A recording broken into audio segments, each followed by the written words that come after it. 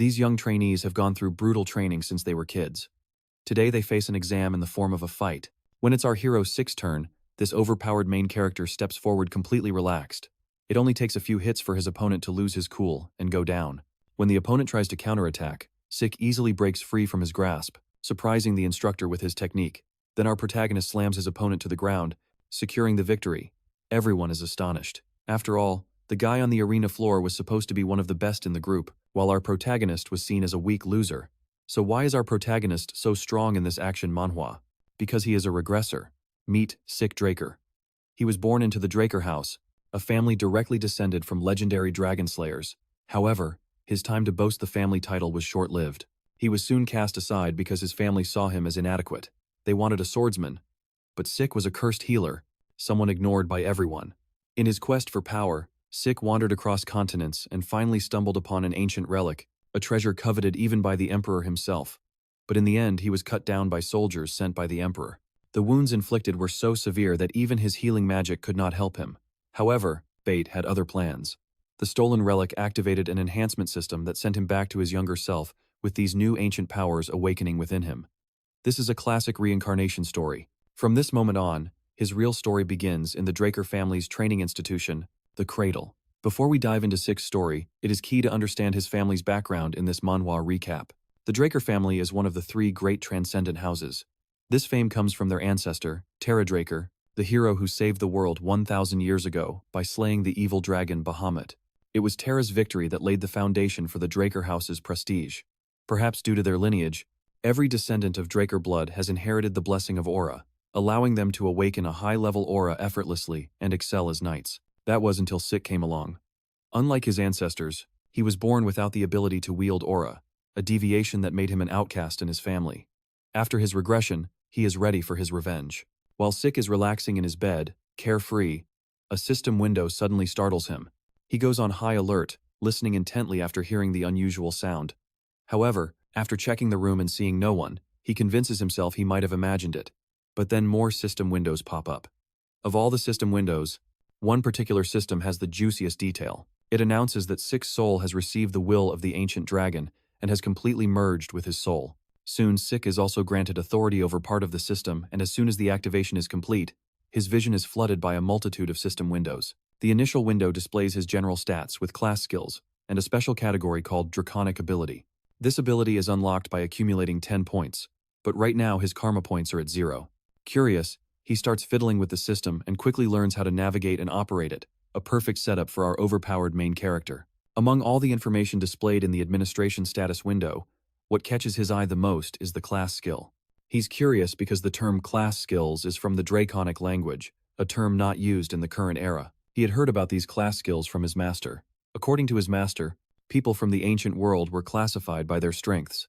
Each class trained in specialized techniques called skills. Since Sik's class is a healer, his corresponding skill is called healing. After he awakened, his master, who was a woman by the way, trained him relentlessly to the brink of death. Her training methods were bizarre, and he still remembers the intense pain she caused him just so he could heal it. Anyway, Sik decides to check if he really is a healer, just as the system says. As soon as he activates his powers, he realizes that he is indeed a healer. He is surprised because in his past life, he became a healer in his 20s, right after his ether room was unlocked. Since he can't use his healing ability without his ether room being unlocked, it clearly means his ether room has already been opened. This news is as good as it gets. Not only has he returned to the past with all his memories intact, but his abilities have also come with him, and this puts him in an even more advantageous position as he decides to explore the system further to see what other surprises await. Someone calls his name and knocks on the door. He rushes to close the system windows before anyone can see. The impatient visitor enters the room without waiting for a reply. It's Decker, Sik's servant. It seems he's here to see if his young master is ready for the upcoming event. If he doesn't know what he should be ready for, it irritates this terrifying man. He is clearly annoyed by how careless Sik seems. To think that the young master forgot this special day enrages the butler more than imaginable. On the other hand, the unfortunate boy instinctively begins to tremble under Decker's piercing gaze. Now that Sik reflects on it, he remembers that in his previous existence he was always terrified of Decker. Although his mind is that of a 32-year-old man, his subconscious can't shake the fear instilled in this body. Just then, one of his class skills known as Composed Mind activates. Almost instantly, all of Sik's trembling and any trace of fear on his face disappear completely. Apparently, composed mind is a skill that ensures the user's mental state remains unchanged no matter the situation, allowing him to maintain a calm and serene mind. Sik finds it convenient, as it activates on its own. Meanwhile, the butler keeps repeating himself, reminding his young master of the importance of the upcoming event. Sik doesn't respond instantly. After much insistence from the butler, Sik finally pays attention and admits that he remembers. He clearly remembers the evaluation test known as pancration. To understand what pancration is, you need a little context. All Drakers go through a training system called the Cradle, starting when they are 7 years old. For 5 years, they go through rigorous basic training. Each year, the instructors evaluate the new students through fencing and combat competitions, specifically the pancration, a no-holds-barred combat with no rules. The opponents are usually chosen by the instructors, but sometimes students can choose their own adversaries as long as both parties consent. Since there are no rules, injuries are common and sometimes students don't survive. But since this competition decides which class they will be in at the academy, the children have no choice and must fight with all their might. Finally, the day of the pancration arrives and the students are gathered in the amphitheater. At the center of it all is the instructor, who reminds everyone that today is the day of the pancration, and that it marks the final part of their evaluation. All the students enthusiastically affirm what the instructor says, and seeing their excitement, even the instructor is intrigued by the high spirits of the crowd. This man is actually the head instructor, Panmark. And without further delay, he decides to start things off.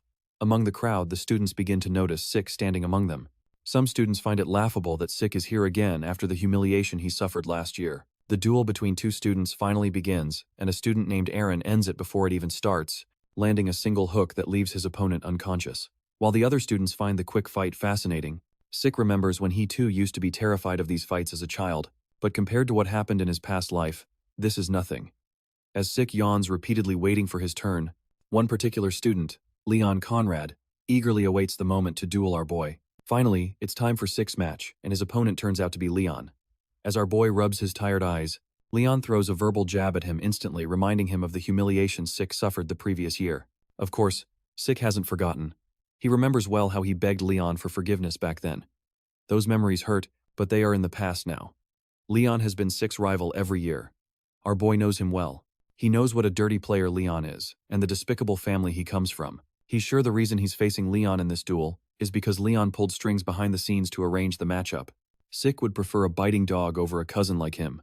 In his past life, a key part of his reincarnation story, Sik never met his 4 blood siblings, but he had more than a dozen cousins, and many were willing to bully him. Suddenly, Leon calls out to Sik once more and, just like before, he tries to humiliate him by reminding him of the miserable defeat he suffered the previous year. He then asks Sik to stay away from the pancration. As Leon continues to throw hurtful comments, Sik remains as calm as a block of ice, and it's all thanks to his serene mind skill. Although Sik is calm and composed, there's still a limit to his patience. He won't tolerate an insolent brat insulting him repeatedly without consequences. Our boy's response only provokes this bastard further. This time Leon grabs our boy by the head, but his reckless move only earns him a solid punch to the face that sends him flying. This brutal blow was made possible by the S-class skill. Critical hit. The skill inflicts significant damage on the opponent and has the added risk of being countered if the attack fails. Luckily for Sik, the blow hit its mark, leaving no room for a counter. The bastard, on the other hand, writhes in pain while covering his face.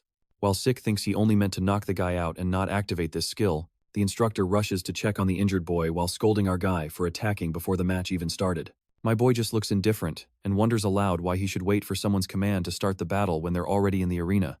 You see, the one who strikes first has the advantage, so he didn't hesitate to seize the opportunity. As he says this, he looks menacing, and the amount of killing intent he's exuding is enough to leave the poor instructor trembling. Meanwhile, Leon simply assures the instructor that anything goes and tells him to let the battle begin. After all, if Leon backs down at a time like this, it would be too humiliating to bear. As soon as the instructor gives the signal, Leon recklessly lunges at his opponent, but his charge earns him a punch to the face. Surprisingly, Sik's punch didn't hurt him. At first, Leon was afraid of taking another direct hit, remembering how painful the first one was, but noticing this blow didn't hurt only boosts his foolish confidence. All he has to do, he thinks, is raise his guard and Sik won't be a threat. Leon quickly notices that our guy is using his left hand to counterattack again, so he ducks. In that critical moment, he exploits Sik's vulnerability and grabs him to push him to the ground. But suddenly, Leon gets hit so fast we couldn't even see what happened, leaving him trembling like a leaf. Even the instructor on the sidelines is bewildered. unable to process that he just saw a 12-year-old boy pull off such a skillful move. When Leon dodged Sik's counterattack and tried to take him down, the instructor thought Leon would win. But Sik struck Leon on the chin and escaped his grasp. It was Leon's fault for letting his guard down, thinking he had Sik right where he wanted him. But our overpowered main character, on the other hand, remained as cool as a cucumber, even though his counterattack failed. The focus and precision to deal such exact damage is an achievement in itself. The instructor wonders if this is really the Sik Draker they knew. However, the insolent brat is a complete mess. After taking that brutal hit, his brain is scrambled, and before he can react, he takes another blow that makes him stumble, but he quickly stabilizes and counters with a punch of his own. In that crucial instant, a D-class skill, Sharpened Sense, enhances his perception for a short time. With this skill, Sik sees the punch coming at 960 frames per second. The slow motion mode makes it easy to dodge. As soon as the punch flies past him, Sik quickly grabs Leon's extended arm and slams him hard onto the ground, and the impact was so powerful it shattered the floor. Another skill activates called Precise Stab, which helps Sik target Leon's weak points to deal critical damage.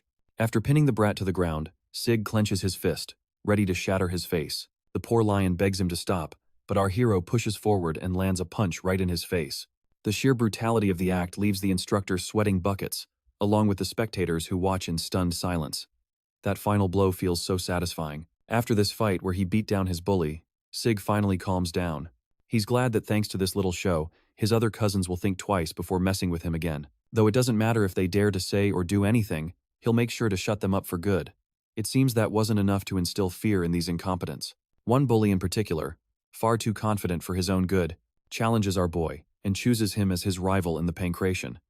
This arrogant bully is Gen Bard, eager to make a statement, though he plans to let his fist do the talking. Well, Sig couldn't care less. In fact, he's sure he'll be bored if Gen comes alone, so he offers him the chance to bring other students along. To make it more interesting, our boy mentions another student, Liam Stone, and suggests he join Gen. Apparently, Liam is just Gen's lackey. This suggestion feels like a slap in the face to Gen. The idea that he would need help to fight a brat like Sig is a humiliation he can't bear. Sig just keeps pushing his buttons, further enraging this piece of trash. Gen is seething, eager to beat Sig to a pulp. As they both stand in the arena, the instructor warns Sig not to move before the command. Well, it seems Gen did bring his servant after all, which makes Sig even happier. After all, in Sig's past life, Liam had a reputation for being an exceptional fighter, even earning the title of Mercenary King. Back then, as Gen's servant, Liam joined the cradle and the academy. However, being a distant relative, he was overlooked in his education. He begged to join the higher education at the Valhalla Academy, but ended up in the knightly order of a small nation called Baranon. When Baranon fell, Liam became a mercenary. In those chaotic times, the strong attracted followers. With his experience as a mercenary, Liam rose as a Red Knight and founded the Stone Mercenaries. He united the three largest mercenary groups, earning the title of Mercenary King. When the Empire hired the Stone Mercenaries, Liam entered the Continental Wars, where Sig, along with the Northerners, faced him as a formidable adversary. This time, our boy wants to forge a different future for himself. When the instructor gives the signal, Gen charges forward with confidence, throwing a punch so powerful it distorts the air around it. But as expected from our overpowered main character, Sig catches and blocks the blow naturally as if it were nothing. Gen quickly pulls his hand away from our boy's grasp and counters with a kick, but that kick ends up backfiring on the filthy bastard. As soon as his kick connects, Gen feels an immense pain, causing him to stagger. He struck the barrier Sig created around his elbow, causing serious damage to Gen's leg. As Gen stares at his injured leg, Sig lunges forward. He clenches his fist with his skill activated, ready to throw it.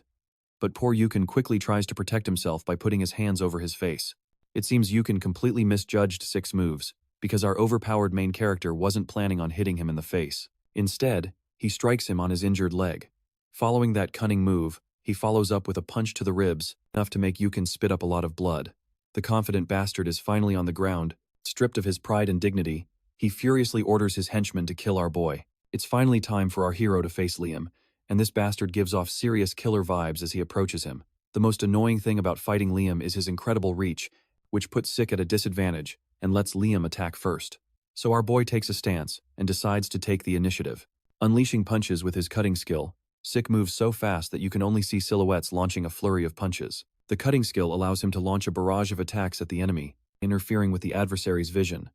The guys watching from the sidelines feel a sense of despair seeing just how impressive our boy is in this action manhwa. Sik knows they're curious and confused because no one has ever seen anything like it before. In a place where the sword reigns supreme, seeing a fighter's hand-to-hand combat technique is rare and almost unheard of. As impressive as it is, this ability also takes a heavy toll on his body. But that's not the biggest challenge here. Liam's monstrous build is what's truly testing Sik. No counterattacks, no dodges. Liam just tanks it all with his guard up. Now you can only imagine how aggressive he was back in his days as a mercenary king. Since Sik is failing to cause any real damage, he prepares to unleash one final, devastating blow, one so powerful it will break Liam's guard. As soon as our boy throws his punch, Liam effortlessly dodges it by redirecting it. What infuriates Sik the most is that this scumbag didn't even blink or turn his eyes to see the punch and dodged it like it was nothing. This is a fantastic Manhwa recap moment. In the next instant, Liam seizes the opportunity to act. He lifts Sik into the air, ready to slam him hard onto the ground. But Sik isn't going down without a fight. He quickly strikes Liam in the head. His class skill, Acute Sense, activates and completely changes the tide of battle. Seizing the advantage, he traps Liam in a deadly chokehold with his legs, cutting off his air supply. No matter how strong Liam's body is, it's still powerless without oxygen to the brain. However, it seems he overestimated his position. Liam brutally counterattacks, landing one devastating blow after another. The relentless barrage of punches even forces the boy to spit blood. But despite the blows, Liam's body begins to falter, his strength diminishes, and he finally succumbs, losing consciousness from the lack of air. The spectators are astonished, their breath caught in their throats at such an impressive battle. But among them is one student who, instead of being worried or shocked, seems strangely thrilled. He's excited and eager to face Sik as a rival. After the Pancration day is over, our hero returns to his quarters, where his servant asks how he is. He heard that Sik was injured in the fights. To this, Sik just shrugs it off, saying he's fine. However, the butler doesn't yield and insists on checking his pulse to make sure everything is in order. Sik realizes the old man just wants to see if he has awakened his aura. He finally extends his hand to the servant, who quickly sends a blue energy through his hand into Sig's. Seeing this blue energy makes our boy pause and wonder if his servant might be a blue knight. When checking if someone has awakened, most people simply examine their dantian, but this man is being unusually thorough with it. Imbuing someone else with aura is already difficult enough on its own, but for this old man to control it with such precision, he must be a blue knight. Not all knights are the same. They are ranked by their prowess and skill with aura. White swordsman is the initial level, and most children before the blessing rite are white swordsmen. A yellow swordsman is the level you achieve upon awakening your aura and opening your dantian. All apprentices of the house become yellow swordsmen after the blessing rite. Once you learn to control aura, you are called a knight. The purple knight is when you reinforce your sword with aura, and the blue knight is when you manifest an aura blade. Beyond this, the realm of those who have transcended their limits, the realm that the mercenary King Liam and our boy reached before his regression, is called the Red Knight. Then there is the Black Knight. There are only a few of these monsters on the continent. With that in mind, Sig wonders how someone as skilled as his servant, talented enough to be a commander, ended up being his nanny. Still, no matter what, Sig is sure this guy can't detect his ether, something that only 2 people in the world can use. Finally, the old man finishes his examination. With a firm tone, he questions his young master, asking if he might be hiding something. Of course, Sig remains calm and feigns ignorance. He replies by asking if the butler perhaps knows something that even he doesn't. A silence fills the room, but it's soon broken by our boy, who brushes it off by saying he was just joking. The butler hesitates, but can't help but ask Sig about how much he has changed. This makes our boy pause. He turns with an intense gaze. His butler's question is completely wrong. Instead of asking why Sig changed, the butler should have asked why it took him so long to do so. He then tells him that there are still many surprises to come, so there's no reason for the servant to be surprised. He should just follow orders. The humble servant nods at his master's words and bows his head, ready to obey without question. The butler reports that the training room Sig requested is now ready and waiting for him. Sig is pleased and dismisses the old man, telling him to get some rest. As our boy walks away alone, he fears his butler has been ordered to watch him. To counter this, he decides it's best to keep the butler close to manipulate him and get the information he needs. Sig still needs to find out who ordered his butler to watch him. He's sure that no one from his mother's side would dare, which only leaves his siblings. Upon entering the personal training room, Sig is impressed by how luxurious the place is, confirming that this house lives up to its name. Before starting his training, he decides to check the system with a command. The system panel appears before him. There he notices his cutting skill has reached proficiency. He doesn't know how it happened, but he assumes it leveled up from using it a lot. The skill activates on its own based on his actions, without needing to do anything specific to trigger it. From what he understands, If he learns something new, it will probably be added here as a skill. He's also still unsure about the difference between a regular skill and a class skill, although he notes that both activate similarly on their own. Lastly, there's the Draconian ability, but he can't see it yet because he needs 10 points to unlock it. He presses the option, and the system window in this action Manhwa informs him that he can earn karma points by killing monsters. His current karma points are at 0. Speaking of monsters, Sik reflects on how there are many of them in the dungeons, but he needs to be at least a purple knight to gain access. For now, however, he's more curious about why he returned to the past and what this system is all about. This reincarnation journey is full of mysteries, like the concepts of skills and class skills. In the back of his mind, he feels that all of this might be linked to that ancient relic. However, he can't be sure because he doesn't have enough information to piece it all together. Be that as it may, he takes his sword and decides to use everything at his disposal to become stronger. But whether it's the system or the Draker lineage, in this world there are two known powers, the aura of knights and the mana of mages. Knights strengthen their aura in dungeons, and mages refine their mana through circles. These two powers are on opposite ends of the spectrum, which means that if one awakens a power, they cannot awaken the other. However, Sik was not fortunate enough to awaken either a Dantian or a circle. This inability led to his abandonment by the Draker house, forcing him to wander aimlessly until he met his master. During his wandering days, his master taught him many things, but the most valuable lessons were the art of healing and the Hall of Lighter, a unique technique his master created. Through the Hall of Lighter, Sik learned to use a natural energy called ether. To this day, he and his master are the only ether users in the world. After just 2 hours of training, Sik feels like he's about to collapse. Nonetheless, his class skill, healing, activates along with another skill, vigor recovery. Healing is a very rare ability, one that Sik didn't even know existed before meeting his master. If others saw him using it, they would call him an irregular, which is perfect for an overpowered main character. That's why he refrained from using it during his fight against Liam, a key part of his revenge plot. After his body completely recovers, Sik decides to continue practicing. He knows he can't afford to waste a single moment. By dawn, Sik is completely exhausted. After some harsh training, the entire hall shows his efforts with gashes on the floor and marks where his sword struck. A week later, we're in the Cradle cafeteria. As this manhwa recap continues, Sik overhears some students talking about him. They believe he has become someone completely different. But they still see him as a born loser. They think he might have dabbled in black magic. Meanwhile, in another private room, all the important students are having dinner together. The first to devour her steak is Rina Tarun. Then there's Owen Smons, calm and composed. Across from him is a battered Leon, looking disheveled and impatient as always. Owen tries to tell him he should eat properly because he'll need the energy for the fencing duel. Leon, on the other hand, gets angry for no apparent reason and slams the table so hard in his frustration that the juicy steak he was served needlessly falls to the floor. Because of the table slam, Rina's steak also flies off her plate and falls, leaving her furious. Her intense glare manages to humble Leon a bit. It seems all 4 students hate our boy, so it's no surprise they're together. But even though they're in the same group, they don't seem to get along. The only thing holding their relationship together is their shared resentment towards Sik. Owen admits that Sik was brave and impressive during the pancration. However, he's sure Sik will be pathetic at fencing. According to him, Sik doesn't even know how to hold a sword properly, so he's not a threat to anyone. One of them says Sik is so weak he needed a custom sword because the normal ones were too heavy for him. Still, Leon lost to that inferior piece of trash. He's convinced that Sik beat him in pancration through sheer luck. Well, it seems Rina doesn't share the same thoughts in this manhwa recap. If they truly believe this nonsense, then none of them have the right to be knights of House Draker. With those words, the lady leaves the room. Before we get to the day of the duel, here's a bit of context on what this sword duel is all about. Unlike pancration, sword duels use real swords, which is the main cause of most incidents at Cradle. It's also where the difference in the cadets' skills becomes clear. 1 month after the final exams, the Rite of Blessing will begin, the event where the Drakers awaken their aura.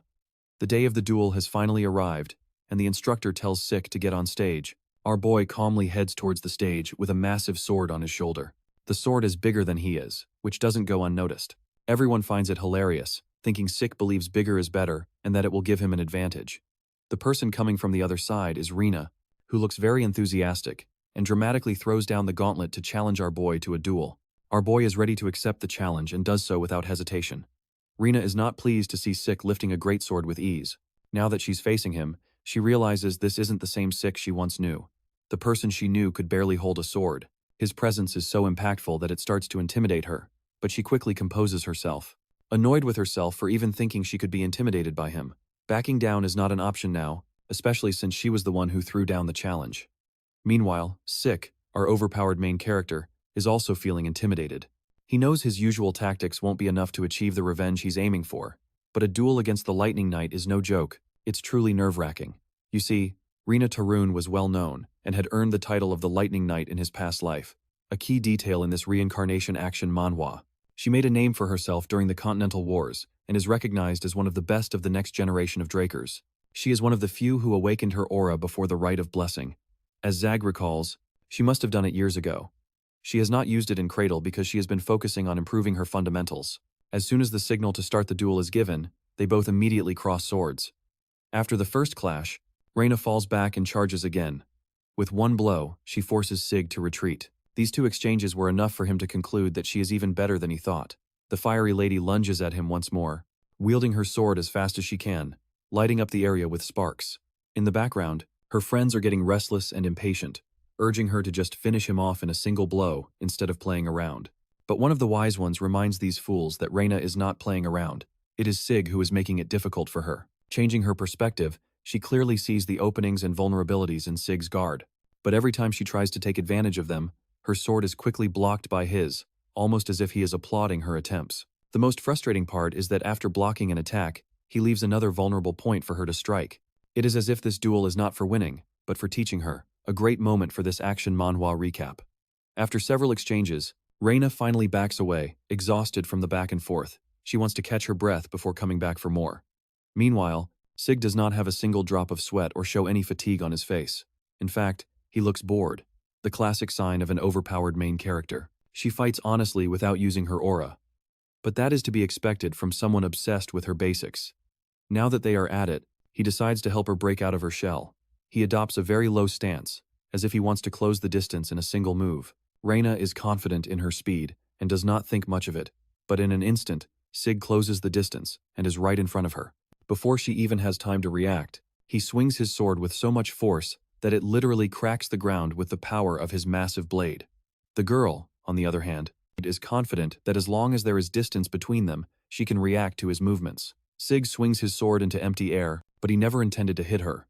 Instead, the debris he kicked up with the force of his blow hits her right in the face, leaving her nose quite battered. Then, Sig lunges at her with his enormous sword in hand. Seeing that gleaming blade just inches from her neck, she is sure it is all over. But surprisingly, the sword Sig was holding suddenly flies through the air and lands a few feet away. With that, the crowd quickly declares Sig the loser, while showering Reyna with praise for winning without using her aura. However, the instructor knows this is not what it seems, and his face is painted with pure horror, as if he had just discovered he has more than one father. What the cadets did not notice was that when Sig's attack neared Reyna, she used a minimal amount of aura so subtle it was barely noticeable. For Sig to force her to use her aura, despite her promise not to, is just insane. While Reyna stands there in doubt and regret for breaking her promise, Sig suddenly lunges at her with a clenched fist. He strikes her in the throat, reminding her that this is not over yet. She drops to her knees with blood gushing from her mouth. The other cowards in the stands are furious because this was supposed to be a sword duel, and they will not tolerate such low attacks. Everyone points at Sik, calling him shameless for his action. While Sik remains indifferent to the noise and insults, he calmly asks Reyna if she wants to continue. Reyna, for her part, stubbornly believes she has not lost, reasoning that he only hit her because she let her guard down. But as she thinks about it, she realizes, if he had been holding a knife instead of throwing a punch with his bare hands, she would already be 6 feet under. For that reason, she accepts her defeat with honor. The crowd that was just mocking Sik falls into a stunned silence. Sik Draker, labeled as human scum just days ago, has achieved a clear victory against one of the most talented children from the famous houses. That Reyna Teru, the Lightning Knight, was defeated is inconceivable to many in this action manhwa. The scene shifts to Abel's castle. Outside, a dangerous battle has just ended, leaving bodies in the moat. William sees the horrendous scene and does not understand how Abel can calmly drink tea without a care in the world. Abel is focused on a letter that mentions Sik Draker's victory over Reyna, the prodigy. He stands up and asks how long until the blessing rite. Since there is time until the full moon, Abel thinks it is a good time to visit the Draker family. Hearing this, William is surprised that he decides to go alone. But this swordmaster is eager to find out what kind of awakening the youngest of his family is experiencing. Although Sik's victory surprised everyone in the cradle, he did not pay it much mind, and simply continued training, refusing to celebrate. A month passed. and the day of the blessing rite arrived. Sik still does not understand how he became a Red Knight in his original life, a key part of his reincarnation story, especially with the deplorable body he has. After finishing his training, he asks to open the status window. His mastery skill is at the expert level, just as he expected. The best part is that every time a skill ranks up, its mastery level resets, as shown by his many skill levels in D and E ranks. He has also improved his mastery of the quick step skill, the same one he used against Reyna. With his keen senses, he notices the butler watching him. Draker informs his master that they must leave in 2 hours for the event. Sik thinks it is time to get ready. Sik has not been to the main residence in a long time. He heads towards the Draker family house in the Duchy of Troy. Although the main residence is in the center of the continent, the blessing rite is held where the legend of the Dragon Slayer was born. Upon arriving at his destination, Sik gets out of the carriage and enters the dragon's nest lair. As he moves forward, he has a clear revelation. The people here are VIPs with incredible fame. He knows for a fact that some of them are informants sent to observe him. Despite their intentions, Sik thinks everything will go wonderfully once his awakening as an overpowered main character blows up in their faces. That is until he sees one particular man, a man whose mere presence makes his blood boil, fueling his desire for revenge. That man is Abel, who shakes someone's hand and says that he had no interest in attending the event. No one, except for one person. That person is his older brother. The second son of the Draker family is known as the Lion of the Sword, but he has an even more famous name. Remember it well. The Butcher Knight. Our boy does his best to stay calm in front of his older brother. After all, he doesn't have many options in this situation. In his past life, the second son didn't show up to see Sik at the blessing rite. This indicates that his actions in the pancration competition have changed the course of the future in his reincarnation. Zack, clenching his fist in frustration, realizes he has a chance. Soon, the blessing rite begins. Eren is called out as the first warrior.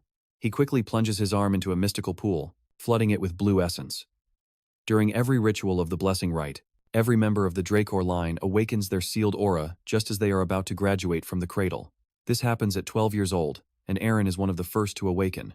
Compared to regular knights who awaken after they turn 20, this process is very fast for the Draker family. Only in a few exceptional cases, among them those with aura, can also awaken a particular Dragon Slayer trait. This trait is called mana inhibition. Interestingly, the mana lamps react violently with red sparks. Those who obtain mana inhibition become so strong they can rival the red and black knights. This is called a pure blood awakening. Because of the mana inhibition trait, the candidates must wear special gloves made by the family, since without them they cannot live a normal life. This is shown with Reyna, who has already gone through the awakening process and always wears gloves. Once someone proves to be a pure blood, they receive the name Draker. They then also receive a lot of support and infinite benefits to help them. The spectators murmur as the most anticipated candidate for the awakening finally appears.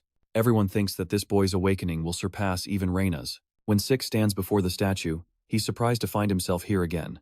The previous experience was traumatic in his past life, a key point in this Manhwa recap, although the blessing rite was the only thing that helped him advance through the crucible. This was the day he only gained shame. However, reality is different now.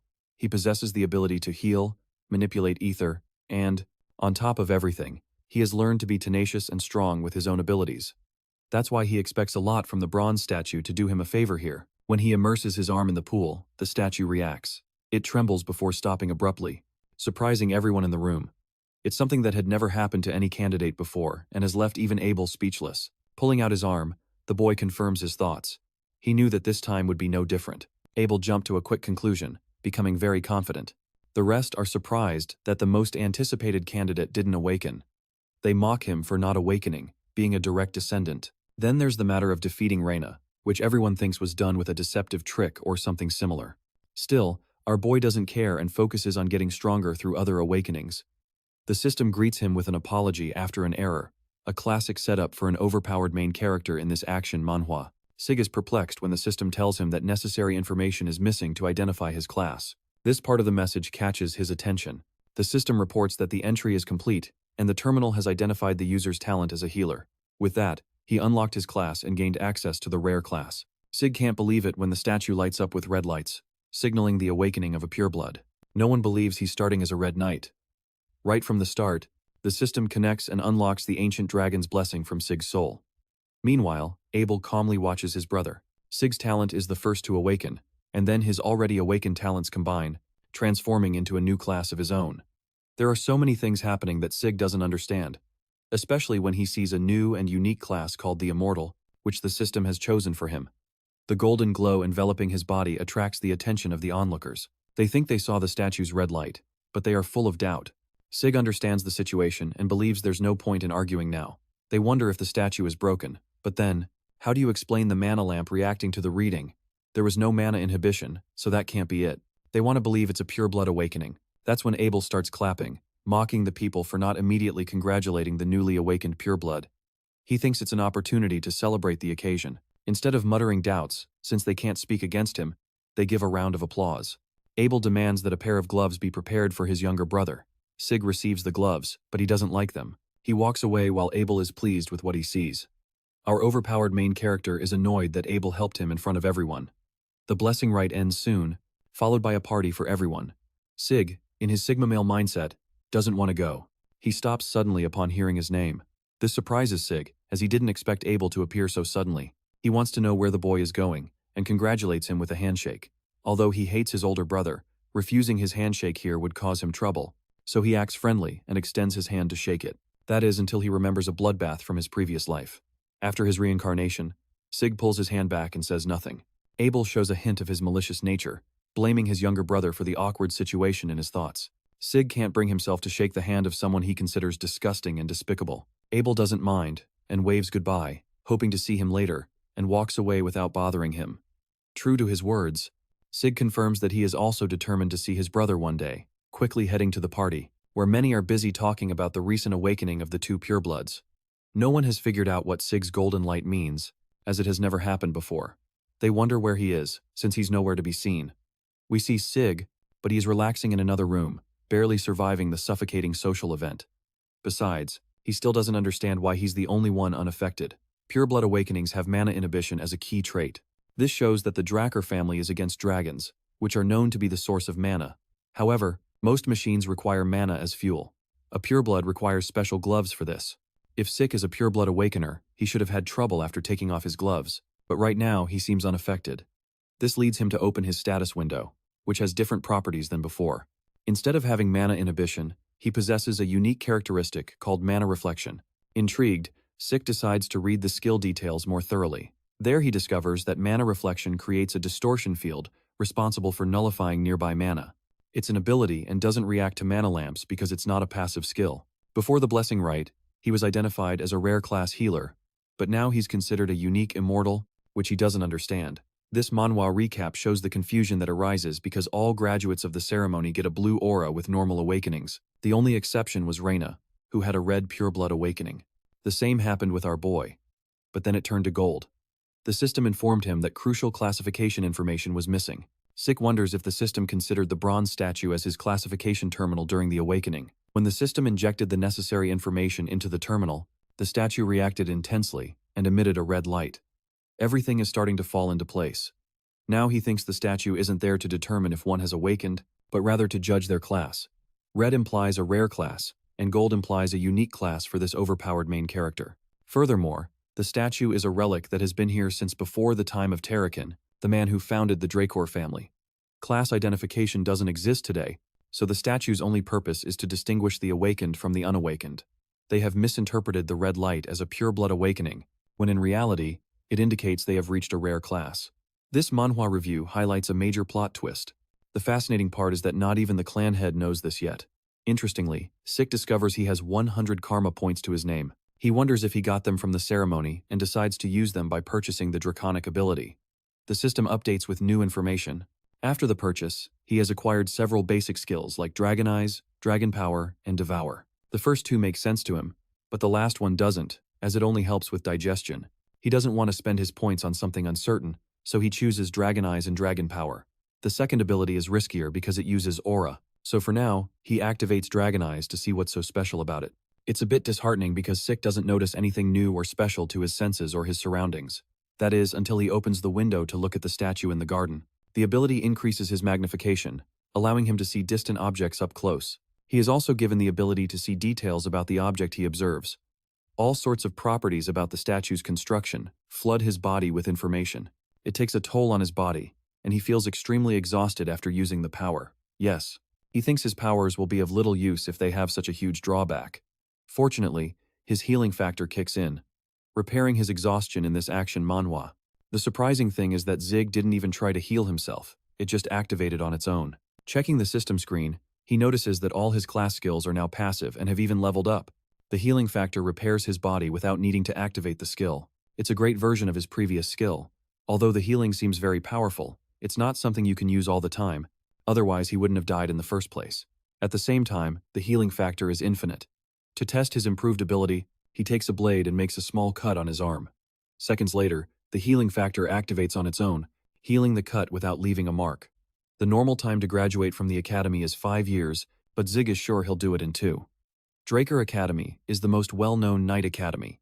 Any aspiring knight would sell anything for a spot there. Located in the Duchy of Troy, the academy blossoms with spring life as a new semester begins. As Sik walks among the others, he notices that the higher-ranking students are not to be underestimated. They are just as capable as adults. And if he were to compare these kids to the cradle, then they are nothing more than children from great families. Sik thinks his entire family is unhinged. Among the prosperous secondary families that support the Draker family, 3 stand out and have the influence to be called the Great Families. The first is the Tarun family of strength, to which Reina belongs. The second is Simmons of wisdom, and finally, the Bardek family of gold. The children of those 3 families are here, but Sik didn't give them a second thought. The scene shifts to the luxury dormitory of the Platinum Mansion. This luxury dormitory has a training room, an exquisite library, and various premium facilities. The top students get to enjoy these amenities. For the pure-blood awakeners, they are given the extra privilege of being floor masters. This floor is called the Platinum Floor. A maid greets the young man, and soon leads him to his assigned floor where others are waiting for him. Upon arriving here, Sik is a bit exhausted from seeing so many people. Despite having awakened as a pure blood, he is told that Draker is waiting for him in another room. Without wasting any time, Sik goes to meet him to see what's going on. The butler has something to show his master. He surprises him with a pair of premium gloves he initially received upon awakening. Sik already has new gloves, but now he wants a new sword. He chooses his sword and the butler approves without any issue. The Duchy of Troy is famous for its proximity to the mountains. That's why it has an abundance of good iron and skilled artisans, which prove to be an irreplaceable source of strength for the students. Draker wants to find an artisan for the young master, but Sik is fine handling it himself. He wants to see them in person and asks Draker to schedule an appointment in advance. The name Galen Halbert is someone even the butler has never heard of before. He plans to contact this man for an appointment soon. Meanwhile, he reminds Sik to review the documents before his first class tomorrow. Later that day, Sik reviews some notes and makes an interesting observation. The Platinum Floor is all his, so he could test his new draconian abilities and develop them. A maid informs the young master that Reina has sent him a dinner invitation. Sik is surprised and decides to go. He arrives at her floor and is a bit bewildered because Reina is here playing Al Capone or something. She welcomes him and apologizes for the peculiar dinner atmosphere. Sik isn't bothered and sits down. First they eat, then they talk. From across the table, Sik notices that she is using aura in her lower abdomen. Even here he wonders if she wants to become a purple knight, which could explain why her sword skills have hit a limit. He thinks it's a waste of good potential. They finish dinner. Sik is exhausted and surprised that she ate more than him. With their appetites satisfied, she wants to get straight to the point. Reina offers the full support of the Tarun family. He thinks this is a misunderstanding, and reminds her that they are both pure-blood awakeners. She replies by stating that he is the one who is mistaken. As pure-bloods, they have a ton of privileges to enjoy, including the Platinum Floor in that package. However, they also get no benefits in growth. Centuries of academic and practical knowledge are stored in this brilliant academy. Furthermore, there are personal instructors to guide you and improve your skills. If someone lacks these things, they will fall behind. Reina argues that supporting families are key in this action manhwa. She mentions Abel Draker, a pure blood from the family, and the youngest to become a white knight. At his current level, he's one of the strongest black knights, and even he receives support from the Simons family. Although the patriarch of the Tarun family hasn't explained why his orders are clear, he wishes to extend the support of the Tarun family. So Reina reaffirms her point, but our overpowered main character is in the mood to play with her feelings and calmly says no. This shocks her as she doesn't understand why this is a bad deal for him. Sik gets up from his seat and says he's really not interested in any of that. As one pure-blood awakener to another, he thanks her for the meal and has some personal advice to share. He says her sword is very powerful and assumes it's related to those men behind her.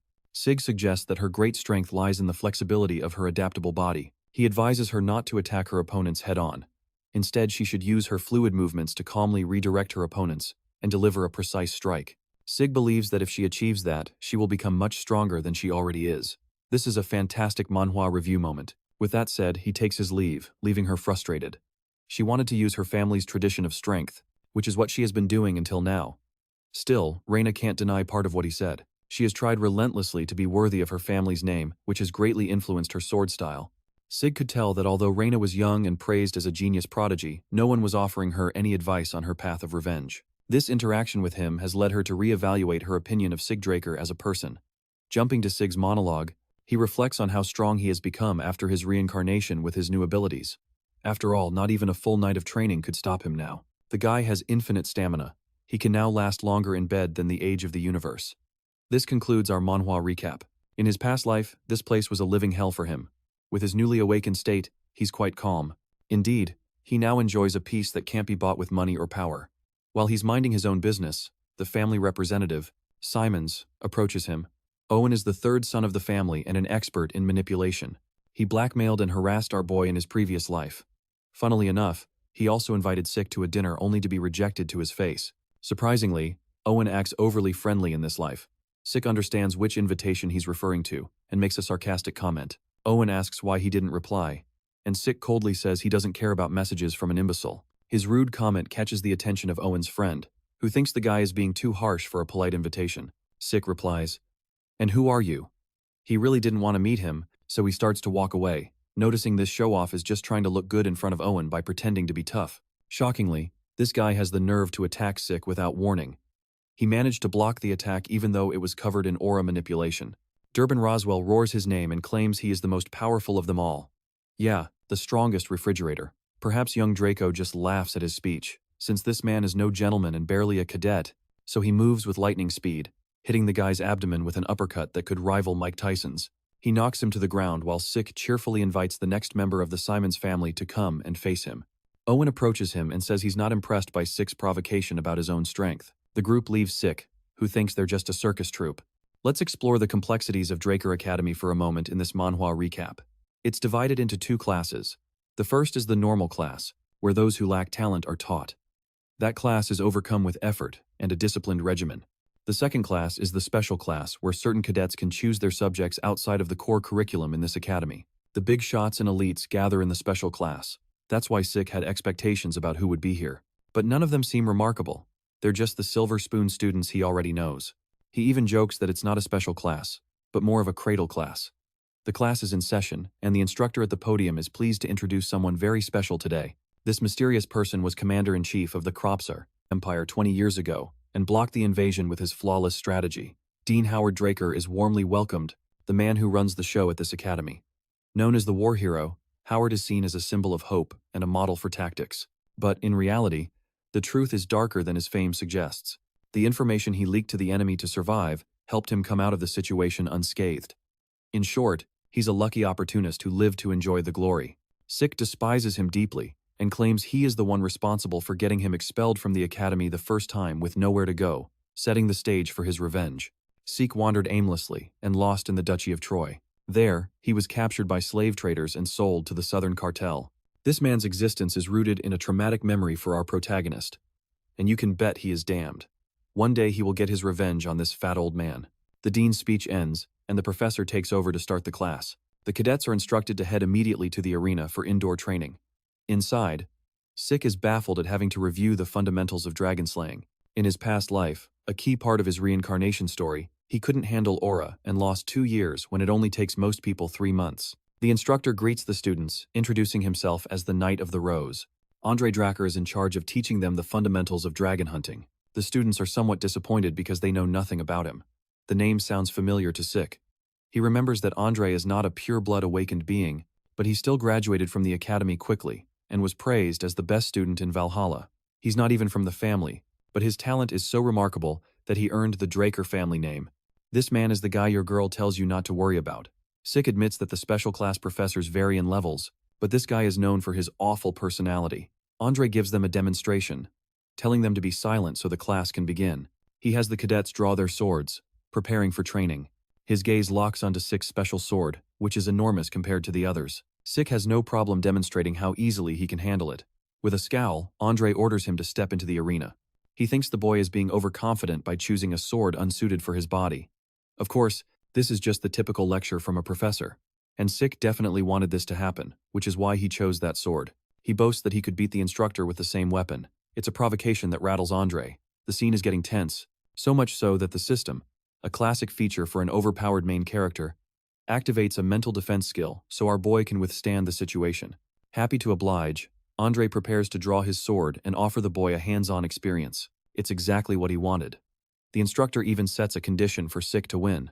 Not only will he ignore the boy's arrogant words, but he will also give him permission to do whatever he wants in his class. The instructor even gives him an advantage, saying he will be lenient and won't even use his aura on the cadet, but that plays right into Sik's hands. Besides, he's very confident he can beat Andre, as he knows his weakness. However, with his brother watching, Sik doesn't want to risk attracting unnecessary attention like before. His tactic is to slightly tear Andre's uniform before surrendering. The fight in this action Manhwa begins as Sik launches a quick strike at his teacher's neck. However, Andre deflects his blow even at that distance, showcasing the skills of a blue knight. The fight will be tough, and Sik moves quickly, attacking from all directions only to be deflected by his teacher's fast reaction time. The cadets are bewildered to see the knight's skill, withstanding Sik's attacks for 30 minutes straight. Curiously, Andre feels his sword tremble, and his body slowly become exhausted. He can't comprehend how the boy is fighting so tirelessly without showing any fatigue. A great scene for this manhwa review. Despite greatly suppressing his powers, the fight is starting to become difficult for him. This just goes to show how brilliant the average pureblood awakener from the Draker family is, to the point where it's considered unfair to even compare them. As for Sik, he's taking advantage of Andre's low stamina. The aura cultivation of a typical Draco is unique. It must be active during training and daily tasks. Even while sleeping, it's as essential as breathing. In this case, since Andre is so used to maintaining his aura, he feels uncomfortable and weak by suppressing it. That's the only factor giving Sik an edge over his instructor. Andre deflects the cadet's sword once again, but Sik hasn't given up. He doesn't want to lose like this. His ego demands that his opponent use their aura. Sik switches from creating openings to a different approach, one that will force Andre to use his aura, no matter what. In short, an extreme situation. He jumps back to the ground, but now he charges forward with incredible speed. It's the activation of the swift step skill. Andre finds himself overwhelmed by the cadet's lightning-fast movements, attacking from his blind spot. Sik activates critical hit, as if pouring everything he has into this one single attack. While Andre is still wondering how a cadet can use such an advanced skill, he turns to face Sik and channels a bit of aura into his feet, allowing him to evade the swift attack. Without a moment's hesitation, Andre activates Heavenly Slash and sends the cadet flying. It was an incredibly powerful attack, so much so that it splinters Sik's sword and wounds him enough for his healing factor to kick in. Despite his weakened healing factor, he collapses onto the arena floor as Andre sheathes his sword and walks away in frustration. He officially announces that Sik is exempt from the class and asks if there's anyone else like him willing to give it a try. Since everyone is terrified by what happened to Sik, no one dares to speak up against his fury. From then on, the class continues for everyone except our boy, who's relaxing in a hospital bed, thinking about his performance against Andre earlier. His plan to slash his uniform was in vain, but he did manage to make Andre use his aura, forcing him to acknowledge the boy's skills. It's a good outcome, since his instructor was humiliated in the fight. That said, the final attack Andre used was actually the most basic move of the House Draker arts. Heavenly Slash is a basic technique, but it was massively amplified by the power of a Blue Knight, resulting in a monstrous outcome. Still, Sik is happy that he held his own against a Blue Knight. He's confident he's at that level thanks to his infinite stamina and healing abilities. But those two things alone won't be enough for a life of freedom. He seeks true freedom, the kind that can only come from overwhelming strength, the kind of power that would make him immune to the whims of his superiors. While he's lost in thought, a drunkard approaches the boy, noting that he's the youngest son of the Draker family. Our boy is shocked to see the idiot's face, since a drunkard is the last thing he'd expect to see in a medical ward. Not only was he unable to sense this guy's presence, but the man also said some pretty nasty things about the patriarch of the Draker family. Sik tries to figure out his identity, but this drunkard is busy chugging more booze. The man is incredibly curious and asks the boy about his regenerative abilities. After all, he just survived a severe internal injury. The system evaluates the situation and activates his mental defense. He refuses to give in because he knows for a fact that no one in the academy is aware of his healing ability. He feigns ignorance, which leads the man to take serious action. As the man tries to attack the boy, Sik dodges his palm strike, which is sharp enough to slice right through the bed. This makes him wonder if this guy is some kind of assassin. Sik uses the bedsheet to blind the lunatic and feels an extreme sense of danger, so much so that he activates every one of his skills for an all-out attack. Even though he's blinded and unsure of what's happening, the man catches the boy's sword and praises his ability to adapt quickly. Sik anxiously backs away, wondering what he means by mercenary. He thinks the mysterious guy might know something about his past. Seeing a Draker like Sik drop his sword and prioritize his own life, the man thinks he's better suited to be a mercenary than a knight. Our boy finally understands his words, and the feeling he gets from this mysterious man confirms his suspicions. The power difference between them is so vast that the guy could easily kill Sik right then and there. This is why our protagonist thinks he might be on the level of a red knight. The man points to his greatsword, a claymore, and assumes Sik just picked it from the basic supply. He wonders why Sik, with such incredible talents, would waste his potential on a weapon like that in this action manhwa. The protagonist becomes convinced the man might be even stronger, but out of nowhere, Andre shows up looking for the mysterious guy. Andre appears looking for the mysterious guy, surprising Sik as he calls out to the gardener, Dexter. Sik can hardly believe it. As Dexter wonders how Andre managed to find him, the knight recalls seeing Dexter in the training hall earlier. He tells Sik to leave if he's already healed. Our boy awkwardly tries to leave, but Dexter stops him, suggesting he go to the Academy's western greenhouse if he wants to learn something useful. Everyone falls silent for a moment, then Sik arrogantly refuses and leaves the room. Dexter is annoyed but also feels a sense of nostalgia, as Sik's father had the exact same attitude. Since Sik is no longer a naive child, he quickly puts the pieces together and believes that if this gardener has the nerve to mention the patriarch Arthur's name so casually, then he must be the person who only ever took Andre as a student in his entire life, Duke Draker. The Knight Gale, also one of the few knights capable of using martial force, the madman who faced an entire kingdom all by himself. He suddenly vanished after being the talk of the town, so Sik never expected to find him living peacefully at the academy. He figures that Andre probably came here for Dexter as well. He wonders if Dexter earned the title of Duke because of his overwhelming tenacity. He remembers a rumor that the madman became a Black Knight just because of his obsession with the color black. He finds that hard to believe. And even though he's sure the Duke is interested in him now, Sik doesn't care because he's not looking for simple lessons. This overpowered main character is so ambitious that he wants to learn the man's secret technique. If he's going to become Dexter's disciple, Sik smiles, deciding to turn his interest and ambition into pure tenacity for his revenge. At the Magic Academy, Professor Phantom continues his awkward lecture and asks if anyone has any questions. The entire class is falling asleep from boredom, which slightly discourages the professor. So he just continues with his lecture. Our overpowered main character raises his hand and asks about the law of mana energy transfer that the professor mentioned. Phantom gets excited and starts acting differently. Since it's the first time he's received a question, he takes his time and explains everything to Sik. After the class ends, the students wonder why they're being taught magic theory in this action manhwa, but others simply call it nap time. Sik has a completely different opinion about the class because he was able to understand everything with ease. He believes the professor is definitely a capable man. Phantom stops him and expresses his feelings. He's happy that he was able to explain something to a passionate student after such a long time, so he offers the main character the chance to come and ask about anything, without hesitation. If he's curious or doesn't understand a concept he awkwardly shares. He's still an alumnus of the Delpho Magic University, so he has access to a lot of information. This surprises Sik, as he didn't expect the professor to be connected to the Delpho Magic University, the nation where magic originated. He accepts Phantom's offer, since there's no harm in getting close to a skilled mage. He believes that mages with a good grasp of mathematics are usually great thinkers, so it's better to have one as a colleague, instead of a boring knight. He hopes the professor will be useful in his future plans for revenge. As soon as Sik leaves the academy, he sees Dexter and realizes the guy is already losing his patience. This manhwa recap continues with more action. After just 1 week, Dexter asks if he's finally done, and before the main character can say anything, he cuts the boy off and starts questioning why he didn't show up at the greenhouse. Dexter expected him to get the hint when he mentioned he was ready to teach something useful, but Sik repeats his words and makes it clear that he's not interested. Dexter gets angry and acts like a child, but Sik tells him he's sure that Dexter is no ordinary person, although he's busy with personal training, so it will be complicated. Dexter understands his reasoning, but he suddenly takes back his words and in an instant moves behind Sik. The overpowered main character has no time to react and is easily knocked out by the Gale Knight. After a while, he regains consciousness and still can't believe he was knocked out so easily. He assumes Dexter was fed up, a common trope in many a manhwa review. After a week of waiting, Sik notices he's in the western greenhouse. Dexter asks if he's awake yet. Sik says this is a kidnapping, but the carefree man confirms it and arrogantly reveals his interest in him, no longer hiding it. Sik assumes he has no patience, but remains persistent and tries to escape using his quick steps, a key skill for his reincarnation journey. But Dexter appears in front of him, surprising the boy. Sik tries to flee again, but fails as Dexter catches up to him.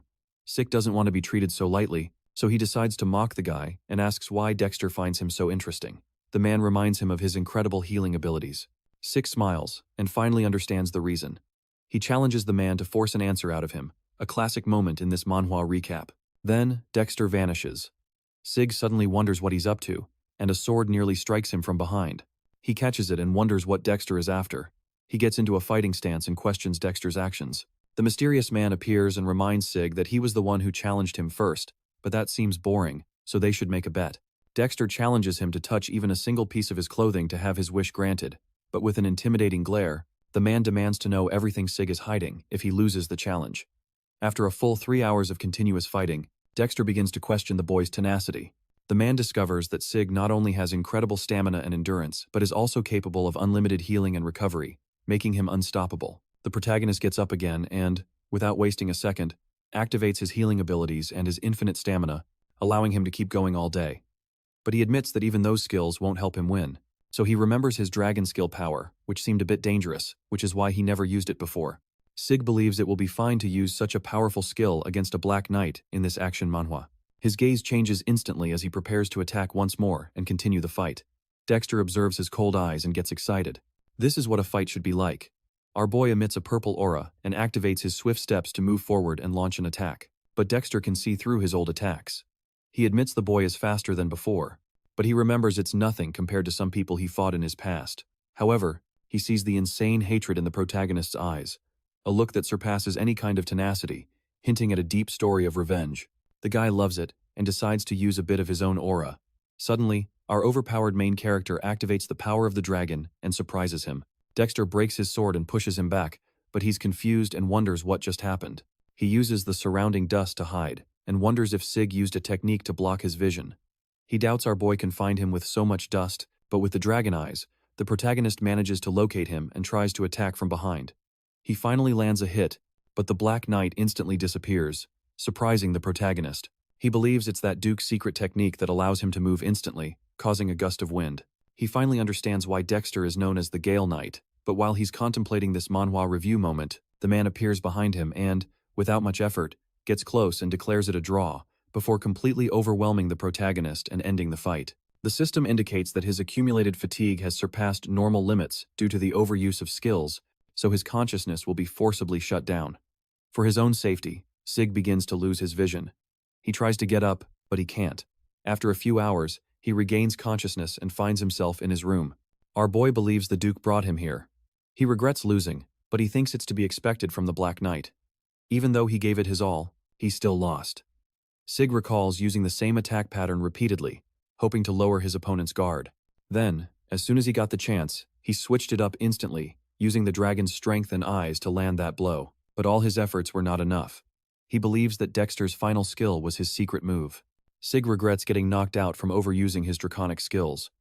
But he is glad he got to see the man's secret move, at least the incredible speed that Dexter used with his highly trained body. It is the same move that allowed Andre to reach a high rank, despite having low stamina.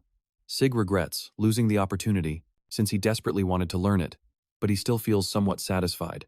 He is sure that the dragon's power skill, which made even a Black Knight hesitate, will shatter any lesser opponent if they ever face it. Sik receives a system message. He checks everything and discovers that his quick steps have improved. His soul has developed. Furthermore, the system functions are now available, and he can unlock them whenever he wants using his karma points. He is surprised to see options to unlock a minimap, an inventory, and a quest log with enough karma points. Seeing a bunch of things appear, Sik takes his time and understands what he is seeing. He first buys the inventory, and the system helps him understand. He can store items and take them out just by thinking of their name or shape. It explains everything. Then, our overpowered main character selects his sword as an item to store. Since he can activate it with just a thought, he tests it out by storing the sword from his hand. The claymore disappears and appears in the inventory window. He now understands the system's instructions and thinks of his sword to take it out. The claymore instantly appears in his hands, exceeding his expectations, since he thought it was just a subspace for storage. He remembers searching for a good place to store the artifact he had in his past life. He discovers that he can expand the storage using karma points, and that the entire function is just a low-rank administrator skill. The protagonist is surprised, and wonders what he will unlock upon reaching the high-rank administrator function.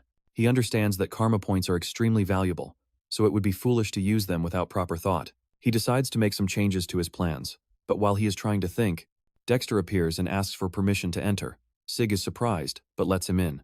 The butler says there is a message for our boy. The man mentioned that Sik would understand if he said it was from Dexter, the gardener. Our boy smiles, realizing his efforts were not in vain. Reading the invitation, Dexter assures him that he can come when he is ready for another challenge. He remembers that the man called it a draw right before defeating him. For this reason he is thrilled, as he still has this incredible opportunity. The butler then shares that he managed to locate the blacksmith our boy mentioned.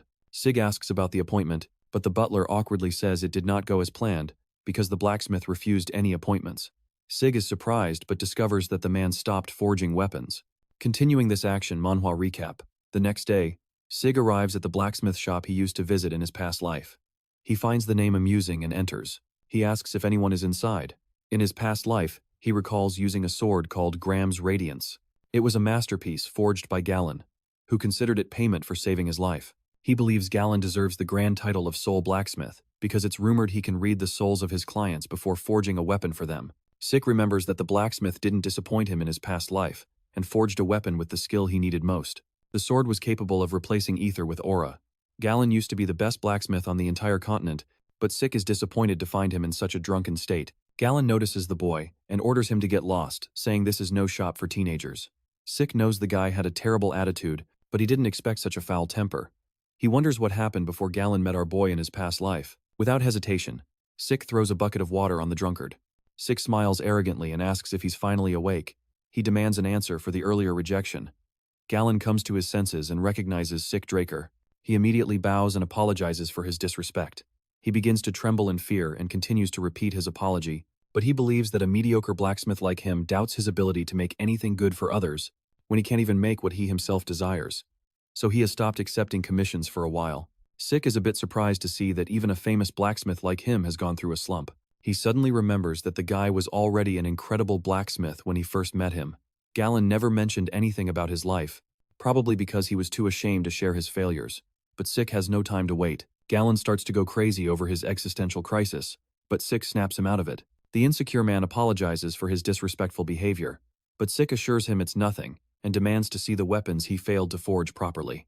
As the blacksmith leads him to the back, our overpowered main character notes that he must help the depressed man find his way. Upon reaching the courtyard, Galen apologizes for the mess, but Sik tells him not to worry, as it looks fine. Galen thanks him, and Sik observes the swords. Galen warns him to be careful because they are all still sharp. Our boy continues to inspect them and discovers they aren't failures, but have the same quality as the ones he forged when he was the best on the continent. Sik's dragon eyes help him see through everything. He notices something and asks the man if he has a problem with his furnace. Galen is surprised that he knew, but Sik orders him to just answer. He points out that the guy smelts using his own methods. He can see. Galen mixes various metals for a lighter and stronger material. Sik breaks one of his failed swords and says its durability is pathetic. He explains that the real problem is that many impurities haven't been removed properly. Galen is amazed to see that Sik not only understood his forging method instantly, but also effortlessly pointed out all the main problems and their root causes.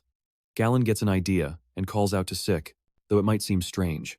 He wants to ask him for a favor. Sik asks what he's planning, and the blacksmith shows him a blueprint, revealing all its secrets without hesitation.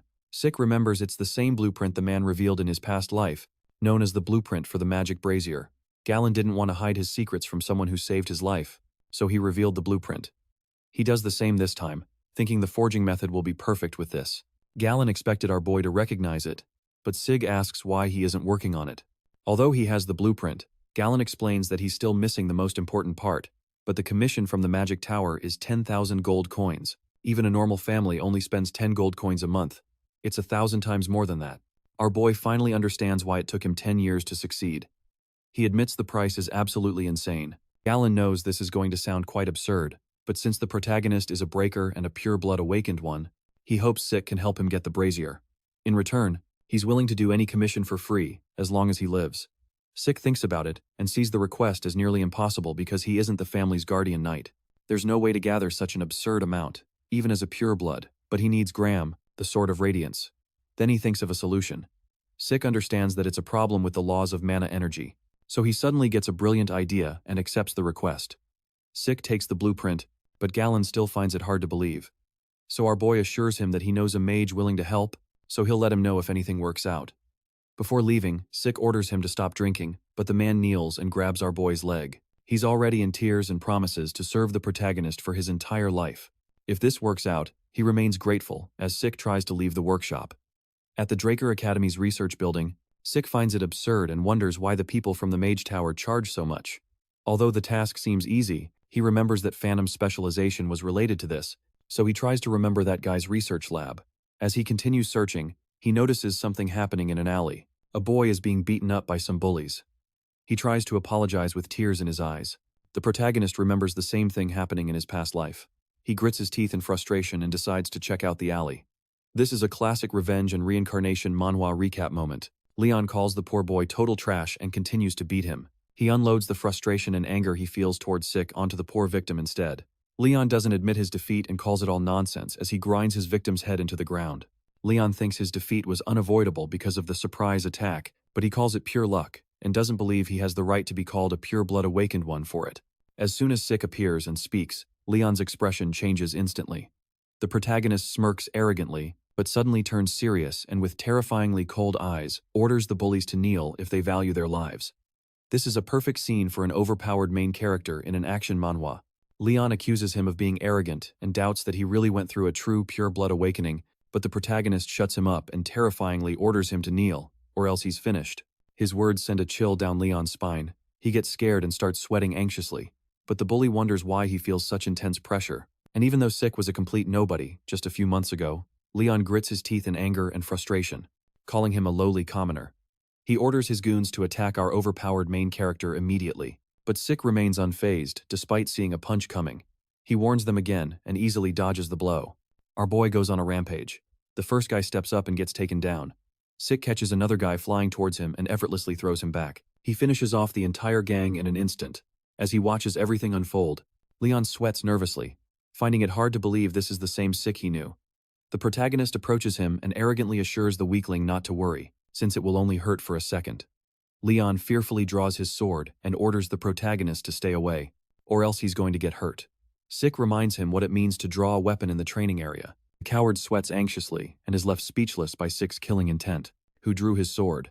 Outside the sacred training grounds, Sik announces that he will fight in the name of honor, drawing his own sword as well and making it clear that their battle will only end when one of them is finally dead. Whoever drew their sword first bears the responsibility for whatever happens, and the opponent will not be held at fault regardless of the outcome. Sik makes Liam, the beaten-up bully, his witness, and then the fight begins. But the cowardly bully stops him and apologizes. Leon wets his pants and begs the protagonist to let him go. This time, our hero remembers what happened in his past life, a key part of his reincarnation story. So he calls Leon a despicable scumbag, and in an instant, slices off the bully's ear as payment for what he did. Leon starts screaming in pain, but the ruthless protagonist warns him never to cross him again or else he'll cut off his head. The next time they meet, the victim calls out to Sik and asks why he went through the trouble of saving the guy. Our boy brushes it off, saying he wasn't helping anyone, he was just helping himself. As he leaves, he wonders if Galen made him change, since he almost said something embarrassing. He finally finds the professor and asks if it's possible. Phantom gives him a direct answer and reveals that it is. Sik leaves it in his hands, but the man stops our boy and asks him to listen carefully to what he has to say. Phantom says the overall composition isn't complicated, but the real problem is its core, which is essential for power output. He mentions that the core is the heart of the machine, but this circuit has strange restrictions. It may look small, but it requires a lot of energy. They also have to manipulate the output in time. Sik understands everything and asks if there's a way to do it. The professor explains that they have two options. He might be able to make some changes to the design because of the core's condition, but he mentions with disappointment that such a task will take a full decade, or maybe even 15 years. Sik is shocked, but the professor reiterates that it will take a very long time. He then explains that the second method will allow them to avoid redoing the core's design by just using a different material. He admits this method will save time, but the required material is a high-compression mana stone. This is a great plot point for an action manhwa. Sik finds it absurd and stands up as he listens, remembering it is a very rare ancient artifact that no one can replicate, not even with modern technology. Phantom tells him he is right, and reminds him that finding such materials in a ruin is even more difficult. Getting a stone that works with its original design is going to cost them 3,000 gold. Sik is speechless at first. His frustration is understandable, since he could be expelled if anyone discovers he is not an aura user. 15 years is too long. He scratches his head and admits he cannot gather 3,000 gold coins either. He finds it hard to admit defeat and simply forget about the blacksmith. Almost everyone believes he can use aura because of the event during the blessing rite, but the truth is, it was just a fake reaction he managed to show using his ether and healing skills. It still does not change the fact that he is not capable of using aura. Ether is a power that ordinary humans do not control. Aside from the soul spirit skill, he cannot use any sword skills that include aura. But even with that skill, he can only reinforce the sword and wield it. Compared to Aether, aura is easier to use, so he must obtain Gram, the Sword of Radiance. He is truly frustrated and keeps thinking about the Mana Stone to find a solution. Fahnum is amazed and thinks that whoever made the blueprints must be incredible. He calls it an efficient design and believes that even among the relics of the Golden Age, it is rare for someone to create this. Sik listens and suddenly gets an idea. He stands up and tells the professor to hold on to the design until he gets back. The professor, confused, asks if he wants him to remake the design and dedicate 15 years of his life. But Sik clarifies that he is going to get one. He confidently shares that he knows how to get a high-compression mana stone from the Golden Age. The War of Liberation began so humanity could escape the dominion of dragons. It ended when the dragon Bahamut died at the hands of Terra and Draker. Humanity achieved peace for a century, but in that time, the relics found in the dragon's lair became vestiges of the Hero King's era, the Golden Age of magic. These relics surpassed anything humans could create. Among them, the high-compression mana stone had enough energy to satisfy the mana needs of an entire village. Easily a relic from the hero's era. Our boy arrives at the central library of Draker Academy. Although no one uses it anymore, the central library is still maintained because everyone believes the hero Terra Draker established it himself. Decades ago, while expanding the record rooms, they found several Golden Age relics. The Magic Tower and the Archmage of Nirvana were quick to get involved. During those months, they found many relics from the hero's era, and rumors about them spread quickly throughout the continent. Sik remembers this happened in his past life, a key detail in this reincarnation and revenge manhwa. He enters the library and thinks that the relics have not been found by anyone yet. He could try all day, but he doubts he will find them that easily. So this overpowered main character uses his dragon eyes and scans the entire library. Finally, he spots a strange floor tile, so he touches it to see if there is anything behind it. He activates Soul Spirit and remembers that this is the only use for ether. His master taught him that ether can materialize, allowing the user to apply properties like cutting to use it in different situations. It still has several drawbacks and disadvantages. Ether can't be used unless the user expends a lot of energy. He feels fatigued after using the technique, but without wasting any time, he enters through the tile. Inside a cave, he lights a fire and remembers the news from his past life. They never mentioned it was this deep. Suddenly, he hears something, even though he remembers the ruins were discovered at least a decade later. He wonders if someone has already discovered it, but he takes a look and notices skeletons with shovels and pickaxes in their hands. He uses his dragon eye to confirm they weren't made by a lich. Then he activates Critical Hit and moves forward quickly to destroy them. He receives 2 karma points for defeating them. Sik smiles, thinking that he had forgotten about karma points because he was so focused on getting the artifact. Suddenly, our overpowered main character makes an evil face, thinking this is the perfect opportunity to farm karma points. He continues forward and destroys 20 more skeletons to get karma points. The system shows all available options, so he decides to see what he can buy. After checking the karma point requirements, he realizes that, aside from a minimap, nothing is affordable right now, so he quickly buys it. The system shows him his exact location, and he finds it similar to a magic map. Something catches his attention and he wonders, what is the minimap? It transforms into 3D. Sik is amazed, but he notices that only one room has a different color. The system indicates that it's a storage room. If he accepts, it will give him directions to get there. Sik is surprised, remembering that in his reincarnation, the search party took days to find it. But he discovered it effortlessly. The system offers him the best route, which he finds hard to believe. With such a useful skill, he couldn't get lost. He finally reaches his destination, but finds a huge door in front of him. He wonders what to do now. Since the door won't open just by pushing it, he tries anyway. But a strange magic repels his hand. He thinks that's why the Archmage of Nirvana and the Magic Tower were involved. He looks at his burning glove and thinks he would have lost a hand there. He believes he can't open it, so he asks the system. It responds and connects to the security device. At his request, the system tries, but it fails. Then it activates the manual device. Sik is surprised and asks if it really responded. The system says yes, leaving him stunned. He decides to use it and demands an answer about why he regressed. The system has nothing to say, so he questions the administrator system. The system has no answer again, so he asks another question. Who developed the system? He gets no answer again, so he gets frustrated and gives up. He confirms his request and opens the door to the Dragonslayer's storage room. Six is amazed as soon as he lays his eyes on the chests inside the room.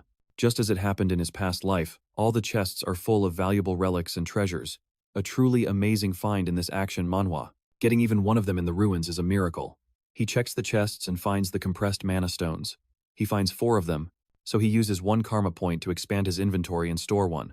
He doesn't have enough space, so he decides to come back someday when he can take everything. He thinks that's enough, but just as he's about to leave, he feels a strange and ominous sensation.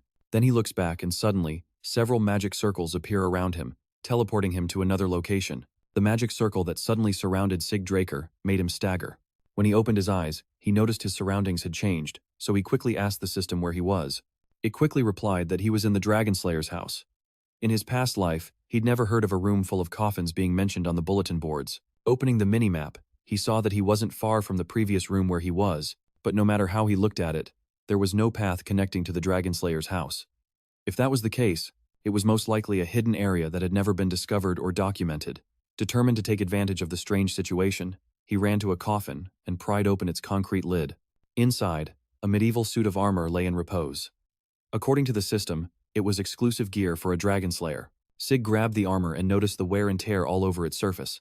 Upon closer inspection, he determined that this Dragonslayer gear was different from the armors that came from the Golden Age. On the back, he found a circular hole that connected the dots. He knew it had to connect with the loot he had recovered just a minute ago. Sig accessed his storage and took out a high-compression mana stone. He couldn't let such an interesting opportunity pass him by. As soon as he inserted the ancient relic, the system notified him of the successful installation of the mana battery in the Dragonslayer's gear. The armor lit up as it activated. Seeing this, Sig smiled in anticipation. This discovery could be huge. A second later, the armor began to behave erratically. His optimistic anticipation turned into terrified surprise. The armor exploded, filling the room with smoke. According to the system, an overload had caused an equipment failure, halting the activation. It even warned him about the imminent explosion, but the warning was a little too slow. The system apologized for the delayed notification. Fortunately, it didn't cause much damage. At least he had confirmed that the high-compression mana stones were the power source for these ancient armors. He couldn't help but wonder what kind of features this armor had to require such a powerful energy source. Sig reminded himself to ask Professor Fannin about this as soon as he could get out. For now, he decided to wander around the strange room and continue his search.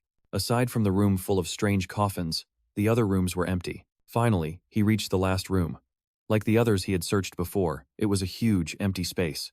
That is, until he saw a glass cube situated in the center of the room. A system notification appeared before him, and his eyes nearly popped out of their sockets. He began to sweat. He could only think about how insane Terra Draker was. The cube in the final room was the founder's legacy. It's the heart of the cursed light dragon, Bahamut. Who would have thought that his ancestor would leave the heart of the dragon he slew as a posthumous gift for his descendants? This explains the ominous feeling Sig felt upon entering the warehouse. But compared to the dark presence from before, Bahamut's heart emits something different. As soon as the system informed him that the cursed light dragon's heart was reacting to his presence, Sig felt the dark presence surrounding him. He heard a voice in his head. A venomous voice told him he had no choice.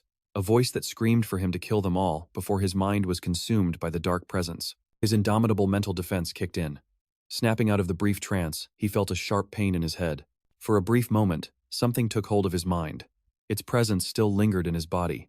Turning one of his eyes black, sensing the gravity of the situation, he feared the cube that housed the dragon's heart. Still reeling from almost being possessed, the system assigned him an urgent quest, the trial of Terra and Draker must overcome the powerful curse in Bahamut's heart. The dark presence surged again, and as his strong mental defense tried to cleanse the effects, the activation of the reliable class skill failed for the first time. With that, murderous and overwhelming thoughts consumed his mind. The voice telling him to kill them all grew stronger and more powerful than ever. His eyes turned black as the voice demanded to be accepted. If he chose to accept, it promised he would be completely free. With sheer willpower, Sig regained some control and slammed his head hard against the crystal cube. The pain cleared his mind. He smirked as blood trickled down his face. Sig doesn't like that annoying, murderous whisper. That stupid voice promised to give him freedom, but he firmly believes that freedom isn't given. Freedom is earned. The crystal cube shattered into 1,000 pieces as he overcame the light dragon's curse, completing the urgent quest. By overcoming the light dragon's curse and completing the urgent quest as a reward, he has been given ownership of Terra Draker's parting gift. The mental exhaustion hit him fast. If he hadn't had the willpower after his skill failed, the situation could have been much worse. His body felt the damage and activated its healing factor and infinite stamina to recover. With that, the absorption process of the cursed light dragon Bahamut's heart has begun. He looked up to see the heart glowing with a vigorous light as it floated towards his chest. A dominant power filled his flesh and bones, causing unimaginable agony. From what he can tell, a pure, dense source of mana, unlike anything he had ever encountered before, is beginning to flow into every cell of his body. This is bad news for someone like him who doesn't have a single circle to properly handle such an intense torrent of mana with nowhere to store it. All that mana is overwhelming and destroying his body in the most unbearable way. He knows he has to do something, anything, or this process could be his end. With a skillful hand movement, he summoned the purple ether. Using the soul spirit, he created a mini black hole to seal the unimaginable amount of mana. With very limited skills in his arsenal, he thought that using ether was his only hope. He gritted his teeth as he focused all his attention on maintaining the ether hole's seal in his hands. This caused a massive explosion of magic. With him at the center, the entire room was filled with thunderous smoke. The explosion created a massive crater. Luckily, Sik is unharmed. Every nerve ending in his body screamed in intense pain. As soon as the pain began to subside, he sighed in relief. It was tough, but he managed to make it out alive. His uniform was in tatters and the mark of Bahamut had appeared on his chest.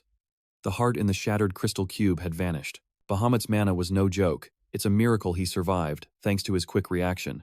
From the remains of the shattered cube, he saw the reflection of the mark on his chest. It seems that sealing Bahamut's rampaging mana has yielded surprising results. Finally, the system notified him of the successful absorption of the cursed light dragon's heart. The absorbed mana drastically changed his body. His constitution has evolved from ordinary to divine. Detecting a power he can't yet control, the system compressed and sealed 95% of his strength.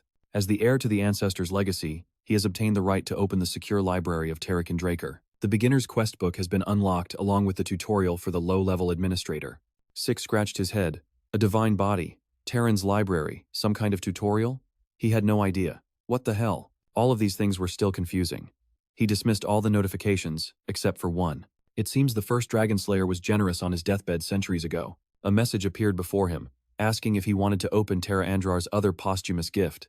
Just when he thought he couldn't be more surprised, Sik saw Terracon's second gift. After his near-death experience in that room, Sik returned to the Platinum Mansion. He stored the treasures he looted in a safe place. While his eyes were fixed on the system message in front of him, his title changed to He Who Received the Ancient Dragon's Blessing. The heir of Terra Draker gained dragon control and the divine body constitution. Among the new additions to his arsenal, he was very curious about the draconic skill called enchantment. This locked skill would give power to his words. He gained a lot from that near-death encounter, but he's still too weak to fully take advantage of some of the rewards.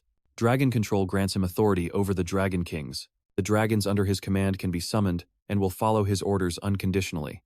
As for the divine body, it will allow him to perform at the highest level. His learning rate for combat and the transfer of ear in his body have increased. The descriptions don't help him understand everything, so perhaps some practical tests are in order. Besides the ancestor's second parting gift, there's another window about Terracan. Although he has access to the secure library of Terra Draker, an information update is still required. As helpful as ever, the system offered to pinpoint the location for the update on his minimap. Sik is not happy about the extra work, but there was no other choice. To his surprise, he recognized the location marked on his minimap. From the look of the design, it looked like Valhalla. You see, Valhalla is the most prestigious knight training institution in existence. People who aren't administrators can't see or enter that area as it is. Even Sek would have trouble getting in there. To make matters worse, he wasn't even planning on joining the institution in this life. But if there's something related to Terracan's farewell gift there, it might be worth changing his plans. It seems fate is pushing him to stay in this family. Then he checked the beginner's mission book. The tutorial for low-level administrators will begin soon. Upon completion, he will receive a mission to boost his growth. Missions bring rewards. He actually compared this system to quests from an adventurer's guild, or mercenary tasks. Curious. He asked the system about the tutorial. With no time to answer, the mission started automatically. His surroundings began to change. It seemed as if reality was shifting before his very eyes. In seconds, he was in what looked like another dimension. Grid lines emerged beneath his feet and an infinite darkness surrounded him. The young man remained calm. He looked around to understand where he was. It seems he's been teleported again. Being transported against his will twice in one day is insane. But this time it feels a little different. Instead of a physical plane, it seems the entire area has changed. It felt like he had been taken to another dimension. Suddenly he felt a hostile presence approaching quickly from behind. Turning around, he saw orcs advancing with their spiked clubs. The system explained that for the tutorial mission, he must defeat the monsters within 60 minutes using at least 2 different skills. Upon completion, he will earn points and the system shop will open. While he was still thinking, his battle senses activated and a sword appeared in his hand. It seems this tutorial creates situations to take advantage of the system. It would have been nice to have this feature sooner. When 3 orcs attacked him from different angles, SK vanished instantly. The attacks caused the entire tutorial area to ripple rapidly. He activated swift steps and continuous slash to evade and counterattack. As expected from an overpowered main character, these types of monsters are no longer a threat to him. He can simply cut through their bodies without much effort. He noticed that the claymore he was using felt as light as a feather. This increase in brute strength must be an effect of having a divine constitution. He thought that with a stronger physical form he could easily defeat a purple knight. Now, after eliminating the tutorial orcs with a single blow, he returned to where he was before. As the separate dimension dissipated, he wondered if it was all just an illusion, although it felt incredibly real. In addition to completing the tutorial, he got a critical bonus and a time bonus. In short, his mission reward was a gain of 40 points and access to the shop. He was very happy to see that he can now buy items through the system. Sik quickly opened the shop tab and saw a bunch of incredible items for sale. Among them were giant's flesh, the breath of a flame giant, and more. Every item listed is a rare relic that costs a fortune on the market. Maybe he can use this tab to make a fortune by reselling. Besides buying, he can also sell items he has in his inventory. His training claymore can't be sold, but the elven dagger is worth 4 points. It seems the shop only accepts ancient relics. His elven dagger could sell for 100 gold pieces at an auction, but it's only worth 4 points in the system. He decided not to sell anything unless he really needed points. With that, he left his personal training room to end the day. A lot has happened in the last 24 hours, so it looks like he'll sleep well tonight. The next day, Sik went to the Draker Academy's research center to see Professor Fannin. The magic professor couldn't believe this overpowered main character had found a high-compression mana stone in just 1 day. When asked how he got the stone, Sik refused to explain because it would be too complicated. He hadn't even finished the tea in his cup, and Professor Fannin had already finished adjusting the power source. The magic nerd is incredible at his job. Even though the professor tried to hide it, Sik could feel his suspicion. Every time a high-compression mana stone is found on the continent, it's recorded in various ancient texts. This is used to register and manage the ownership of these valuable mana stones. By checking the registration number, you can find out who the current owner is and where it was found. However, the mana stones Sik has are not registered. No matter how much you search, they won't appear in the Central Continent's registration encyclopedia. Professor Fannin's skepticism, rather than blind belief, is valuable. His judgment and skill are the real deal. Sik thought that someone so talented shouldn't stay in a place where he won't be recognized. Finally, the professor tried to activate the design, taking us back to Papnir's breath. Upon completing the design, they delivered the device to the sole blacksmith, Galen Halbert. Sik and Professor Fannin watched the master blacksmith in action. His workshop glowed with intricate magic circles. The look of pure joy on Galen's face, now that he can realize his dream of creating weapons that meet his standards, is contagious. Sik and Fannin are witnessing history in the making. After the successful demonstration, Professor Fannin said his goodbyes to attend a conference. Galen is extremely grateful for Sik's help. He thought he'd never get to see a complete magic brazier in his lifetime, but making a deal with the young man was the best thing he'd ever done. Since Sik upheld his end of the bargain, it's time for Galen to do the same for him. Of course, the blacksmith is eager to return the favor. Sik took a material out of his bag and showed it to Galen. With just one look, the blacksmith knew instantly what he had. Inside the elegant case was a dragon's fang. Among the rewards for inheriting Tarakan's will is the sharp fang of Bahamut. The blacksmithing maniac drooled at the sight of such a large and perfectly preserved dragon's fang. Terra Draker's second posthumous gift was the ideal reward for our overpowered main character. From the heart to the fangs, that ancestor of yours must have loved collecting valuable things. Suddenly, Galen started to tremble. Tears and snot ran down his face, confusing Sik. He created the magic brazier, and now he's giving this humble craftsman the chance to forge a weapon from a dragon's fang. Galen promised to thank him by making a weapon that would surpass all his expectations in this action manhwa. The sole blacksmith swore on his name to create a sword worthy of Sik, even if it cost him his life. Those words sounded familiar. It was the same oath from his previous life. Even in his second chance, Galen is still the same earnest fool. That fact made him feel a little emotional inside. Leaving Papnir's breath and the craftsmanship to the expert, Sik eagerly awaited the sword Galen would forge for him. With the best blacksmith on the continent on the job, he was sure to get something incredible. After the trip to the forge, Sik went straight to his room in the Platinum Mansion. He went through a lot just to secure a weapon, and now he could finally relax. A week had passed since his duel with the Duke, when he received a note saying he should come by again for the second round. Just when he thought the crazy gardener would do something soon, he felt a familiar presence in his room. Behind him was Duke Draker, and he looked angry that Sik hadn't accepted his invitation. The eccentric knight glared at him furiously, demanding an explanation while emanating a clear bloodlust. It seems he really wants to kill Sik now. Playing with the old knight's emotions, Sik insisted that he had no intention of challenging him again. Duke Draker closed the distance between them in an instant and demanded the truth. Sik tried to break free from the Duke's grip. Before he could react, the crazy old man threw him out the open window. Caught off guard, Sik felt his body plummet due to gravity. His room was on the upper floors of the mansion, so the fall was extremely dangerous. From this height, he could die before his passive healing kicked in. Panicking, he tried to grab onto the balcony. Before he could get a grip on the ledge, the Duke's hand grabbed him forcefully by the neck. The old knight didn't believe that the boy didn't understand the true meaning of the letter. Sik kept avoiding him on purpose. First in the treatment room, and now again. It was as if he was irritating him on purpose. Ending his games, the Duke gave him 5 seconds to tell the truth and stop messing around. Sik smirked and said that the Duke hadn't even revealed who he really was, insisting he was just a gardener. Yet here he was, demanding sincerity. Seeing the lack of fear in the young man's eyes, Dexter, the garden's guardian, loosened his grip and smiled. The old knight threw him back into the room like a rag doll, bouncing off the floor. It wrecked the room, but Sik's strong body didn't suffer any serious damage. Dexter, the garden's guardian, admitted that he was right. He offered his hand to help the young man up, and confessed that he was once a Black Knight of Draker. Sik feigned surprise, even though he already knew who the man was, piecing together the information from before. He put on his best act and sincerely apologized for disrespecting an esteemed family member and an honorable Black Knight. Skeptical, the Duke asked if this was Sik's plan all along. The young man continued to play the shameless fool. Seizing the opportunity, Sik asked why Lord Duke called himself a former Black Knight. Refusing to give more details, the old knight only stated that he no longer holds the title, though it's well known that one can rise through the ranks. Sik didn't know that one could also fall. Still refusing to go along with his incessant questions, Duke stood his ground and changed the subject. Sik noticed the old knight's trembling hand and dropped his personal questions. Since Lord Duke was honest in revealing his identity, Sik decided to share the truth. He also knelt and confessed that he already knew Duke's identity and was deliberately trying to annoy Duke to become an apprentice. Surprisingly, the old knight smiled, amused by the young man's audacity. Thus, the Nightingale decided to accept him as an apprentice. Sik was surprised at how easy it was to get a powerful master. He thought he would face more obstacles.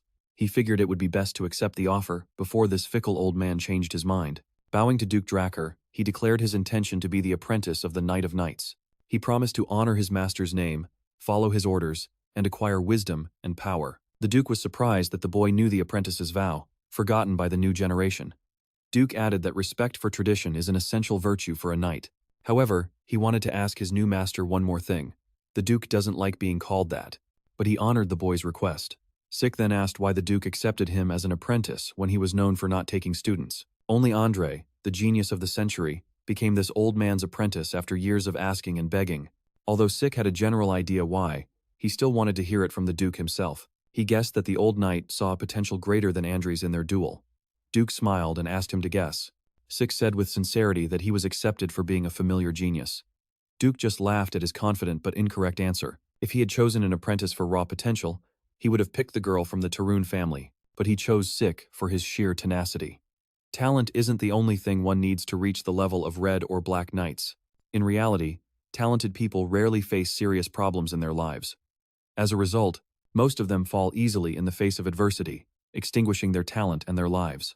After a lifetime of hard work and adversity, Sik completely agrees. Many geniuses expected to reach the Red Knight level not only fail to meet expectations, but most of them get stuck at the Blue Knight level. After answering, Duke stood up and ended the chat.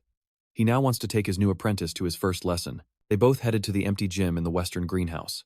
Sik didn't know there was a gym under the greenhouse. Duke simply ordered him to run around the track. He's been wondering what his new master is planning ever since. 3 hours have passed since he started, and Duke just watches him in silence. Finally, Duke shouted for him to stop and asked him a question.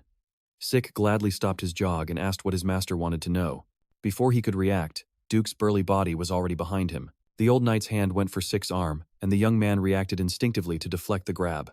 His combat instincts kicked in, and every fiber of his being made him retreat to a safe distance. Duke failed to grab his hands and arm, but the brief contact almost ruined his special glove. The old knight asked his student if he minded him checking his pulse. Sik knew this cunning old man wasn't just planning to check his pulse. Duke knew there was something strange about this boy right from the start.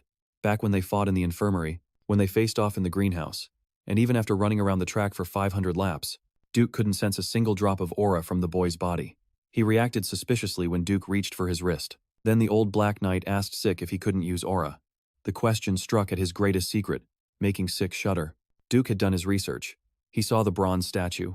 He also knew about the commotion over the unprecedented golden light that Sik had unleashed. If he was mistaken in his assumption, then he asked Sik to let him check his pulse. He looked into his master's eyes and saw no malicious suspicion, just simple, genuine curiosity. Despite the huge scandal that could erupt from the news of a Draker who can't use aura, it seems the Duke's curiosity comes first. Sik is lucky that the Duke is an eccentric. He's still confident he can get his greatsword to avoid any suspicion about his aura. This is a warning, and he must be more careful until then. He strengthened his resolve. He doesn't need to invent lies. Unlike in his past life, a key part of his reincarnation story, where he was the first failed awakener in his family, things are different now. Sik carefully removed his special gloves, shedding the symbol of a pure awakener. He showed his mana reflection, proof that his pure nature was legitimate. For some unknown reason, he can't use aura.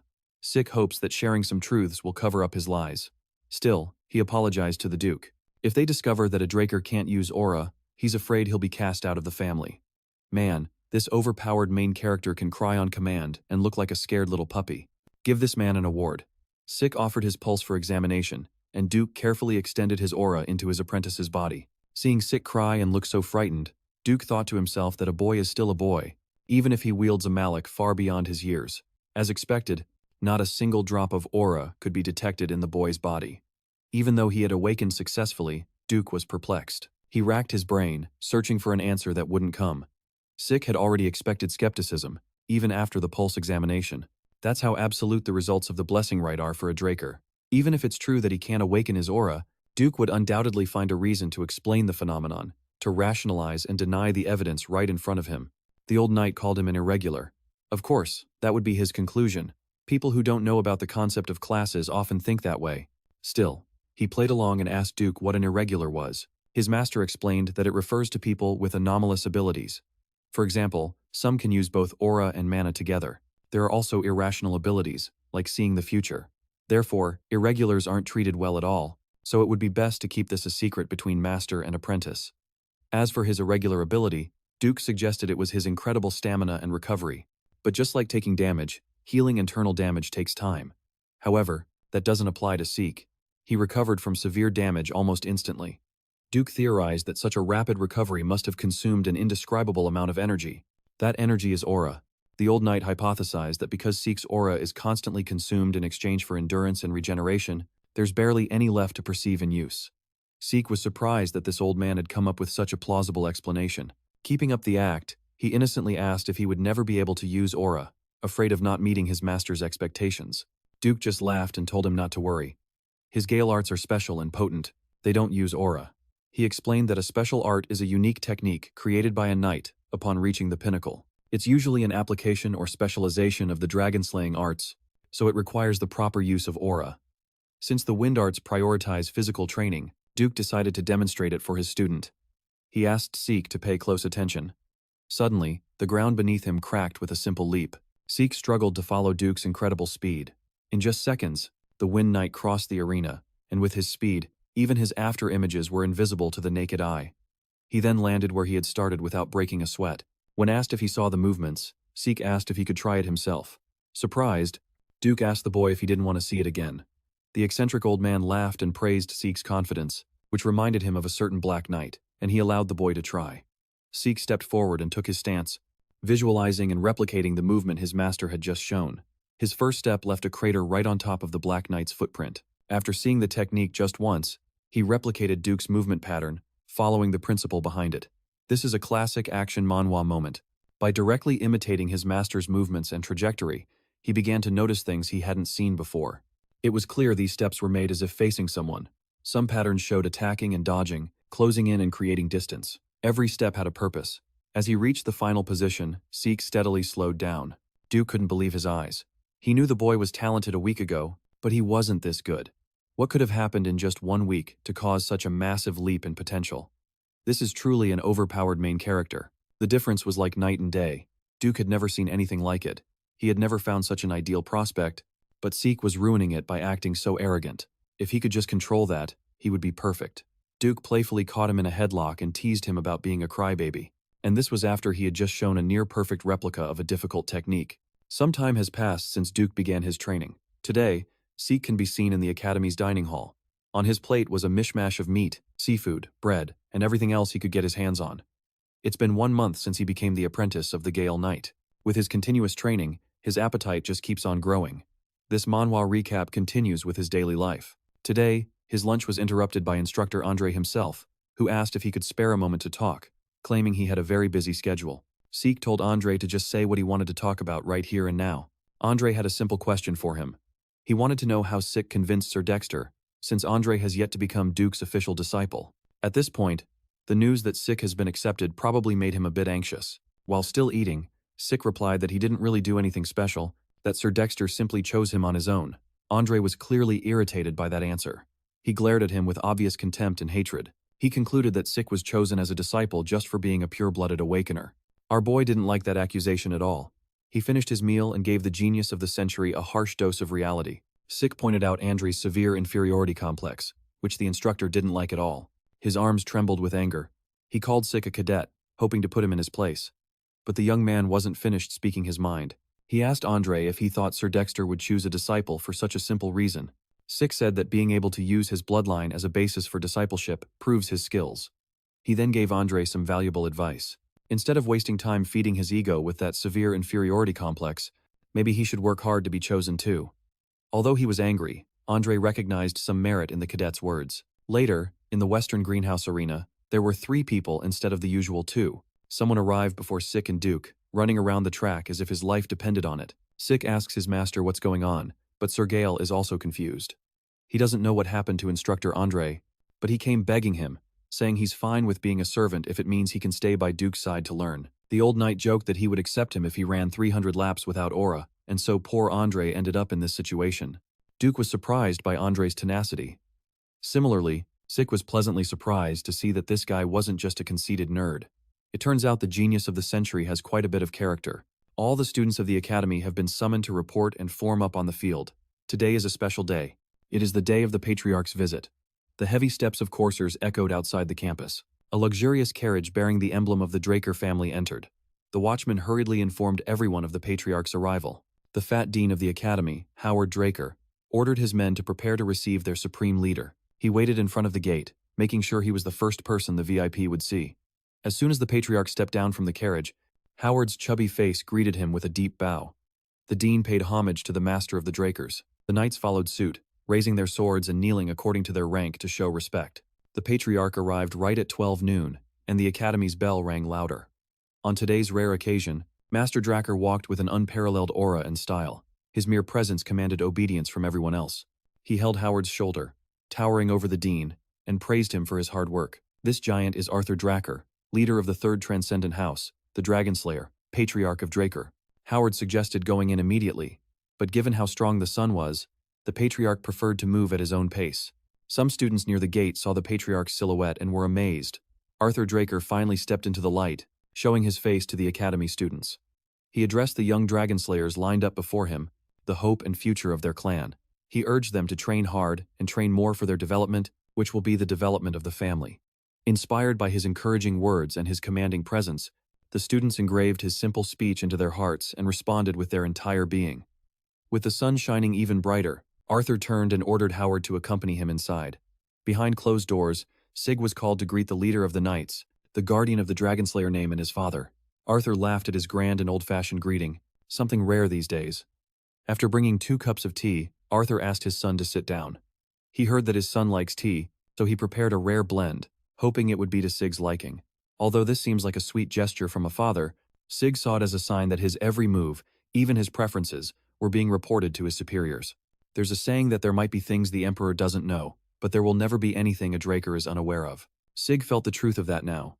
Arthur admitted that he called for Sig after learning that Duke had accepted him as a disciple. As expected, the Patriarch isn't one to beat around the bush. He prefers to get straight to the point. Sig downplayed the matter, insisting that the Duke was doing him a great favor, while Arthur questioned his son's objective. Following the Duke's teachings should ensure a promising future. Sig interrupted his father and said he wanted to be the strongest man on the continent. Hearing such an ambitious goal sharpened Arthur's eyes. Sig added that he will become stronger than everyone else so he can live with the same freedom. That is his goal, and he will do everything to achieve it. He looked at his father's face. Unable to interpret how the patriarch was feeling, Arthur let out some of his aura and bloodlust. If his youngest son plans to be the strongest, it means he aims to surpass even his father. Sig realized he might have made a mistake. He was too eager to express those feelings. He felt a chill run down his spine. The astral sword flickered throughout the room. It is said to give the user power over all living beings within its radius. It is seen as the pinnacle of aura usage, achievable only by complete Black Knights. Arthur looked at his youngest son with amusement in his eyes. Sig decided to stand his ground and doubled down on his goal. He admitted that he plans to surpass even his powerful father while doing his best to resist the astral sword. Upon hearing his determination, the patriarch seemed pleased with his will. Arthur silently dispelled his astral sword while calmly sipping his tea. Relieving the pressure from Sig's body, he admitted that what Sig had just said was the most interesting thing he had heard in years. Arthur came here to support the academy and his youngest son, but seeing how much Sig has grown, perhaps that won't be enough. He reached inside his elaborate suit to pull something out. If he thought other Black Knights like Duke were already at the pinnacle, someone incredibly strong. But his father was on a whole other level. Arthur placed a black card on the table bearing the Draker emblem. This was Arthur's gift to Sik for becoming Duke's disciple. Seeing a black card in person made Sik uneasy, causing him to stumble over his words. From his reaction, Arthur noticed that he already understood what a black card implied. You see, this credit card is only given to a select few. Sik never thought he would get to see one in person. Just having one grants you incredible benefits wherever you go, not to mention its endless credit limit. It is basically like having infinite money. Arthur happily explained that the card would bear both their names so Sik could use it freely. Still overwhelmed by the possibilities, Sik promised to only use it when necessary. Although his father appears to be kind, the hidden intentions behind such a valuable gift are clear. Using a credit card leaves a record, and this is just another method to track his every move. If this is Arthur's way of keeping an eye on him instead of assigning a black squad to follow him, it means the patriarch does not consider him a threat. However, Arthur kindly dismissed his son, urging him to continue training and strive to be the strongest on the continent. Sik gave one last bow and thanked the master of the Drakers. He left without another word, his mind filled with unknown thoughts. Arthur Draker closed his eyes, reflecting on his youngest son's words. Suddenly, Duke appeared, calling Arthur a disgusting old man. The patriarch simply asked Duke why he was so angry. Luckily, Duke is the only one with the courage and strength to confront Arthur about his nonsense. This guy suddenly acts like the boy's father. After a lifetime of neglect, Arthur argued that he had no other choice. This is the price of being the head of the family. Besides, what Duke just said counts as slandering the patriarch's character. Duke sat on the sofa and dared Arthur to handcuff him and take him away if he could. The master of the Drakers smiled and dropped the pretense. Of everyone on the continent, Duke is the only one he can speak with without worry. He pulled something else from his luxurious suit. A bottle of valuable liquor called Dragon's Breath. Invited to have a drink to accompany their chat, Duke perked up and praised Arthur's good taste in drinks. The patriarch mentioned the strange atmosphere enveloping the continent, and Duke played dumb, saying he was just busy with his affairs at the academy. Arthur knows better than anyone that Duke has eyes and ears all over the map. Duke asked why Arthur would ask a question to which he already knows the answer. The Emperor is obsessed with immortality, and is scouring the continent looking for something to cling to. For Duke, that is impossible. Although magic can make someone look young, immortality has never been, and never will be possible. The patriarch thinks the same, however. He is worried the Emperor might be after an Elder Dragon's relic. That possibility definitely changes things. Patriarch Arthur Draker continued to drink and discuss the ins and outs of immortality and eternal youth with Duke Draker. Unbeknownst to them, Sik was listening from the next room, leaning against the wall with his hands in his pockets. This kid was intensely cultivating his aura using soul manifestation. He heard the conversation clearly. The patriarch believed the Emperor was searching for a relic tied to the Elder Dragon. Duke thought it over and agreed with that possibility. When asked if the Emperor had already located the relic, Arthur thought it was possible. His squad, the Order of the Black Knights, reported that the most likely location of this mysterious relic was the northern continent. As he sipped his drink, Duke's interest was piqued as soon as he heard the northern continent mentioned. It seems this valuable piece of information hadn't been acquired by the Empire's spies. Knowing how competent they are, it's only a matter of time before they succeed. This crusade for immortality reminded Duke of the past. That mad emperor started a war to unite the entire continent as soon as he ascended the throne. Only after seizing half of the central continent did he finally stop the brutal war. Back then, Duke thought the Mad Monarch would eventually give up on such a decrepit and absurd dream, but he was wrong. If that bastard gets his hands on an artifact that grants immortality, the continent will be engulfed in the flames of a war larger than anyone has ever seen. Given the importance of the matter, Arthur Draker decided to handle it himself and head north. Knowing the Patriarch would leave his seat in the capital vacant, Duke grew worried. If Arthur leaves, that damned emperor would surely run rampant with no one to keep him in check. But that's why Arthur came today. Aside from giving a brief speech to the apprentices, he came to inform Duke of his plans. Knowing he had no choice but to accept, Duke sighed and raised a toast with his friend. The grumpy old gardener grumbled in annoyance, but Arthur knew he could count on him to hold down the fort. In the next room, our overpowered main character was starting to feel the strain of listening for so long. Finally, the pain and fatigue brought him to his knees, his eyes bloodshot. He was suffering the side effects of using soul manifestation for too long, even after absorbing the heart of Bahamut. The drawbacks of such a demanding technique are unavoidable. Nevertheless, he obtained some interesting and valuable information by eavesdropping. Now he's certain that the statue he obtained before his reincarnation was the Elder Dragon's artifact. From the voice he heard before his last breath, to the system messages he saw upon awakening in his younger body. Now everything makes more sense. Unbeknownst to him, his disgraced past self had stolen the very artifact the Mad Emperor had been salivating over. That dictator even went so far as to mobilize the unit under his direct command, the Hounds, to hunt him down to the ends of the earth. Back then, he was so focused on his revenge that he neither knew nor cared why they were hunting him. However, hearing the talk between his father and his master gave him a clear clue about his regression. The system that sent him back in time was the true function of the Elder Dragon's artifact. This leaves the question of who would do such a thing. How powerful are they? And why? Sitting on the floor, he took a deep breath to calm himself. After getting mere scraps of answers, he was left with even more pressing questions. Finally, the bigwigs of the Draker family said their goodbyes. After sharing a drink, Yuke assured Arthur he would act soon, and the Patriarch entrusted him to handle everything. 3 steps before leaving, Arthur suddenly stopped. Shifting the energy in the hallway, he stared at the closed doors of the room where Sig was, as if he had X-ray vision. As he eyed the door with suspicion, his son was solving the mystery of immortality and time travel, a classic theme in reincarnation manhwa. If he really took the Emperor's artifact, what made them think it was linked to immortality? Hearing heavy footsteps approaching the entrance, his entire being screamed at him to run.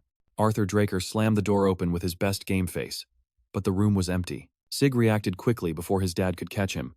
Arthur let his guard down as his son escaped through the window. Later, the diligent young man was doing his exercises in the Western Greenhouse arena, disobeying the orders not to disturb Sig during his training. Old Man Decker apologized to his young master. It's just that a fellow student came looking for Sig. Confused, Sig wondered who would make the effort to visit him since he had no friends at the academy. His curiosity got the better of him, and he let Decker allow the fellow student to enter. Sig didn't expect Liam Stone to walk in and bow his head to him. As Sig wondered what this guy's deal was, Liam sincerely begged the young lord to accept him. Annoyed, Sig regretfully thought he should have just ignored this brute while he was teaching the boss a lesson. When asked if he was willing to become a subordinate, Liam lowered his head even further and swore loyalty to the rising star. Sig asked what had happened to his servitude under Jakin, and Liam showed some signs of anger. He replied that he had been abandoned. Without a talented Draco to back him, he couldn't enter Valhalla as an apprentice. As far as Sig remembers, Liam was the same in his past life. This part of the reincarnation plot was a mystery, as Sig never knew why the big guy Liam was so obsessed with Valhalla. He would even go as far as to beg just to be accepted. Sig called him a fool and suggested that Liam go to Terran or Simon's instead. He then dismissed the brute with a wave, stressing that he isn't a supporting family to cling to. Therefore, he won't even be able to help Liam get into Valhalla. Besides, there's no reason to believe a single word coming out of Liam's mouth. For all Sig knows, this brute could be a spy sent by Jakin for revenge, a classic plot point in this action manhwa. Hearing the distrust in the young lord's voice, Liam quickly drew a knife from his belt. He raised the blade, exuding his dominant aura. Instead of lunging at Sig, the fool pointed the knife at his own left ear. With a quick slash, he sliced off his own ear, staining the sand with blood. Liam admitted that it's natural for Sig to doubt his intentions, but he's willing to do whatever it takes to prove himself to the young lord. If Sig wishes for him to become mute, he will gladly cut out his own tongue. If he wishes for him to become a cripple, he will cut off his own foot. Dropping his severed, bleeding ear to the ground, Liam Stone looked like a maniac. It was a powerful display of determination from a man desperate to serve an overpowered main character. If Sig takes him under his wing, Liam will place his life and soul in the young lord's hands. Seeing Liam go this far just to get his attention reminded him of the last time he saw a severed ear. It wasn't a pleasant moment, to say the least. Drooling and gritting his teeth from the pain of his wound, Liam begged Sik to accept him. Seeing the big guy trying his best to align himself with someone, Sik remembered the night he begged his master in a past life to make him stronger than anyone else. In that instant, he was a war veteran with scars and eyes full of resentment. Liam's voice trembled as he pleaded over and over again for a chance to be Sik's subordinate. In response to his desperate plea, Sik threw a training sword at him. The young lord told him to pick it up and withstand one blow. If Liam managed to withstand a single attack from Sik, the young lord promised to accept him. Delirious from the pain and blood loss, Liam smiled. Hope shone in his eyes as he thanked Sik for the chance. To be fair, the young lord gave him time to treat the wound on his ear. In his mind, Liam thought that enduring one blow would be easy, since he also possesses the Draker aura to some extent. But when he looked at the young lord's stance and presence, he felt as if he were staring into the eyes of a monster. He wondered if they could even be considered equals. Before Sik even moved, Liam already felt suffocated by his intimidating aura. So, the big guy did his best to calm himself down, but his breathing became ragged and his vision blurred. He could barely hold the sword. When Sik moved, his speed exploded as his compact muscles, filled with overwhelming strength, contracted. Following his instincts, Liam raised his sword and met the pressure. The young lord launched a thrust, and Liam tried to deflect it with a slash. The training swords clashed, sending sparks into the air. Finally, one blade went flying, spinning away from its user's grasp. As expected, Liam's stone was overpowered, his weapon knocked from his hand. If this were a real battle, he would already be dead. With disappointment in his voice, the young lord asked if this was the limit of Liam's ability. Looking at the big oaf sitting on the ground, even Sik felt pity at such a sad sight. Although Liam went down in one hit, Sik noted that the big man was truly determined. He advised him to give up on Valhalla and forge his own path. Still, Liam refused to give up. Jin would likely cast him aside after Sik gave that spoiled brat the beating of his life.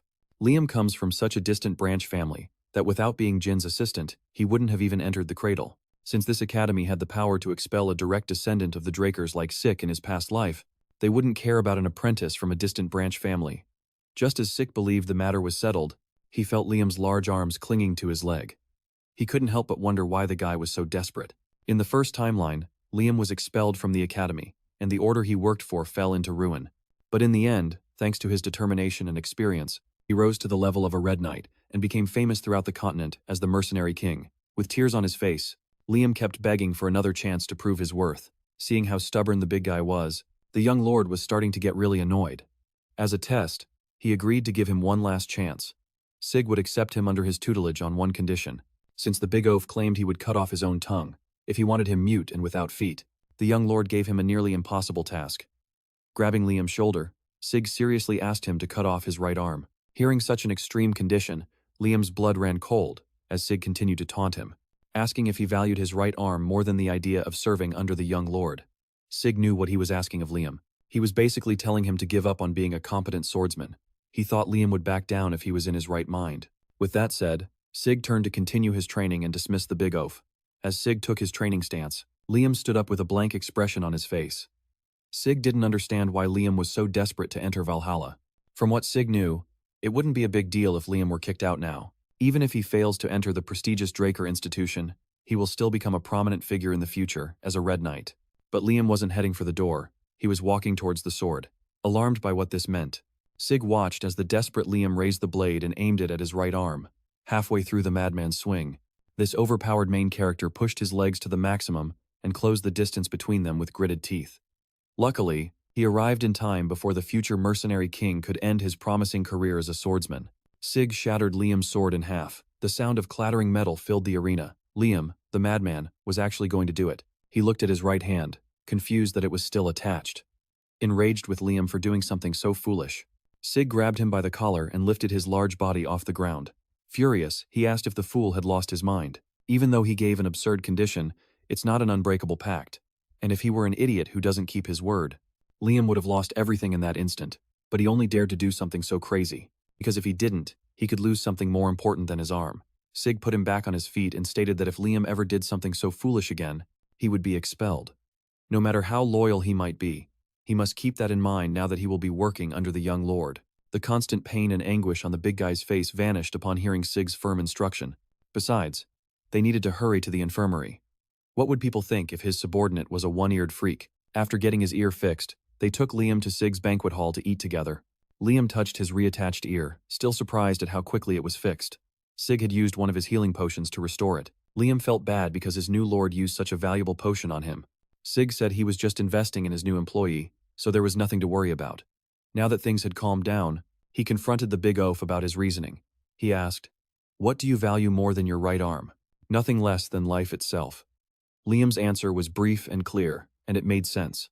He was driven to the brink of desperation by his mother. A few days after being abandoned by Jikin, he received news that his mother had collapsed at home from a very high fever. Luckily, the fever soon broke, but that was just the beginning of her suffering. Her entire body became covered in rose-like patterns, making her weaker each day. Hearing these strange symptoms, Sik was disturbed. Learning about his mother's condition drove Liam to take drastic action. The town healers don't even know the name of the disease, let alone the cure.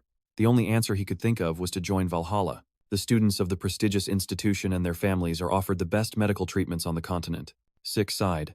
He now understood why Liam would go to such extremes. He grabbed his pen and dipped it into the inkwell. Curious, the young lord scribbled on a piece of paper, repeating the symptoms Liam mentioned. Red, rose-like spots cover the body, and there are periodic high fevers. He knows this disease well. In 5 years, the entire central continent will be afflicted by the rose disease. It's highly contagious and has a very high mortality rate. Many people will lose their lives to this horrible plague, but an effective treatment will be created, and the rose disease will be eradicated. After finishing his scribbles, Sik handed the paper to Liam. On it was written the method to produce the medicine to treat his mother's illness. It's not very difficult to make, and the ingredients shouldn't be hard to find. Even the town healers could prepare it. Confused, Liam accepted the paper. If the healers who had dedicated their lives to medicine were baffled, how could a young swordsman come up with the cure in seconds? In the future, the brilliant alchemist brothers, Ali and Jeff, will create the treatment for the disease ravaging the central continent. The Greedy Alchemists Association will exploit this discovery, profiting at the expense of desperate lives. Upon learning of this disgusting practice, the brothers would make the production method public. It spread quickly throughout the ailing continent, so much so that even a warrior like Sik would know the formula. He can't tell Liam all of that, so he just told him that he knew a good alchemist. With the treatment method in his hands, Sik solved Liam's problem in one fell swoop. He no longer needs to go to Valhalla and become a young lord's subordinate. Hearing such an insinuation, Liam rose from his seat. He is a man of his word and promised to dedicate his life to serving Sik in any way he can. With a clenched fist and a firm stance, Liam bent the knee and swore his lifelong loyalty to Sik Draker, even though he had tried to push the big guy away so many times. Hearing the future mercenary king recite his oath of loyalty was heartwarming for Sik. Upon accepting the promise, the young lord stated that Liam shouldn't fall behind, or he will be left behind. Before the day was over, an interesting discussion took place in Dean Howard Draker's office. Cadet Owen Simmons sought out the dean to discuss something important. He approached Howard with an idea. He proposed increasing the difficulty of the exams for the upcoming semester. The dean was surprised. This was unusual for a cadet. Owen apologized for seeming arrogant and stated that the first years are skilled. This year, the stars aligned, and most of the great families have their candidates in this batch. Not to mention the appearance of 2 pure-blood awakeners, Owen believes that if the exam is as difficult as last year's, it might be a poor evaluation for the young talents. Dean Howard thought for a moment and agreed that what the Simmons boy proposed made sense. With a bow, Owen left the office. The somewhat portly dean looked out the window, lost in thought. He considered that the apple really doesn't fall far from the tree. Owen Simons thinks the same way. Just like his father, he's already considering any future problems and taking steps to nip them in the bud. The days passed, and the midterm dungeon exploration exam arrived. All the first-year students gathered outside the ruins for this evaluation held only at Draker Academy, paired up to work together and escape a dungeon within a set time. There are many difficulties within these dungeons. Each group is randomly assigned one. Of course, Sik and Liam came together. Although they are ready, the big guy can't help but feel a little nervous. His lord assured him that being nervous is normal, but warned him about getting too anxious and making mistakes. The same goes for going in too relaxed and becoming arrogant. One must maintain a proper level of tension to stay alert. Some students were chatting cheerfully, while others waited for the proctor with their hearts in their throats. Suddenly, a guard shouted the names of Sik Draker and Liam Stone. Without further ado, the paired-up duo headed for the nearest ruined gate from where they were. That was until someone in black gloves blocked their path, ordering them to wait. An armed academy guard pointed to another gate on the other side of the hall, insisting that one was for Sik and Liam. Sik took a quick look at the guard, noticing immediately that something was off. A serious but calm expression. The guard urged the duo to hurry up and follow his instructions. Sik sighed, accepting the nonsense that was about to unfold, confident that he'll be fine. So he and Liam headed to the opposite gate that reeked of conspiracy and a trap. Although the difficulty varies between dungeons, These ruins are still dungeons used exclusively for exams. Under Draker's management, there shouldn't be much danger. Besides, escaping within the time limit is the main objective. Each group is given a timer that activates automatically upon entry. Everyone has 96 hours to get out. Time is the enemy. In addition to the score, basic combat skills are observed and graded. Extra points can be earned by bringing back the heads of defeated monsters within the time limit. Extra points are nice, but the most important thing is to get out of the dungeon. Failing to escape in time will result in a failing grade. After a rather quiet first part of the journey, Liam and Sik filled their stomachs, and it was time for a nap. The young lord had set up camp and prepared the meal himself. Liam, the supposed subordinate, urged his boss to sleep first. Sik assured his new employee that there was no need to worry. With his current constitution, he'll be fine even if he doesn't sleep for 4 days straight. Just like me, seriously. Although it was a bit cheeky, Liam knew it was better not to argue with his lord. He dragged his large body inside the tent and reluctantly managed to get some rest. With Liam now resting, Sik was left alone with his thoughts, sitting by the fire. 16 hours had passed since they entered the dungeon. He had been training for 3 straight days before this. He's now been awake for about 90 hours. Although his infinite stamina recovers physical fatigue like magic, it doesn't apply the same way to mental fatigue. Inside a dungeon where everything is uncertain and you never know what might emerge from the shadows, Sik had to minimize as many risk factors as he could. The arrival of night and the silence of the dungeon began to take their toll on him. Feeling the mental fatigue, Sik desperately wished he could trade places with Liam, and then he made the gravest mistake one could make. Within these dungeon walls he fell asleep. His dreams took him back to the frozen plains of the northern region, the land where the Emperor's great red banner symbolizes cruelty and tyranny. Sik's mind conjured the image of a woman's corpse with blood pooling around her as it seeped into the snowy ground. He opened his eyes to reality, gasping and sweating as if he'd seen a ghost. Well, he might as well have. Luckily, those nightmarish few minutes he was asleep caused no trouble. He was still in front of the campfire. Nothing had approached. Still, he would rather face a fearsome monster than dream that nightmare of death again. He focused instantly. He was sure the sound of one of his bell traps had woken him up. Just as he thought, something was approaching from the back entrance. He grabbed a water canister and doused the campfire flame to reduce visibility. Then, Sik yelled for Liam to wake up immediately. He planned to check the situation first. While Liam followed him, sticking close to the wall near where the disturbance came from, Sik contemplated his plan of action. Using his dragon eyes in a 4-day exam is too risky. Letting his eyes adjust to the darkness was better for now. As he waited, a strange smell crept into his nostrils. It was the smell of sulfur. His thoughts jumped to a creature that reeks of sulfur, a monster that hunts in packs, a dangerous beast. Rank 3, the Hell Dog, the Hellhound. In his past life, during that year's semester exam, Reyna, the leader, hunted an orc. Sik had never heard of a dungeon room with hellhounds, so he waited a few more seconds. The hellish monster's entrance never came. Then he noticed something strange. An alpha hellhound should weigh a few hundred kilograms at most.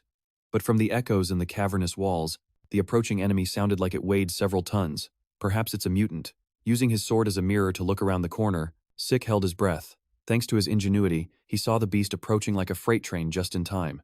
Smashing through the door and walls with force, Sik was thrown by the impact, but he quickly regained his footing. With a perfect landing, Liam rushed to his boss's side. Sik cursed the Simmons. He quickly glanced at the guard's uniform outside, where a peculiar Simmons amulet was hidden. He never would have expected them to have so much influence and enmity to justify such dirty play. This isn't just a fight for survival, it's a struggle to uncover the enemy's plans. The hellhound that Sik was expecting has been decapitated. Its fearsome and lifeless head is displayed by the ruthless butcher. It has green skin, a white beard, a robust body, and it is absolutely furious. Whoever planned this ignored the hellhounds and used trolls as assassins instead. One look at the enormous beast paralyzes Liam with fear. Sik, on the other hand, quickly assesses the situation. Trolls are rank 1 monsters. They're so dangerous they devour hellhounds and orcs like appetizers. Their blood is a popular raw material for healing potions, and they have incredible regenerative abilities to match. After composing himself, Liam acts as a loyal sword and steps in front of his young lord. He draws his sword, deciding to be a decoy so his master can escape, but Sik just smiles silently and pushes his subordinate aside. He urges Liam never to say something so depressing and self-sacrificing again. Besides, he's not the kind of lord who abandons a subordinate when it matters most. Sik drops some wisdom in the face of adversity, advising Liam not to rely on his boss, but on his own efforts because he isn't weak. As proof, Sik decides to take on a more supportive role in this action manhwa, letting Liam do as he pleases. A smile spreads across Liam's face, as if a great weight has been lifted from his shoulders. Liam focuses on the troll and thanks his young lord. Moving in perfect sync, the duo charges from opposite angles to maximize their coverage. As a result, they leave the troll standing there like an idiot, wide open to be mercilessly sliced and diced. This overpowered main character, Sik, had been holding back, matching Liam's pace and seeing great potential in the future mercenary king. It's impressive that the gentle giant managed to injure the troll despite its tough hide. What's even more impressive is Liam's aim. He's targeting the monster's joints. That means he's studied monsters and their anatomies in his spare time. Sik couldn't ask for a more productive subordinate. However, there are still things Liam is lacking. One of those weaknesses brings him inches away from being turned to pulp by the troll's spiked club. Luckily, Sik can kick it into high gear, closing the distance in an instant to surprise the unsuspecting foe. Showing a glimpse of his true potential, he splits the troll's weapon in two without even looking at it. This guy is an S-rank aura user. Liam apologizes for needing help, but Sik praises him for doing so well in his first real battle. As the troll rages, Sik gives his friend some constructive criticism, although it was a good idea to target the monster's joints. Ignoring the troll's regenerative ability is a fatal mistake. You have to remember that a troll will heal minor cuts as if they were nothing. If your attacks don't outpace its regeneration, you're doomed. Now weaponless, the monster raises its arms, ready to fight with its bare hands. Seeing the situation was getting too dangerous for Liam, Sik raises his sword and says it's time to end this. With a lightning-fast offensive flurry, Sik slays the giant troll, leaving behind a bloody and mangled monster corpse. Subduing the troll nets them a nice reward of 30 karma points. In addition to the karma, this kill should grant the duo plenty of extra points for the exam. Liam must collect the loot. As the gentle giant begins to dismantle the troll, a new system notification appeared. It was a sudden quest. Hunt 100 monsters of 10 different species within 72 hours. Upon completing the quest, he would get double the karma points for each kill and 2 random boxes. Seeing the double reward, his eyes sparkled with greed. There are about 79 hours left until the exam ends.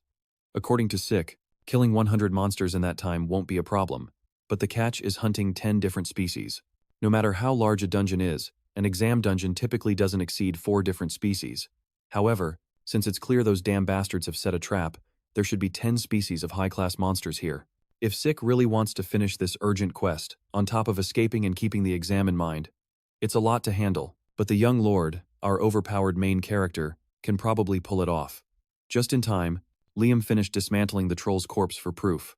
They were given bags to collect the heads with their timers. Although it's not a subspace pocket, it's enough to carry the monster loot. With their first enemy defeated, it's time to head deeper into the dungeon. Time flew by. The duo faced a pack of firewolves and defeated them, easily with 56 hours left on the clock. Halfway through the exam, they ran into goblins, rapidly increasing their kill count. Their loot bag also grew heavier. With 39 hours on the clock, they encountered a giant bat skilled in sonic attacks. It was a tough opponent, but the duo was stronger. Their routine has been to kill, camp, and rest for 2 straight days. On the last day, they hunted many monsters to secure a good score on the exam. Sik asked Liam if he had gotten used to real combat after hunting non-stop. As humble as ever, Liam said he still wasn't sure about his progress. That's normal. Considering how hard it is to get used to actual killing, Sik starts to get stressed about the time. With less than an hour to complete his sudden quest, he has subjugated 99 monsters of 9 species. He has searched everywhere for that last kill to complete his quota, but with no success. He even targeted leeches and finger-sized insects, but they don't count as a new species.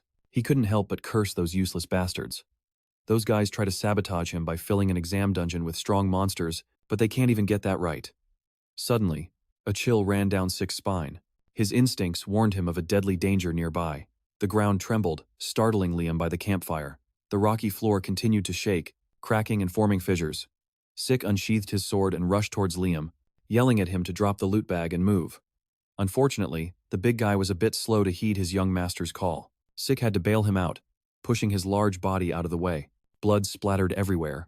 The sudden attack stained the ground crimson. Noticing the consequences of his slowness, Liam felt a jolt. Sik's uniform sleeve was torn. His left arm looked mangled and covered in blood. Liam worriedly rushed to the young lord's side. Sik assured him that he was fine. The blood on his arms is monster blood. As sudden as the attack was, our overpowered main character instinctively pushed his companion to safety and launched a fierce attack in this action manhwa. This time he advised Liam to just stand on the sidelines and watch. With a gigantic and disgusting beast determined to taste his flesh, it will be difficult for Sik to pay attention to an inexperienced ally. A single glance was enough to identify the monster as a dungeon worm. It is a very dangerous breed of monster that usually requires 8 well-trained purple knights specializing in subjugation to eliminate it. It turns out those damn Sims are hiding another, more troublesome trap card for the last moment. Liam watched helplessly from the sidelines as the dungeon worm tore through the cavern like a subway train. Although he wanted to help, he knew he would only be a burden right now. Still, that did not stop him from searching his supply bag for something that could help. Meanwhile, Sik does everything he can to fend off the dungeon worm's hundreds of fangs trying to mutilate his body. This time, his veteran skills and experience shone with every slash of his sword. He thought that even a blue knight would avoid encountering a dungeon worm in such a disadvantageous place. These creatures devour the earth to move underground. That means Sik has little time. If he takes too long to subdue the beast, he and Liam could be buried alive or torn to pieces. When the worm emerges again, Sik goes all out. He dodged the beast's direct charge, ducking just inches from its body, gaining enough space to prepare his next move. The young lord raised his sword. As soon as he had an opportunity to strike, he lunged forward and plunged his sword into the bug's disgusting abdomen. The thrust worked, but it is not enough. He gritted his teeth and sliced through the monster's flesh. Purple bile and blood gushed from the worm's mouth. It is starting to take heavy damage, which is natural when you are being disemboweled alive. As the monster's blood flew, Sik's killing intent reached its peak. He is determined to cut this worm in half if necessary. Unfortunately, he stepped on a hollow spot, causing Sik to falter. The ground gave way, giving the dungeon worm some breathing room. As Sik hung from his sword, the giant bug did not miss the chance to turn the tables. It pulled its massive body from the ground with a swift movement, its sinuous body coiling around the young lord's body, crushing him with sheer force. The coil kept tightening, causing Sik to vomit blood as his body and organs were crushed. Then a subordinate, swallowing his fear, unsheathed his sword and stabbed the worm to distract it. Liam disobeyed his lord's orders to stand by and watch. He joined the fray in his own way. The stab might have saved Sik, as it caused the worm's attention to waver, reducing the crushing pressure he was trapped in. His auto-healing was key to healing the internal injuries. In an instant, he broke free from the worm's deadly embrace, parkouring his way to safety. Sik asked Liam what he did to cause such a strong reaction in the worm. Liam explained that he put an anesthetic on his sword, hoping to deal a significant blow to the monster. Sik understood instantly. The main ingredient of the anesthetic is belladonna. For humans, it only weakens the senses. But for a worm, no matter how big, belladonna could be a deadly poison. In an urgent and highly stressful situation, Liam remembered the worm's weakness and adapted by using the anesthetic as a substitute. His quick judgment and adaptability reflect Liam's potential at such a young age, already showing signs of the mercenary king from Sik's past life in this reincarnation manhwa. Taking Liam under his wing was one of his best recent decisions.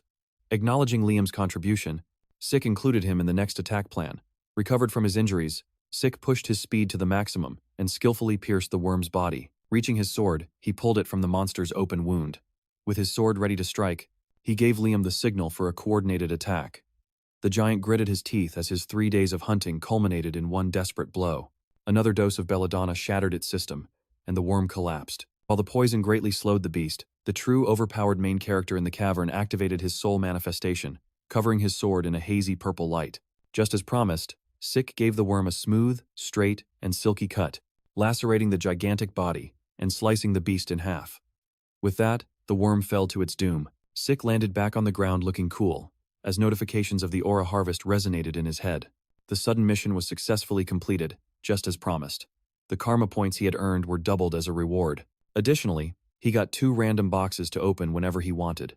His karma points now totaled an impressive 790 in the bank.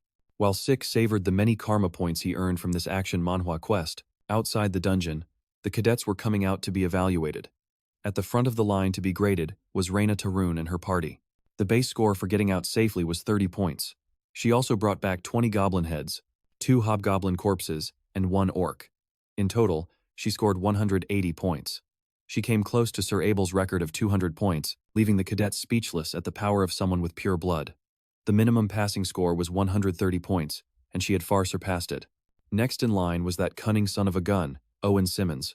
He managed to score 120 points. Normal cadets only needed to reach 70 points, so he did well.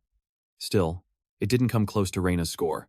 Mr. Inferiority Complex felt a great deal of envy towards Reyna. If necessary, he would devise another wicked plan to get her out of the picture, so she wouldn't overshadow him in the future.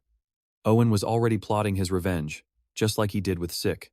Speaking of the devil, Owen's ears perked up as he heard that confident and familiar voice coming out of the dungeon. He turned around and saw Sik Draker strolling through the crowd. His assistant, Liam, was carrying the enormous corpse of a dungeon worm. Everyone parted to let them pass as murmurs about the worm spread in this Manhwa recap. As far as they knew, orcs were the highest-ranking monster. Liam threw the worm's head to the ground, and it made a loud thud due to its enormous mass. Sik approached Owen and asked him why he looked so surprised, knowing full well this fool was the one who had set the worm trap. Sik gave him a knowing look and a sarcastic question, perfect for a revenge manhwa. Owen could only bite his tongue. Realizing he'd been provoked by the cunning Sik, he quickly put his usual poker face back on. Thinking about it, the deathly grimace on Owen's face suits him better. Unable to endure the provocations any longer, Owen stormed off like an annoyed child. This only increased his hatred for the purebloods. He silently swore to make Sik pay for underestimating him. Sik was quite pleased with the fool's reaction. With that matter settled, the instructor in charge of evaluating Sik and Liam took out a scoring sheet. It was Instructor Andre. With a stoic expression, he began the scoring. Sik was somewhat worried, as this worm was the only proof of their kills they had in this action manhwa. But Andre was not the type to carelessly overlook things. This worm that devoured the bag with the heads of almost 100 dead monsters really ruined Sik's plan. Still, Instructor Andre examined the gruesome head without hesitation. Seeing something like that is not for the faint of heart. Sik thanked his lucky stars for having Andre as his evaluator. Even though he lost the bag because of this thing, he couldn't afford a failing grade. So he took a risk by bringing only the worm's head as proof for his revenge. Andre might be the only instructor here who would examine the flesh and skin trapped between the worm's fangs. After a detailed post-mortem examination, Andre threw away his bloodied gloves. He firmly confirmed the remains of gremlins, goblins, hobgoblins, hellhounds, orcs, and a troll in the worm's disgusting mouth. Trolls weren't even on the list of monsters for the dungeon. Furthermore, based on the amount of blood and guts, Andre assessed that the beast had devoured many heads. However, counting everything without definitive proof would be unfair. He decided to count only one of each species, since the troll and the dungeon worm shouldn't be on the exam's criteria. Andre checked the records, which showed that a troll has the strength of 3 orcs, and a dungeon worm is equivalent to 6. That's 90 and 180 points. This brings Sik's total to 368 points. A simple pass, a great result for this manhwa review. Even the other instructors were surprised. In their time, hellhounds weren't even part of the criteria. Some annoyed cadets protested that it was an unfair evaluation, questioning the points from a dungeon worm's head. They're trying to tear Sik down when none of them could have survived an encounter with a troll, let alone the worm, showing he's an overpowered main character. Taking that into account, it's fair to assume that Sik Draker is different. Sik doesn't like the whispers around him, but it feels different from when they were just mocking him. However, he's worried he's done something to stand out too much after his reincarnation. Owen Simmons shouldn't have the influence to manipulate the use of the exam dungeon. That brat alone wouldn't dare to mess with the academy system. Perhaps the entire Simmons clan is behind this deadly act. There are more eyes on Sik than he thought. Hiding his strength now could backfire. He can only try to be more flexible with his future decisions while keeping an eye on the situation. As he was about to leave, Reyna stopped him. With a determined look, she admitted that she had lost today. He didn't even know what that girl was talking about. He has never paid much attention to her. Later that day, as we continue this manhwa recap, Sik was lost in thought in the Western Greenhouse arena. With his 780 karma points, he's thinking about spending some on skills. The level 1 draconic skill includes gluttony for 50 points. He has ignored a skill that seemed useless, but he can invest 50 points without affecting his budget. So he accepted the system prompt and confirmed the purchase. As he did, the skill's description changed. Now gluttony will allow him to eat and digest anything to convert it into energy. Additionally, consuming monsters with lineage skills will grant him those abilities. He felt a pang of regret for not buying this skill before the exam.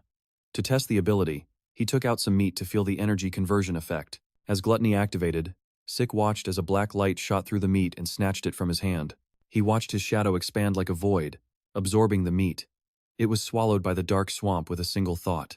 After the absorption, he felt the effects of the energy conversion. Immediately, his slight migraine vanished, as if he had taken a good nap. Although it's a small amount, he feels his mental fatigue has been reduced. He felt refreshed as his mental and physical exhaustion eased. Even his ether was replenished. With this test, he can confirm that gluttony is well worth the 50 points. With this skill, he can reduce several risk factors. Combined with his infinite stamina, Sik might have found an unbeatable combination. Now he can train for 24 hours straight without sleeping or eating traditionally. Just as he was about to start a new, intense training routine, Draker interrupted with a knock on the hall door. The butler apologized, as he had important news for the young master. You see, Sik's new sword is ready. Hearing this, He got excited and went to Galen's workshop to see his new weapon. In his past life, Galen gave him some mithril and pure iron, the Sword of Radiance. Graham served Sik until his last breath. It became a famous sword that any fighter would recognize instantly. This time, he gave Galen a dragon's fang to work with. He thought a single additional material would produce something similar to Graham's appearance. But that doesn't seem to be the case in front of him. Inside a sword box lay a large black greatsword surrounded by a dark, suffocating aura, the complete opposite of the radiance he expected. He grabbed the handle and lifted the blade with one hand. Judging by its appearance alone, Sik would be the first to admit that it's not a very pretty sword. He asked Galen if the lack of a sharp edge was intentional. The future legendary blacksmith explained that it needs to be sturdy. Although Sik has his doubts, he trusts Galen's judgment on swords. If the man says it's the ideal sword for him, he'll take it as absolute truth. Fortunately, it seems Galen was right about the sword's properties. The truth is, the sword is still unnamed. Galen tried very hard to think of one, but he couldn't find one no matter how hard he tried. So, the honor of naming this new creation falls to Sik. Graham, the radiant sword, was named by Galen. It seems adding the dragon's fang changed history. Without a word, Sik summoned a dagger and cut his wrist. This sudden action startled and confused Galen. After injuring himself, Sik tried to deactivate his passive healing factor to keep bleeding. Luckily, he succeeded on the first try. With his blood flowing, he closed his eyes and let the red drops fall onto the sword. Galen understood what Sik was trying to do. This is the lost ritual of sword naming, a traditional dwarven rite where a weapon is given its destined name. The owner would infuse their blood with aura and mana before staining the blade to begin the ritual. Once it begins, the initiator enters the depths of their subconscious. They will spend as much time as necessary within themselves until they find the perfect name. This ancient dwarven rite was lost to time. It was forgotten even by modern dwarves because of how dangerous it can be. In his subconscious, Sik went deeper and deeper, connecting with his new weapon, floating in a sea of scriptures with infinite names swirling around him. He had to choose the fated one. He opened his eyes and bravely plunged into the unknown for his sword. After what felt like an eternity, the chaos of scriptures vanished. He had caught a single drop in an endless ocean. He felt the presence of a dragon wandering through his mind palace. The Stygian blade, Bahamut. And just like that, his new weapon was registered and given an awesome name. Sik opened his eyes as the rain of swords highlighted Bahamut. His subconscious had focused on the name of an evil dragon. Upon waking up, Galen praised him for knowing an ancient rite that was believed to be lost. After bandaging his wrist and losing quite a bit of blood, he explained that the idea came to him while studying dwarven history. With a smile, Galen asked Sik to stay a little longer while he looked for something to give him. Today, our overpowered main character got a new weapon and discovered he could suppress the activation of his passive skills. A great moment for this Manhwa recap. This means he can prevent stronger people from discovering his hidden abilities. Just like that time with Duke, this would be huge for keeping his cards close to his chest on his path of revenge. For now, he will have to keep the bandages on even though he is already healed. More importantly, his evaluation of his new weapon just went up. The Stygian blade Bahamut is indestructible and can convert aura. A perfect weapon for any action manhwa. Some features are sealed and will be released according to his growth. Not even in his past life had Sik seen a weapon like this, making his reincarnation even more significant. The indestructible property comes from the dragon's fang. Now, he is fascinated with the aura conversion. The reason he worked so hard to create magic circuits for Galen when commissioning this sword is partly because of this unique ability. Graham's main ability transforms Sik into a beast. As the ability dictates, his mana, ether, or any energy can now become aura. Born without being able to use a power so essential for warriors, the aura conversion allowed him to reach the level of the Black Knights. Finally, Galen came out of his workshop, apologizing after searching through his things. Upon seeing Sik with his new sword, emanating a fearsome power, he almost dropped the box he was carrying. He could clearly see the rich, clear aura enveloping the sword. That is a feat that even Purple Knights struggle to achieve. More importantly, in Galen's hands is something that could elevate the blade to an even higher level. Sik looked at Galen's gift. It was a black and gold sheath made by Galen's master. Sik had never heard of the legendary blacksmith's master in his past life. This manhwa review highlights another mystery in his reincarnation journey. Seeing the markings on the sheath, Sik almost stumbled in shock. The name Golan Jobert was clearly written on it, the man considered the pinnacle of blacksmithing. Golan is the undisputed best on this continent, unrivaled even among the dwarves. His creations were perfect and all had special abilities. Collectors would pay enormous sums to obtain such pieces. It makes sense that Galen learned from the best. If this is the Galen from the legends, there's no way this gift is just a sheath. Galen showed that by using a dial on the sheath's opening, it transforms into an impenetrable shield. It's made of mithril and wyvern bones, so it will withstand a lot of abuse. Galen happily offered the legendary item to Sik as thanks for all the favor the young master showed him. In truth, Galen could have sold this item to build a furnace in hard times, but the man couldn't bear to sell his master's work to just anyone. When Sik told him the estimated market value, Galen was quite surprised. Sik, however, accepted the gift with joy. The sheath looked very small for Bahamut, but if it was from Golan Jobert, size shouldn't be a problem. As expected, the sheath resonated with Bahamut and adjusted to perfectly fit the legendary greatsword. The look of Sig's new weapon far exceeded his expectations. This is a great part of this Manhwa review. He thanked Galen for the exceptional service, and the humble blacksmith was glad that Sig liked his creation. Then, the young master returned to his base camp. This time, he is impressed with the meteoric iron gauntlet he is wearing. Unfortunately, its full properties will only activate with a complete set of meteoric iron. He got the gauntlet from one of the 2 random boxes he received for the sudden quest. Happy with his first choice, Sik looked at the second random box. Upon opening it, a look of utter confusion appeared on his face. He took out the item, a deteriorated piece of paper, and unrolled it, revealing a worn-out map. The system indicated that this was an incomplete map with traces of the Grandmaster Kaiser. Sik knows only one person with that title, the Hero King Kaiser. The biography of the Hero King and the Knights of the Clock Tower is known throughout the continent. With his knights, Kaiser founded the brilliant kingdom of Kronos. However, the stories were considered so exaggerated, and with no historical records to back them up, they have never been proven. Over time, those great stories have come to be seen as pure fiction. In Sig's hands is definitive proof that the Hero King truly existed. To his delight, his system, a perk of his reincarnation, activated its ability to restore and analyze the damaged parts of the map. Upon completion, the final position was marked on the minimap. Zooming in on the spots, Sik identified the topography of the enormous mountains near a barbarian territory. If this is the place, venturing out would be easier than he thought. Upon claiming all his rewards, the system indicated that the tutorial period would now conclude. The completed map was classified as a potential quest item. An achievement quest for the secret technique of the Hero King Kaiser had been initiated. With no time limit, our overpowered main character is ready for his revenge in this action manhwa. Acquiring Kaiser's inheritance in the ruins of the ancient kingdom will upgrade his system to the intermediate administrator level. With the tutorial finished, quests to upgrade administrator access will emerge. From now on, the training wheels are off. The real game begins. With higher administrator levels, the rewards should also be more impressive. Sik Draker is eager to claim everything the system offers. First, he decided to use the points he had saved. For 50 points, he unlocked level 2 draconic abilities. Behind the upgrade were the imposing dragon scale armor and the dragon claw. As its name suggests, the dragon scale armor gives the user draconic scales that offer high magic resistance for 80 karma points. On the other hand, the dragon claw allows him to summon a powerful dragon's claw to defeat enemies in a single blow. Just like the armor, it costs 80 karma points to unlock. He can now buy both skills. However, it's unknown when he'll be able to accumulate points again, so it would be wise to be more frugal. Eager for more power, our overpowered main character bought the skills and other things, saving 400 points for the future. Without wasting any time, he used the dragon's claw, summoning a projection of pure energy. With a quick, sweeping motion, the floor of his training arena was shattered. Seeing the damage, Sik was thrilled. The destructive power was better than he expected. To test the dragon scale armor, he grabbed the Stygian Bahamut sword and raised it for a savage strike, while covering his arm with dense dragon scales. Without holding back, he tried to cut his armored arm, but Bahamut bounced off instead. He didn't use aura, but he attacked with the intent to cut. Using dragon scales is like having full plate armor, even while unarmed. The dragon's claw is for attacking, and the dragon scale armor is for defending. It's simple, intuitive, and effective. The following days, Sik immersed himself in his training until the semester exam arrived. The students lined up in the central training hall of Draco Academy, listening to the instructor explain the rules of the exam.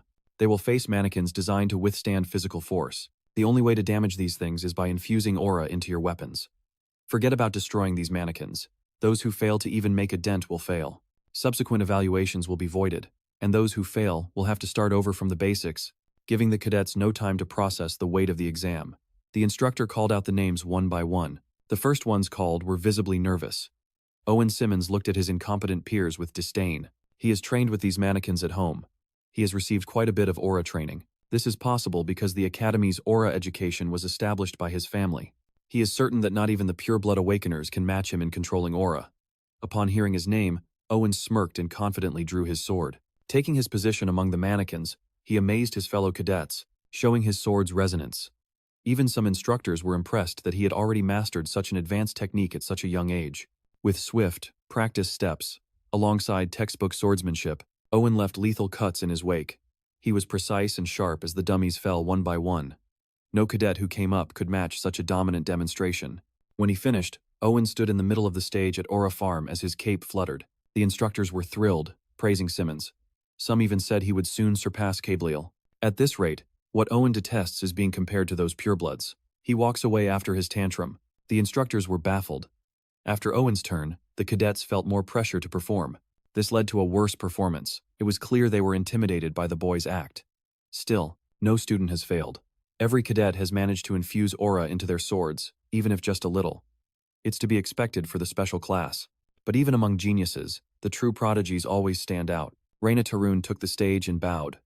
Before she began, she addressed the instructor with a request. With a determined gaze, she asked to be evaluated on her dragon-slaying arts. She knows full well that these are the evaluation criteria for the highest-ranking cadets in the crowd.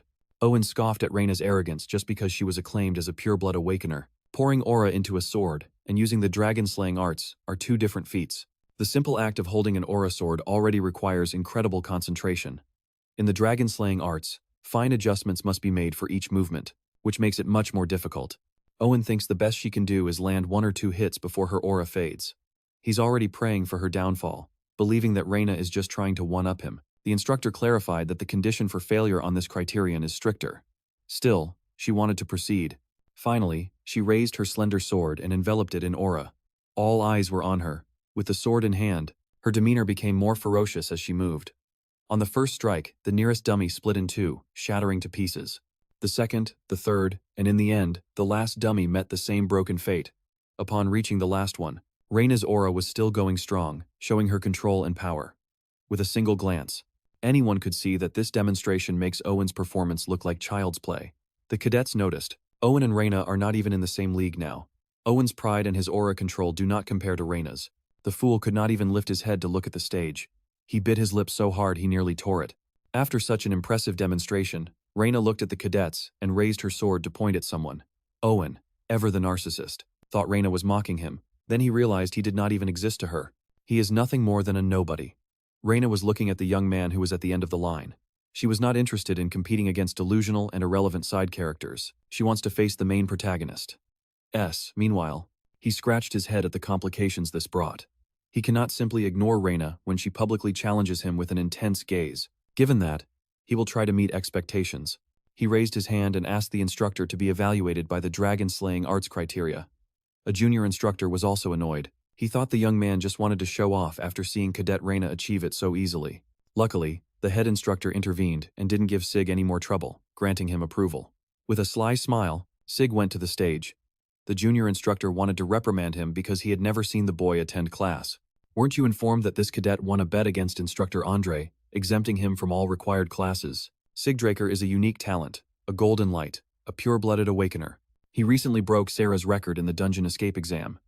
Sik Draker is qualified to receive special treatment. By stimulating his ether, the Sordigia Bahamut activated the aura conversion. Now, it was time to get serious.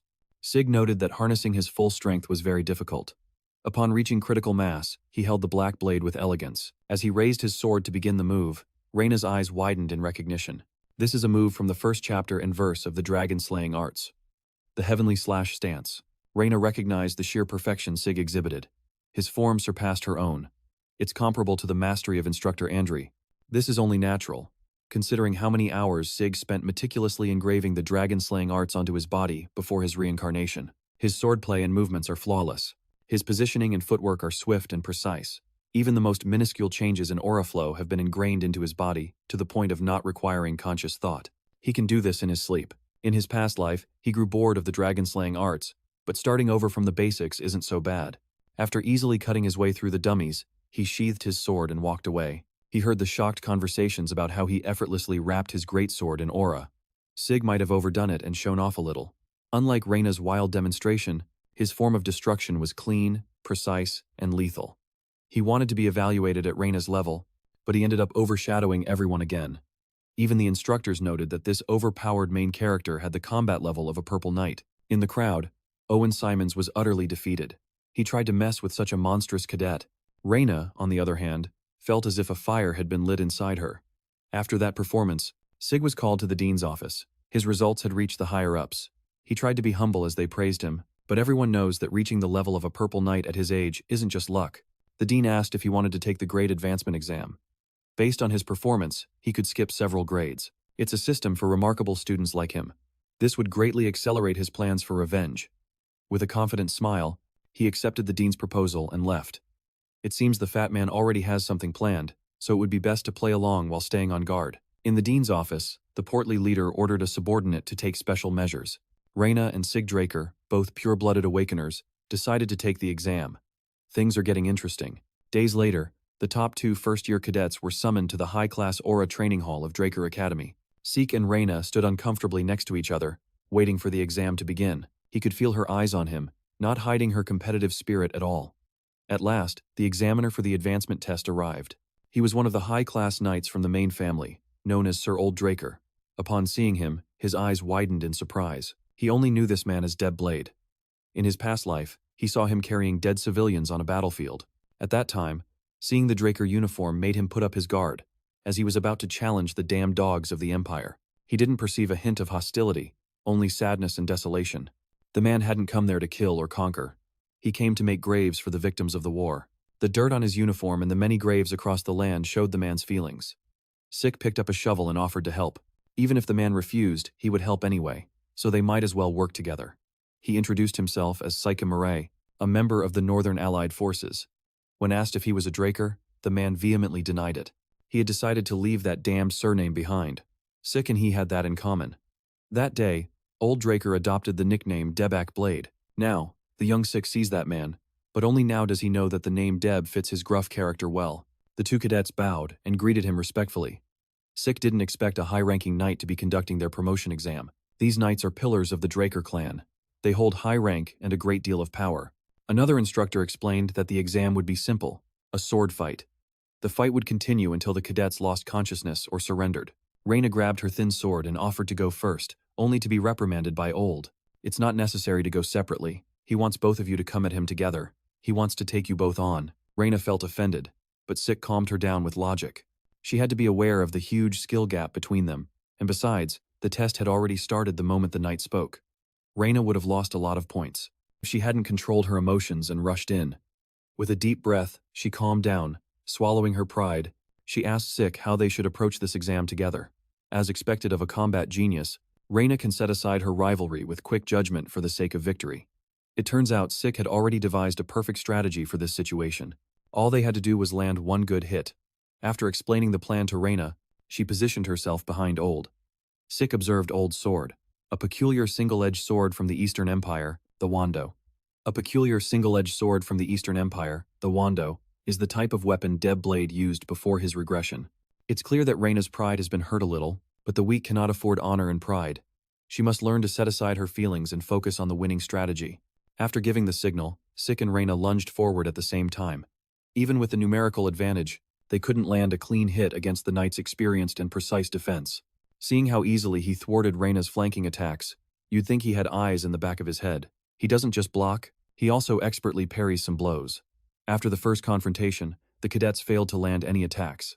Reyna was humiliated, experiencing firsthand just how skilled a high-class knight is. She is sticking to Zik's plan to focus her attacks on OL's blind spots. Although she moves with textbook perfection, she can't seem to break through his iron defense. Growing more and more impatient, she brought out the dragon-slaying arts. Chapter 3, Verse 1. And she charged with the intent to kill. Pushing her speed to the limit, she performed the crescent slash and missed. The big move left her exposed to a counterattack, and he brutally kicked her in the throat. She was thrown hard against the wall, raising a cloud of dust and worrying her nearby attendants. Still, she took the kick like a champion, and got up quickly after losing consciousness for an instant.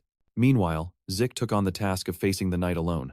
With Reyna's current skills, creating an opportunity is almost impossible. But for Zik, who was facing a high-class knight head-on with a smile, it seemed possible. Before executing the plan, Reyna protested, saying she wasn't one to participate in such shameful strategies. She wanted an honorable duel, but Zik made her see reality. Honor wouldn't put food on the table.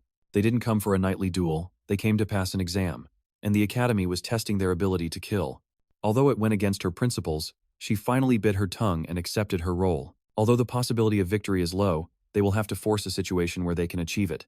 Sik asked her what she was lacking from birth. When he easily defeated her by throwing a rock, Reyna admitted that she didn't expect such an unorthodox fighting style. Most nobles make that mistake. They just have to push Ol to do the same. Sik only needs a small opening, and the rest will be simple. He finally stepped it up and activated the shadowless steps of the Gale arts, creating several after-images to surround Ol. The high-class knight was surprised. He recognized Serdiuke's technique. After a few seconds of complicated movements, Sik attacked, forcing Ol to get much more serious with his blocks. Then, the lights in the entire arena suddenly went out, plunging the Aura training hall into darkness. Reyna used her mana interference from her Pure Blood Awakener trait to disrupt the lights, limiting their vision. The only light was from the sparks of clashing swords. Ol decided to stand his ground and reduce his large movements to focus on Sik's relentless barrage. The knight considered this tactic somewhat childish. They should know that just obstructing the vision of someone at his level won't offer any opening, but his arrogance could cost him dearly. He felt like prey being hunted by an invisible predator. While Ol relies on his other senses, Sik seems to move without any visual problem in the total darkness. He attacks as if his vision were clearer than ever. Sik had been waiting for an opportunity to test his new draconic ability in combat, and this was a good time to do it. Sheathing his sword and starting from a safe distance, his hand became a fierce claw. Since he doesn't usually talk about an enemy's capabilities, using a secret technique shouldn't cause harm. If he activated Dragon's Claw, illuminating the hall with pure energy. When he raised his wando to parry, he couldn't believe this was the strike of a first-year cadet. It doesn't feel like a sword strike. Ol felt the oppressive force of a mythical beast bearing down on him. However, it's safe to say that Sik Draker had already surpassed the level of a cadet.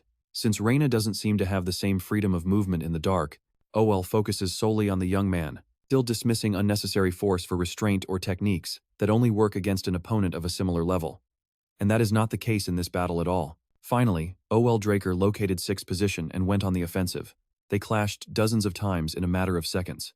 Surprisingly, our overpowered main character maintained his stoic intensity. However, Sik could tell that Ol was beginning to acclimate to the darkness.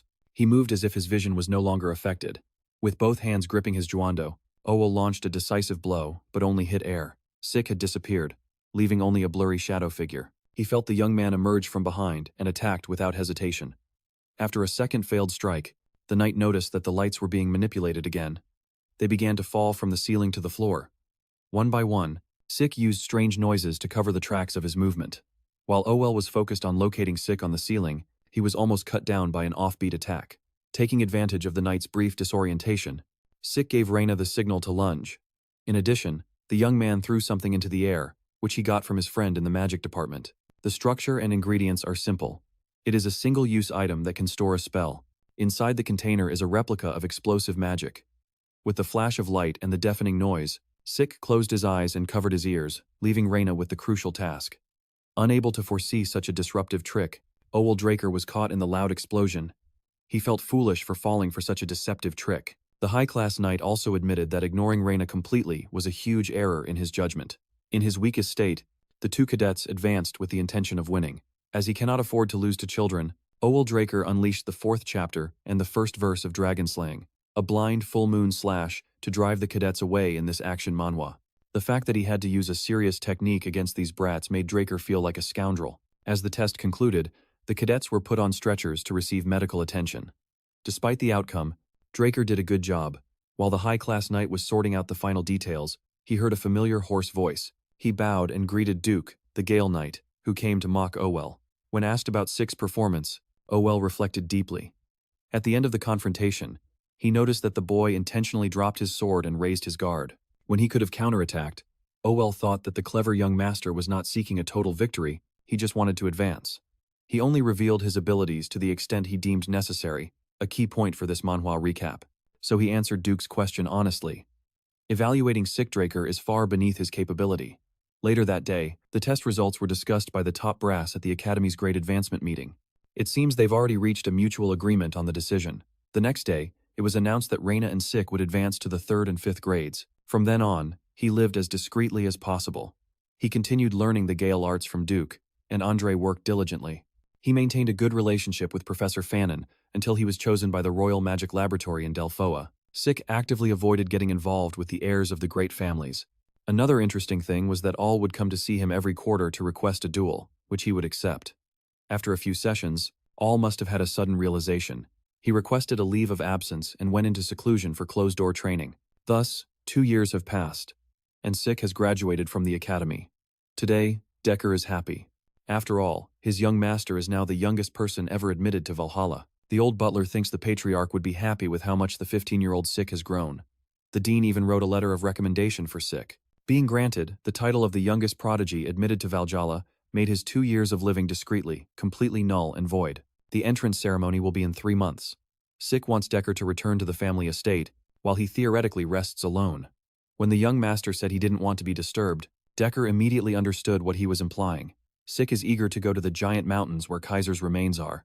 He will use these 3 months of vacation as an excuse to explore the lands of the Argos Kingdom through the Adventurers Guild. Sik wanted to err on the side of caution and hide his identity while venturing into a foreign land. Before leaving, he wanted to see one other person, his loyal assistant, Liam. For the past 2 years, he had been telling the big guy to relax, but he still preferred to be formal with Sik. Sik heard that Liam was transferred to the special class after distinguishing himself as a leader. He can't just stand by and do nothing to celebrate such an achievement, so he went ahead and arranged everything Liam would need during his time at the academy. Exam materials, training manuals, and essential items are all ready. Liam just needs to pick them up at Fafnir's breath. Furthermore, the big guy will need a personal weapon in his 4th year. So Sik had already arranged that with Galleon. Everything is paid for, so there's nothing to worry about. After all, he truly believes Liam will follow him to Valhalla soon. Hearing everything his boss did to prepare him for success moved the giant to tears. With determination, he knelt and assured his lord that he would meet those expectations no matter what. With Liam taken care of, Sik turned his attention to the Kingdom of Argos, a powerhouse located in the northernmost part of the central continent. It is one of the 4 central powers, along with Delphoa, Tevia, and Alencia. Various types of dungeons dot the great mountains that divide the continent. These dungeons attract adventurers looking to try their luck. The first king of Argos saw this opportunity and connected the kingdom's core business with the dungeons and adventurers. With the support of the royal family, the gigantic mountains have been divided into hundreds of regions with unique shipping routes and bases. Eventually, the Argos Adventurers Guild spread across the entire continent. Our boy is now at one of its branches. He used his name from before his reincarnation, S. Murray, to register and disguised himself well. Sik got a sturdy brown wig and green magic lenses. He wants to operate quietly, and hiding his identity as an adventurer is almost a requirement. Mentioning the name Drakkar would undoubtedly make him stand out. Now that he's back in the outside world, it's time to stretch his legs and search for treasure. He boarded one of the caravans heading to the giant mountains. It's a relief he managed to get a spot on one, as it's peak season for adventurers. Inside the caravan, some bold adventurers tried to chat him up, asking if it was his first time. Their leader, a very pushy blonde man, tried to recruit Sik with a smile. They boasted about being veterans who knew the mountains well and warned Sik about the dangers of going alone and ending up as monster food. One look was all it took to see their true intentions. These despicable people are pure evil. They love luring in new adventurers to use them as monster bait or sell them to slave traders. Sik didn't bother responding to their advances. Then he noticed something strange. He told the blonde man to shut up and approached the caravan driver. He warned the driver that monsters were following them 500 meters to the left. Judging by their presence, it seems to be an orc horde. The coachman insisted they were on a safe route, so they should be safe. Hearing Sik's warning, the blonde guy called him a nervous rookie. Everyone knows the Adventurers Guild routes are very safe. Forget monsters. Not even wild animals would dare enter the safe zone. If that's the case, what in the world is that behind Blondie? The caravan was torn apart by the orc horde.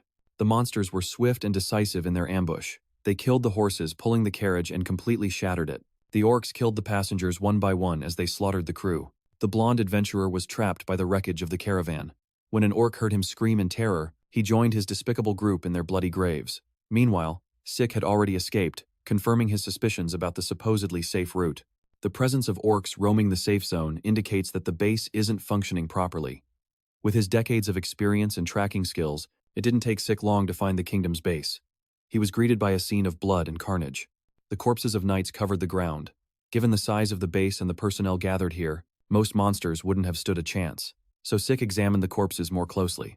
He could see that these people weren't slaughtered by a monster, but by a human. Whoever the culprit is, they left large lacerations on the bodies to disguise it as a brutal monster attack. But a monster doesn't leave such clean cuts. Plus, there are almost no signs of a struggle. These soldiers must have been ambushed by someone as wicked as a Purple Knight. If he stays any longer, he could be implicated in such a heinous crime. He can't afford any distractions right now. Finding traces of Kaiser is his top priority. Venturing deeper into the forest, he began to see more and more symbols marking barbarian territory. According to the minimap, he should be close to his destination. However, the Empire's hounds are sniffing around and following him, thinking he wouldn't notice. These hounds have been recruited from the best talents among the knight apprentices. As a unit under the Emperor's direct orders, they are trained in tracking and assassination. Currently, only those in the highest positions of the Empire know of their existence, but the hounds will make a grand public display when the Continental War begins. As Sik ventures deeper into the forest, he observes their movements. The tracking techniques they use are painfully familiar to him. This is exactly what they used to kill him before his reincarnation. From the Duke's conversation with his father, Sik discovers that the Emperor is obsessed with immortality and is willing to turn the continent upside down to find it. In his past life, the Mad Emperor was obsessed with rare artifacts. He wanted to unify the world and rule it eternally. With that in mind, it's possible the Empire is also searching for the ruins of the hero King Kaiser. Sik will have to verify it himself. He suddenly dashed out of the hound's range just as one was about to launch a flare into the air. Sik sliced off the man's hand in one swift motion. The one with the golden flare must be the leader. As the leader bleeds out, Sik asks if they are the perimeter guard team, since a standard team should have 12 men, not just 3. Hearing this, the hounds were shocked that he discovered them so quickly and barked for him to be quiet. He decapitated the leader to make them better understand the situation. This overpowered main character is not the prey, he is the hunter. Just talking livestock. You'd better speak before the count reaches 0. After much convincing, Sik found the hounds' temporary base in a cavern. Dozens of imperial hounds have gathered there. They are likely the ones responsible for the massacre at the Argos Kingdom's base camp. Since they're taking such drastic measures, it's possible they've found Kaiser's ruins. Before inspecting the hound's base, Sik arranged his victims' corpses neatly and scrawled sinister symbols on a tree using their blood. Although it's just a temporary base, the hunting hounds know how to make decent accommodations. Still, most of the hounds are extremely bored with guard duty. Since they are in barbarian territory, no one in their right mind would dare to enter. The guards went from being extremely bored to simply dead. One by one, they were eliminated by an unstoppable force. The kills in this action manhwa were so discreet that the hounds barely noticed. Before they knew it, their death sentence had already infiltrated their base. Sig's path of revenge was brutal, meticulous, and decisive. All of his kills were done in a single blow. When one of the hounds tried to warn his comrades, Sik shoved his hand into the guy's mouth and slit his throat. Holding a dagger stained with the Empire's blood reminded Sik of the old days. He felt nostalgic for his days as the sword who quelled a 5-year power struggle. Once, his boss ordered him to attack the Pavela cartel.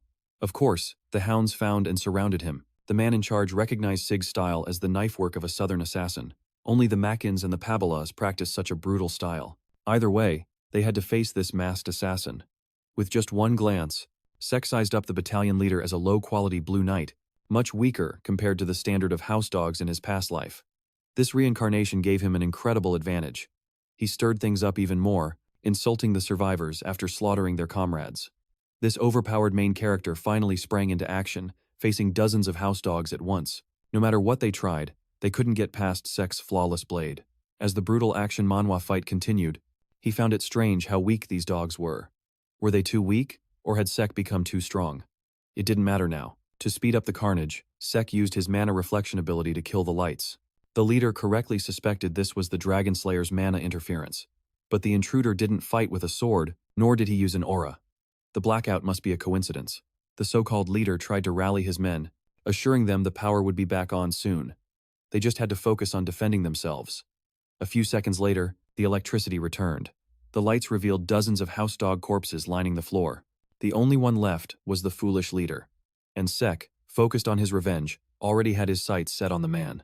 When he mentioned the Kaiser ruins, the leader unconsciously reached for his sword with trembling hands. Sek didn't expect to get any valuable information from this man.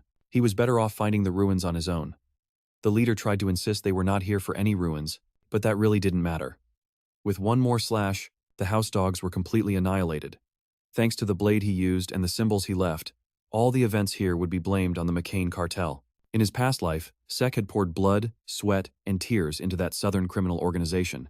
After the fall of the Cusco Kingdom due to a civil war, the McCain cartel divided the territory in two and took control.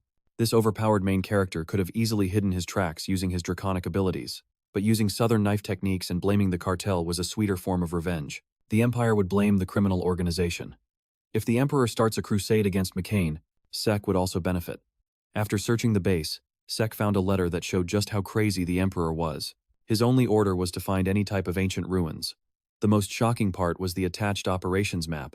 Searching every corner of the central continent was expected, but the dogs were even looking in the eastern regions. During a ceasefire, all the house dogs have been mobilized. Beyond the Dark Seas, they are tracking every location suspected of having ancient ruins. This meant the house dogs were already operating on a massive scale. Fortunately, they haven't invaded the Kaiser ruins yet. However, Sek had better hurry, as bad news was coming. Looking up at the sky, a red flare shone brightly. The house dogs used this flare to signal a disaster. Sek pulled up his mask and ran. No matter how fast and cunning he was, the house dogs almost caught up to him. The 5-part red flare they launched is a total trap. They have orders to eliminate the threat no matter what. Using the flare as the center, they will search and secure, they will trap and kill. This is their archetypal assassination method and is synonymous with a death sentence. When SK stole the artifact the Emperor wanted, even he fell into the all-out trap. But now things are different with the system in this reincarnation story. With a surprise attack, SK was cornered by the dogs. Their swords were fast and sharp, all aiming for a fatal blow. But Sik wasn't scared. This overpowered main character is confident he can take them on even with just a knife. After gracefully getting out of a disadvantageous position, Sik evaluated his attackers. These guys are on a different level than the rookies in the cave. He tried to keep his distance, but more dogs kept appearing out of nowhere, surrounded by dozens of the Empire's best and brightest. This simple outing has become a real problem for his revenge. Based on the skill of these people, Sik can still escape, but that would ruin his attempts to frame Makin. However, he still has a trump card he didn't want to use. He pulled out a small horn and brought it to his mouth. He blew into it, and the object produced a guttural sound that covered the entire forest. The dogs stopped their advance and observed the situation. Taking advantage of their confusion, he threw some smoke bombs to limit their vision. They tried to get close to him thinking the sound was just a distraction and failed. Still, as long as the trap is in effect, no one can escape the dogs. The leader adapted quickly and ordered his men to track any suspicious movements. Sik left no trail, but soon the dogs would pick up his scent. While the leader was thinking, his men started to die in this exciting Manhwa recap. Coming out of the forest were hordes of bloodthirsty barbarians. Although the dogs did everything possible not to provoke these savages, while they can take on a few of them, facing an entire army is simply asking to be annihilated. Some dogs tried to stand their ground, but their aura swords wouldn't pierce the barbarian's skin in this intense action manhwa. Instead, a single blow from a barbarian would crush a man's head. The leader of the dogs had never seen these savages so furious. At this rate, they will all die. So he fired a flare and gave the signal to retreat, canceling the all-out trap. As they retreated with their tails between their legs, the barbarians continued to chase them. When the coast was finally clear, he came out of his hiding spot and breathed a sigh of relief. That horn turned out to be more effective than he expected. The barbarian horn is used to communicate efficiently in the chaos of battle. It's a tool of war. In his past life, a benefit of his reincarnation, Sik developed a friendly relationship with the Muhawan tribe and they taught him how to make and use the horn. The signal he sent to the savages was a message about intruders invading their sacred land. Sure, barbarians are seen as simplistic and uncivilized, but they have distinct cultures and traditions and live by their own principles. The replica he created only held up for one use, but it was a great help. With the dogs out of his way, he can finally continue his quest. He reached the entrance of the ancient ruins fairly quickly. Here he ran into another obstacle in his plan. It's one thing after another. For this manhwa review, he had discovered a fallen 9-headed dragonborn, corrupted by tainted energy. Sik doesn't even know what a fallen dragonborn is. According to the minimap, the gate leading to the ruins is right behind the beast. He first tried to open the gate remotely, using the system, and it worked. He successfully opened the house of the hero King Kaiser. However, this caused the fallen dragonborn to enter an aggressive frenzy. Sik cannot just dodge the beast and slip past, so he is forced to fight. He immediately uses his dragon-slaying arts and closes the distance between himself and the monstrosity. To dodge 9 attacks at once, Sik resorted to his wind arts and used shadowless steps. His plan was to interfere with the monster's vision using shadowless steps and quickly sneak into the entrance. For a second, it looks like the bold plan is going to work. Just a little more and he would have pulled off the deception, but the dragonborn's fangs stopped him. Unfortunately, he was forced to draw the Stygian blade Bahamut. He immediately used the dragon-slaying arts. Chapter 7, Verse 1, Dragon Decapitation to the Highest Degree. Upon slicing off one of the 9 heads, Sik discovered that the fallen dragon's blood had a corrosive property. Luckily, his healing factor kicked in before his skin was torn off. After the initial clash, Sik recalled this monster. His master from his past life had barely managed to subdue such a formidable beast. The 9-headed Hydra dragon felt its blood boil with excitement. eager to test itself against such an opponent. The battle raged on, with Sik using Bahamut like a toothpick against the Hydra. While he dealt with one head, the others continued to wreak havoc. He begins to doubt his clan's naming scheme for the so-called dragon-slaying arts. In this era where dragons no longer exist, the monsters born from them are the closest thing. However, it seems that none of his attacks work against the beast. No matter how much he cuts, the Hydra regenerates. Defeating such a monster might be too much for him. Now the monster is about 30 meters from the gate. For now, Sik wanted to try something, so he asked the system to close the entrance. His request was confirmed, and the gate closed. He positioned himself, determined to try again. Once again, he combined the applied dragon-slaying arts with the fifth form of the wind arts. Moving forward, he unleashed the wind slasher. The burst of speed should give him the momentum needed to get through the gate. The Hydra saw him coming and launched 3 heads to block his path. Sik got closer than ever to the entrance, but the Hydra was quick and halted his advance, fiercely biting one of his arms to drag him back. He thought he could outsmart and trick the beast, but it is clearly determined to fulfill its duty as a guard. Since the beast wanted his arm so badly, Sik gladly offered it up. Using his sword, he cut off his own arm to escape the Dragonborn's clutches. A severed arm is no big deal considering Sig's inhuman regeneration. Furious at his reckless fighting style, the beast launched another attack. It expelled a poisonous mist that enveloped him. The Hydra's venom quickly seeped into Sig's body. He counterattacked with a vengeance, using the manifestation of his soul. The laceration pierced through several heads at once. Now, most of the Hydra's heads are severed, causing it to collapse to the ground. The dragon and the hunter stared at each other, both pushed to their limits. The beast begins the final confrontation as Sik raises his sword to face the only head left.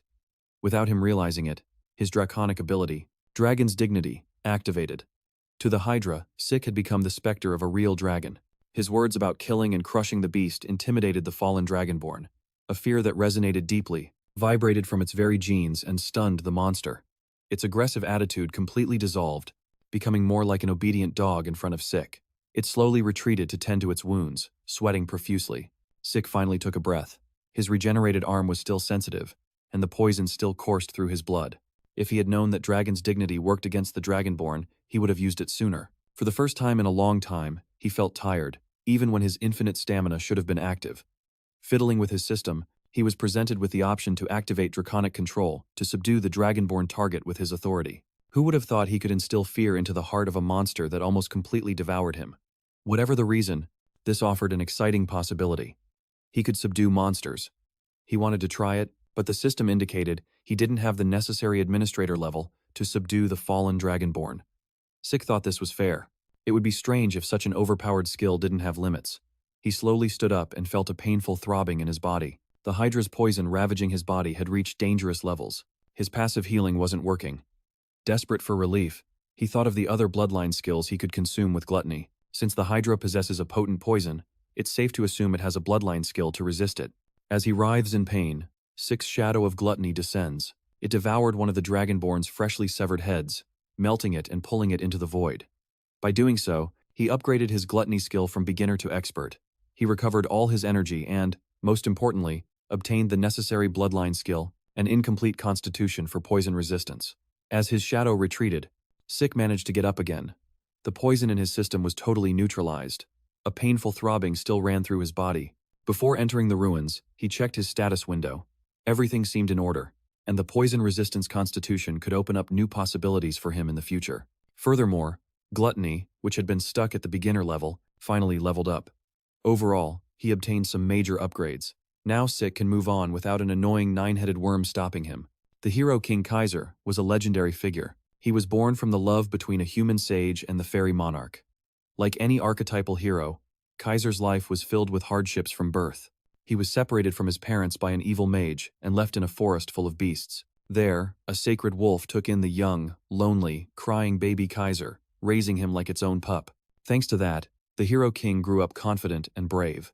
He eventually saved the oppressed humans and founded the Kingdom of Human Liberation in the center of Kronos. Everyone on the continent knows the legend of Kaiser. They have heard it in bedtime stories.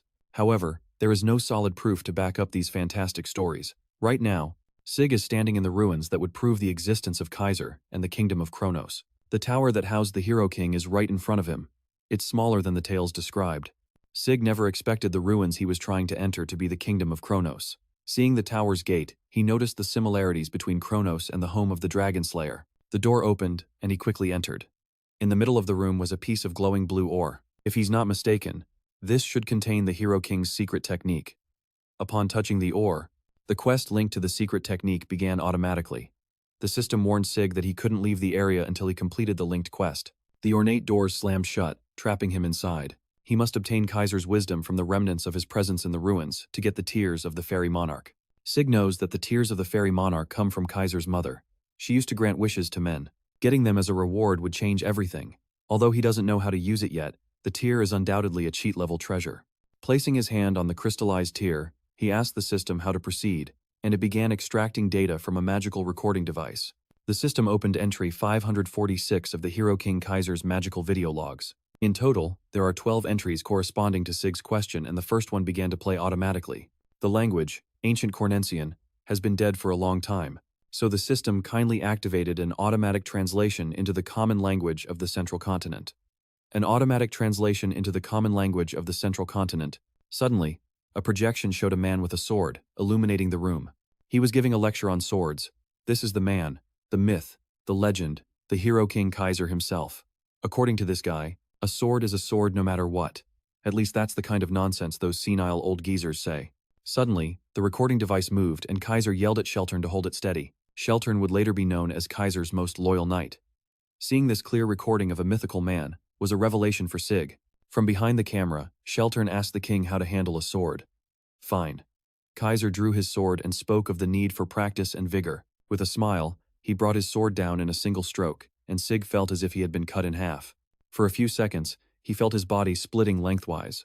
When he snapped out of the daze, he was sweating buckets. It was just a recording of a practice swing. The overwhelming spirit felt real. This is the wisdom of the Hero King he must inherit. The thought of wielding a sword at that level excited him, so he asked the system to play the video again from the beginning. After replaying the recording repeatedly and trying to imitate that intensity, 4 days flew by. There are 3 doors that can be opened from this locked room. The first is a food warehouse with provisions for months. The second door leads to a rest area with a bed and a bathroom to manage his personal condition. The last room holds books and weapons of war. This place is the perfect training ground for Kaiser's successor. With everything taken care of, Sik could focus solely on training and swinging his sword, getting as close as he could to Kaiser's form. But something was missing. After another day of endless practice, he finally mastered the basic form of the Hero King's wisdom, the elemental sword. Overcoming the basic level unlocked the applied level. This triggered the summoning of Kaiser's soul. With the monarch's tear as a catalyst, the spirit took form. The king of the ancient kingdom of Kronos, the Hero King Kaiser, returned to the physical world. Sik was thrilled. The soul of the legendary king, famous across the entire continent, was right before his eyes. He quickly snapped out of his daze when Kaiser grabbed his sword. Fortunately, he was now skilled enough to anticipate the attack and block it just in time. However, the force of the blow sent him flying into the walls. The king ordered him to get up. He felt a pressure he had only experienced once before when facing his master. Before backing away, the Hero King mocked his pathetic skills, deeming him unfit to learn the elemental sword. Kaiser was greatly dissatisfied. The knight of old slammed his fist on the ground, lamenting how pathetic the current generation was. Sik thought the king was testing him, but he wasn't even given time to compose himself. Kaiser majestically closed the distance between them. He unleashed another monstrous slash that could have ended Sik's life. These attacks were lethal. This 1,000-year-old soul was actually trying to kill him. The hero he admired seemed more like an irrational monster right now. Clearing useless thoughts from his mind, Sik took a deep breath, dropped the practice sword, and steeled his resolve to give it his all in this duel. Drawing Bahamut, he immediately coated the Stygian blade with aether and converted it into an aura. The Hero King was pleasantly surprised and asked Sik if he was a disciple of Shelturno. That's right. He vaguely recalled his faithful knight telling him about this power. Kaiser believed it was called aura. Even fighting with all his might, Sik was easily defeated. It was clear the king wasn't taking him seriously. Regardless of the name, Kaiser didn't care for such minor techniques. He was only interested in how fun the fight was. At least when Sik went all out, they could exchange blows for a few seconds. Sik already knew he would be insignificant before the ancient ruler, but this was just too much. He never thought his skills would only amount to this much against a true powerhouse. However, he trusted his perseverance. He quickly activated critical hit, rapid movement, continuous slash, and dragon's claw. The image of the dragon's limb looked more solid, and its power was more destructive than before. Still, Sik's strongest attack didn't even wrinkle the king's robe. All it did was confuse Kaiser. Despite not being a dragonoid, the boy could wield draconic powers. While Kaiser was lost in thought, Sik maximized his aether and attempted a surprise attack from behind. The Hero King turned around with a curious gaze. He sensed that Sik was using an elemental force, as they used to call it. With a fluid motion, the young lord unleashed his ultimate finishing blow. Steel-cutting Sunday, Kaiser deftly blocked the attack that had shattered a dragonborn, a smile playing on his lips. Moments later, Sik opened his eyes, feeling disoriented. The king was waiting for the weakling to wake up. Kaiser admitted to seeing flashes of talent in Sik. The boy can harness Sheltern's talent. He can use draconic powers and hints of elemental force. Upon further examination, he noticed that part of Sik's soul was trapped in the spirit realm. All these words only confused the young man. Kaiser explained that although Sik has a human body, he managed to overcome the wall of death. If that's the case, his ability to access elemental force makes sense. Growing more frustrated, Sik confronted the king about these unfamiliar terms and nonsensical topics. Kaiser smiled and dismissed those trivial matters. After all, they have a more important goal. This young man must now try to fully grasp the Hero King's wisdom and master the elemental sword. You see, elemental force is the natural energy that makes up all things: water, earth, fire, and wind. The lost elemental sword applies these four basic elements into one technique. To demonstrate visually, the king brandished his sword and produced a roaring tempest with Windfield. The source behind this technique must be the ether the young man spoke of. The king's explanation, his raw power, and its application are much closer to magic than to swordsmanship, a key point in this manhwa recap. Since elemental force is practically synonymous with aether, there must be some kind of secret involved in its conversion. When he raises the question of conversion, the king just looks at Sik as if he were a fool. He ignited his sword and claimed he could do it innately, so he can't explain the method. So Sik is forced to observe and form his own explanations. It wasn't that he couldn't sense the king's ether, it was that he was simply unable to. This man's use of ether is so finely tuned that Sik would need all his concentration just to barely sense its movement. After processing what he learned, he tried to use the elemental sword. Kaiser had called his soul manifestation a type of elemental force. If that's the case, he just needs to adjust the soul manifestation a bit to arrive at his own interpretation. When he attempted to grasp the conversion, the king was a bit surprised. After a few moments of forcing his soul manifestation to change shape, he managed to form a wind sword. Instead of congratulating him for getting it so fast, Kaiser smacked him on the head. The king insisted that he must use real elemental force, not an inferior imitation of an incantation. According to Kaiser, incantations are only for dragons. Dragonoids might be able to use them, but humans can't. Every time Sik depends on that power, he will just end up overstepping his limits, and that won't end well at all. There is a marked difference between human souls and dragon souls. The young man could imitate it for a while, but he can never use the incantations to their full potential. A great detail for this manhwa review. Kaiser is annoyed with whoever created such a pathetic and reckless imitation. Come to think of it, Sik had indeed seen mentions of incantations before. By absorbing Bahamut's heart, he obtained the draconic ability of incantation, but he couldn't use it yet due to a lack of experience as a wielder. If that's the case, he can truly unleash its full potential when he gets stronger. A classic setup for an overpowered main character. He could also use the soul manifestation without its drawbacks. The king impatiently demanded that he practice properly before getting another smack on the head. Naturally, the practical training took longer than the basic physical conditioning. Thanks to the divine body, Kaiser's demonstrations, and regular training, Sik finally understood the basic principles of the elemental sword. Magic is activated with mana as its force, while the elemental sword uses aether to fuel the power of the spirits. After understanding the principles and how to use it, Sik soon began to use the technique. He can now use some of Kaiser's techniques. Although he's come far, he has only advanced to the initial level. For Kaiser, reaching the next realm will be very difficult, so it's better for him to rest well. While he was resting, he wanted to ask the Hero King some questions. Kaiser, resting lazily on his floating cloud, attended to the young man's inquiries. Sik asked why the king called him Shelter's disciple. Seeing the aura now, the king finally remembered what that power was called: aura. Back in those days, Shelter said that humans couldn't use elemental swords, so he invented his own technique. That knight of his, Terra Draker, must have ignored the king's technique and only passed on his own creation. Sik was stunned. He had just casually discovered that the Hero King's right-hand man and the inventor of aura was a damn Draker. That means the original progenitor of his family wasn't Terra, but an even more ancient warrior in the form of Sheltern. Putting aside all follow-up questions, Sik asked the king what the spirit realm was. Now that this overpowered main character is somewhat proficient with the elemental sword, he still can't grasp the concept of the realm. Kaiser nonchalantly raised his hand and caused a fissure to appear beside him. The fissure was created by wind pressure. He doesn't even need a sword to do something like that. Kaiser explained that the spirit realm is like the afterlife, but not quite.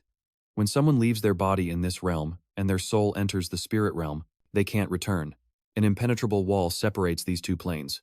However, Kaiser also said that part of Sik's soul is trapped in the spirit realm, a strange kind of reincarnation, and Kaiser himself wanders freely in the real world as a soul. Admittedly, it's the first time the Hero King has seen an existence as strange as Sik. There are actually a couple of ways to cross between planes. In Kaiser's case, he asked a dragon for help to cross. Sik was surprised. He believed there was no way such a haughty creature would help a human. The king was confused. In his era, dragons cherished humans. This is new to Sik, who only sees dragons as apocalyptic beasts in this action manhwa. If they cherished humans, why did Bahamut try to destroy the world? Sik's worldview is crumbling. He no longer knows what to believe. As we see in this manhwa recap, Kaiser said that Sik is living proof of the dragon's care for humanity. His heart and the fang used to forge his sword were a gift from Bahamut. Kaiser had encounters with that old dragon in his youth. Although Bahamut's character is questionable, that bag of scales has an adorable side and can't refuse a sincere request. It seems the Hero King and the evil dragon were friends. Hiding the fact that Bahamut was subjugated and killed by humans is probably for the best right now. Sik played along and said that his heart and sword were a gift from Lord Bahamut. Kaiser laughed out loud, remembering the dragon's kindness. He even mentioned that Bahamut regularly fights with Kronos due to his fiery temper. The Hero King clarified that Kronos was the guardian dragon of his kingdom and Kaiser was his contractor.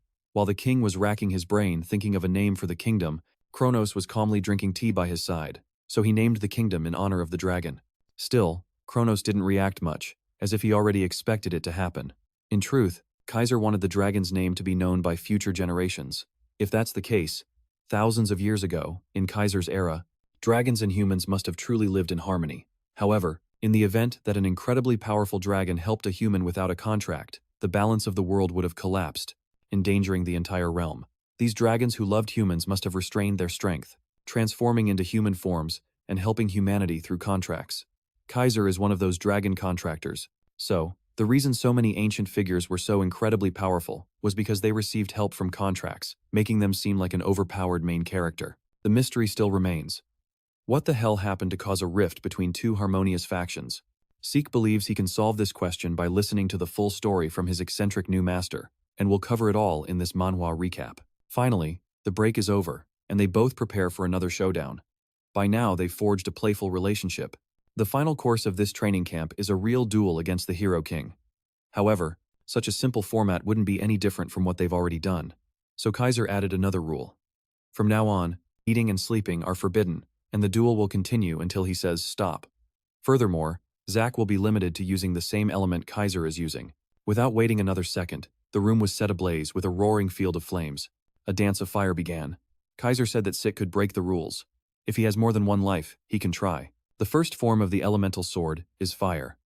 Meeting the king's sword with his own flame, the field of fire caused the swords to clash, spreading immense heat and displaying overwhelming destructive power. Now Sik can match him when it comes to fire. His eyes narrowed as he sensed the next phase was about to begin in this action manhwa.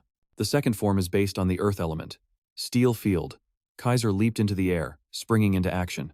Steel Field focuses on weight, specializing in subjugation and defense. It allows the user to freely control solidity and mass. Sik gritted his teeth and endured the mass as best he could.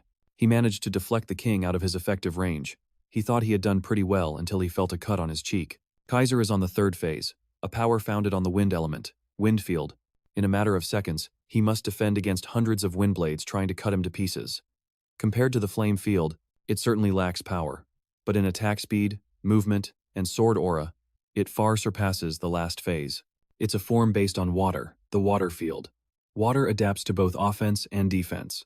It also excels in pressure and support. Facing crushing waves is an extremely difficult task. The form is as variable as water itself. A fitting challenge for a character driven by revenge, possessing a versatile and well-balanced power. But caught between two tsunamis, he was in a complete freefall. He was bleeding from multiple painful wounds, unable to even land a threatening blow on the king in return. His power level and mastery should have been far greater than when he began, but Kaiser was simply on another level. The skill gap between master and student was enormous. As soon as he found an opening to counterattack, Sik launched a powerful strike.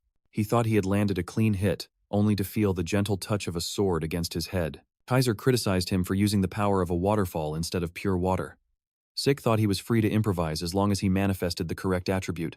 The king admitted that with other elements, he could improvise all he wanted, wielding them with brute force.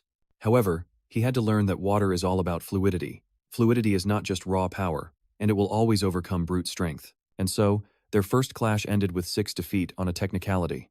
Honestly, he was starting to get frustrated with Kaiser's standards. He saw strength as the one thing that overcomes all. In his previous life, a classic reincarnation story, he was defeated because he lacked the strength to fight back. As a result, he lost everything precious to him, fueling his quest for revenge. Without strength, he couldn't protect those most important to him, or even survive and stick to his convictions. He sought nothing but strength his entire life, in both of his lives, for that matter. So when Kaiser said that fluidity overcomes strength, the king was challenging the very core of his being. As he zoned out, muttering to himself in the middle of the duel, Kaiser attacked without mercy. Sik managed to raise his water sword just in time, but he lost his balance. He stopped counting the days after the 15th day of non-stop fighting. He figured at least a month had passed since they started crossing swords without a single break for food or rest. Thanks to that, he realized his so-called infinite stamina wasn't so infinite after all. Faced with this monster, his broken ability seemed weak. Day after day, Kaiser only increased the intensity of their duel. Lately, they had been focusing on mastering fluidity with the water element. At this point, Sik was struggling to put any strength into his exhausted arms. To make matters worse, the ground was incredibly slippery, making his footwork a nightmare. With Kaiser's next attack, under such immense force and with no stable footing, his knees finally gave out. It was only a matter of time. But instead of despairing, Sik smiled. After days of resisting this new way of thinking, he finally understood what the hero King Kaiser had been repeating to him. Fluidity overcomes strength. The strength to wield his sword, and the strength to even stand. By being stripped of these things he valued so much, by being forced to let them go, he finally understood the wisdom in his eccentric master's words. The methods he had learned to control the arc of his blade, and the trajectory of his strikes were nothing but chains holding back his freedom. By cutting these unnecessary ties, he could finally flow with the freedom of water. From top to bottom, he could carve his own path. There was clarity in his eyes. Sik initiated the next exchange. Instead of getting bogged down in defensive thoughts, this overpowered main character felt a sense of liberation. It was a state where the line between his sword and his body blurred, where he felt one with the world. Like the waves, sometimes violent, sometimes gentle, his shifting movements and aggression finally made the king smile, a great moment in this action manhwa. After what felt like months of endless dueling, master and student were enjoying it to the fullest. The floor of the room was already flooded. As the rain fell, Sik took an unusual stance. The Bahamut sword was getting soaked. Kaiser raised his sword, skillfully wielding the fourth element. At the same time, they unleashed their elemental swords without restraint. The edge of their waters formed a perfect horizon of sharpness. Finally, the rain stopped and a warm light filled the damp room. The hero King Kaiser looked at his disciple with a satisfied smile. With such a display of growth, the mythical figure officially accepted the young Sik Draker as his sole successor. After who knows how long, Sik Draker opened his eyes to a cracked ceiling with sunlight streaming in. This is the second time he's lost consciousness since becoming this overpowered main character. The headache was terrible. The first time he exceeded his abilities was in his duel with the old Duke. Using his skills so much surpassed the fatigue his fortified eternal room allowed. For his own good, the system intervened and shut him down. It was a case caused by the misuse of draconic abilities. It's the first time his body has reached its limit since his reincarnation. Gathering the strength to sit up, he looked for the hero King Kaiser, his new master, but he was gone. He probably returned to the spiritual realm. Sik feels he managed to pass the Waterfield test at the last moment, a crucial step for his revenge. The mission should be complete now. When he opened the system, he was bombarded with multiple notifications. If you were to click the bell below, this is what would happen to you. Draker received increased rewards for completing a linked mission. His hard work was being recognized. He obtained the Fairy Monarch's Tears, 500 karma points, and 3 random skill cards. In addition, the achievement mission was successfully completed, granting him elevated administrator rights, 500 karma points, and 3 random boxes. Now that he's an intermediate administrator, more system functions will be available for him to use from now on. His elemental quest book was upgraded to intermediate. An item quick slot was unlocked, and he can now use portal transport on the minimap. Bro got fast travel. Sik's soul also changed drastically, unsealing part of Bahamut's heart. The seal's percentage dropped to 90%. There's still a long way to go to reach his full potential. There were so many upgrades and changes that Sik couldn't wipe the smile off his face. When he first assimilated with Bahamut's heart, it started at 95%. He tried to force the seal, but the system rejected it. He faced powers he couldn't handle, so he understands why the system blocked his access. Still, 10% seems a bit low. There are spells he can't unlock with just points and draconic control. Is he sure these things are related to the seal's percentage? With those boring things out of the way, it's time to play with his random boxes. Impatient to see what was inside, he opened all three at once, a highlight of any action manhwa. They contained meteoric iron boots, meteoric iron lower armor, and delicately crafted crystal earrings that increase mana recovery by 15%. Given the benefits they provide, he can't wait to sell this to a mage for a high price. The boots and lower armor match the gauntlets he got earlier. At this rate, he'll soon have the complete set. The loot was disappointing, but our overpowered main character still has the skill cards to gamble on.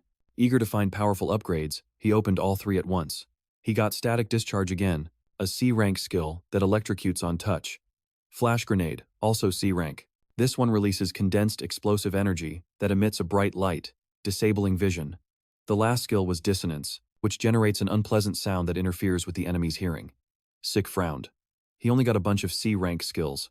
Well, at least they were free. Besides, getting high-rank skills for free would be unfair in this action manhwa. It would devalue the effort. He was somewhat discouraged, but upon testing Static Discharge, he was surprised to see that C-rank skills aren't as useless as they seem. The power is still terrifying considering its rank. Moreover, it's very flexible in its use. Plus, he can combine the flashbang and dissonance together to create the ultimate crowd control technique, something that would surpass the artifact used in the advancement exam. With the skill cards managed, S reviewed the newly unlocked system functions in this manhwa recap. The hotkeys for items allow them to be used like skills. They will undoubtedly be useful in emergencies. With his healing factor and infinite stamina, placing healing potions in these slots would be useless. Then he realized he was relying too much on these traits. Although it's unlikely, there's no guarantee he won't face another opponent like Kaiser who can't be beaten on his path to revenge. Even if he has infinite stamina, he shouldn't test the limits of his healing factor carelessly. To be safe, he bought Salvation, a high-quality healing potion for 350 karma points, and registered it in a slot. Because of how potent this mixture is, it's limited to a single use per life. It was very expensive, but it's good to have a backup plan for his backup plans. The last and perhaps most important reward was the Tears of the Fairy Monarch, catalyzed by the grief of Kaiser's mother. The drop in this ornate bottle can summon the Fairy Monarch. She is a legendary figure who grants human wishes. What he holds in his hands could make any wish come true. Due to its power, it's limited to a single use. Testing it now is not an option. It would be wiser to store it in his inventory and wait until the need arises. He couldn't help but feel that it wouldn't be long before that day came. Upon leaving the ruins of the Hero King, he wanted to test something. After being swallowed by a strange magic, he found himself in the middle of a ruined adventurer's outpost. This confirms that the system's new portal transport function is real, a perfect tool for a reincarnation story. You can choose a destination from the minimap and fast travel in an instant from Kaiser's home to the 8th adventurer's outpost of the Argos Kingdom. The fee was 150 karma points. It was quite high. Apart from the cost, there are practically no other restrictions. As long as he has the funds, the entire continent is practically within reach. Its convenience is secondary. This function is ideal for hiding his whereabouts, which we'll cover in the next part of this manhwa review. There are many ways to integrate this tool into his plans.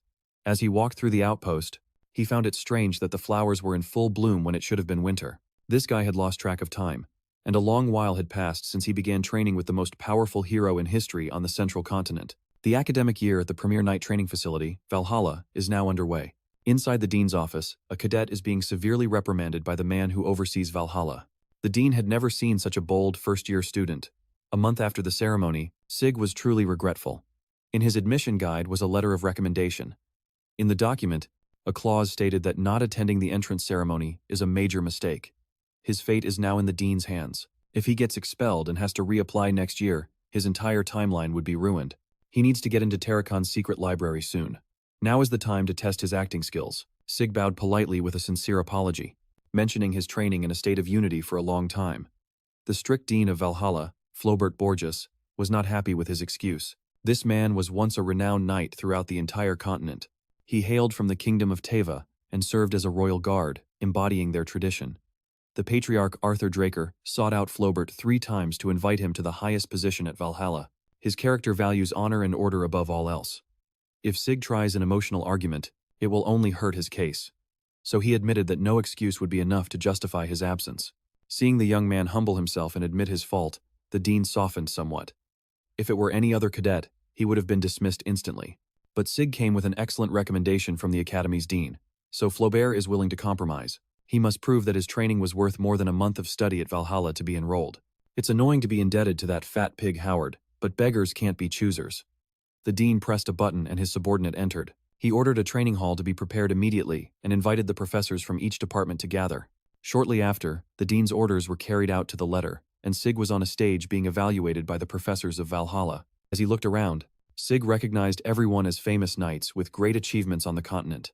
With everyone ready, it's time for the young man to prove he deserves to attend Valhalla after his transgression. The dean watches him like a hawk stalking its prey. Under everyone's watchful eyes, Sik took his sword, wondering how much he should hold back. He can't show these old men his elemental sword. They wouldn't be able to understand it. Still, they train the best knights on the continent. They wouldn't bat an eye at just any old technique. Perhaps he can only impress them by showing a fraction of what he can do. Aura covered Sig's sword, burning and bright. Seeing his overflowing aura, the panel of professors, without a doubt, this boy was using an aura blade to cultivate his aura. It's a technique exclusive to the Blue Knights. The panel discussed if it is possible to reach the Blue Knight level at 15 years old. The previous record was held by Cerebel at 19 years old, even though he is a Golden Awakener. This seems too incredible. As they got excited about the aura, Sig remembered that Master Kaiser called this power an insignificant trick used by the weak. After exchanging blows with that monster for a month, Sig forgot how to contain his aura. Still, it is a relief that he managed to rein it in right at the Blue Knight level, before meeting the Hero King. His aura was already at this level. After learning the elemental sword and mastering the water field, his aura has broken through several levels. According to his estimation, he had already reached the level of a Red Knight. The key difference between these realms lies in the use of the aura blade. This technique is simple. You just wrap your weapon in a thin, sharp layer of aura to optimize its lethality. Blue Knights can manifest and maintain this state. A Red Knight, on the other hand, changes its form freely while maintaining its damage potential. Fortunately, he stopped before reaching that level and stuck to just the aura blade. After his brief demonstration, Sig was surprised by one man's over-the-top reaction. The dean, Flobert Borgs, rose from his seat with a very pleased smile. If a 15-year-old boy trained on his own to reach the Blue Knight level, it would be fine if that boy had been absent for several years, let alone months. Still, Sig apologized for his prolonged absence. The dean spoke with the professors to decide about the boy. It seemed he would throw a tantrum if they did not forgive Sig's offense. Dean Flobert Borges is known for being incredibly lenient with talented students. As expected, the decision to forgive Sig was unanimous. The boy's aura blade is so clear that it would stand out even among active knights. The panel and the dean congratulated Sik Draker on his successful enrollment. It was very easy for our overpowered main character. Midland Atlas is a large city the size of a typical kingdom, located in the center of Midland. Here lies Valhalla and the Four Seasons fortress of the Draker family. This place is also the residence of the patriarch and several key figures of the transcendent family. The main castle. Sig left Valhalla and walked through the streets of Atlas until he reached an imposing mansion. This large place is in his name. Being so talented has its perks. He still has his dad's black card with unlimited spending. They are spoiling him rotten. Upon opening the door, he was greeted with confetti and cheers by his master, Duke Draker, and the training fanatic, Andre, waiting for him to enter. With party hats and clown makeup, it looked like a horror movie. The Duke praised his disciple for advancing. It is the first time he has seen someone skip a whole month of classes at Valhalla and still get admitted. Since the star of the show arrived, they had better start the celebration. Sig still has not adapted to his new life in the city, and these goblins are already making a mess. Duke and Andre should not be here. They were full-time employees at the academy. The Duke finally accepts the Patriarch's call to return to the Four Seasons Fortress, which is a key part of this action manhwa recap. He has been here for 1 month and decided to be the mansion's butler. Andre entered Balhal as an assistant. This guy just wanted to follow his companion. He really expected to have some quiet time, but that doesn't seem possible. Now they decided to invade the mansion without consulting the owner in the middle of the night. Duke and Andre were knocked out by all the food and drink at this surprise party. They're still wearing their clown makeup. Unbeknownst to them, Sik had already gone out to see what the night had to offer. A hooded figure was standing alone at the bar. He showed a single gold coin to the bartender and asked for a beer and a meeting with someone named Kay. Hearing the stranger mention that name, the entire bar fell deathly silent. Every customer drew their swords and approached the hooded stranger sitting at the bar. The stranger smiled in amusement. Under the hood, it was Sik Draker, our overpowered main character, showed his gauntlet embedded with his family's emblem. He released a bit of his aura and asked the patrons if they really wanted to do something stupid tonight. Everyone backed away in fear. They knew that one false step could be fatal. They swallowed their courage and sat back down like the good boys they are. and they sat back down like the good boys they are. The bartender also feared the hooded stranger and awkwardly apologized for not stopping the crowd. He took a bottle of wine from the shelf, opened a secret door behind it, and offered to guide Sik to the branch manager. The hallway behind that secret passage was larger than it appeared from the outside. In addition to the entrance, there is a magical layer of security all over the place. This place follows K's methods. Before Sik's regression, there were two groups considered the main intelligence organizations on the continent in this action Manhwa. One was the Draker family's Order of Black Knights, and the other was the Roman Empire's Intelligence Bureau. However, there was another that matched their reach. Only a few knew about the syndicate. At first, they were a simple gathering of smugglers and criminals. K changed that. Upon joining, she used the existing smuggling network as a foundation to build an intelligence hub. When Sik was expelled from the academy, he ended up doing dirty jobs for Makan. He did everything to survive, and carved out a path for himself as a hired assassin. That's when the branch manager of the K syndicate sought him out with a commission to clear out a major transport route. At that time, she was still expanding the syndicate's roots to create a spy network that would rival the Black Knights in Rome. Her tenacity and talent were unparalleled, and she eventually became the head of the syndicate. Years later, after the Empire had stolen or trampled on everything Sik had, K appeared before him again. She unreservedly gave him information about the artifact the Emperor wanted. K actively cooperated with Sik's plan for revenge. She said it was her way of repaying Sik's invaluable support in the syndicate's growth into a giant. Without her, Sik would not have obtained the artifact that sent him back in time, kicking off this amazing reincarnation story. Information is a deadly weapon. You never know how it will alter the future. Currently, Sik's abilities are immense. What he lacks is a valuable ally, as K will be a key player in the future. After an endless walk, Sik finally entered an old warehouse. A woman struck a match and lit it. That flame was the only light in the dark room. He sat down. This woman's taste is still the same. She slowly used the match to light a cigarette. Her talents are visible. In fact, two of them. With a seductive voice, she asked what business the rising star of the drag family could have with someone like her. K is a true villainess. Legally and physically, she is perfect. He doesn't want to beat around the bush.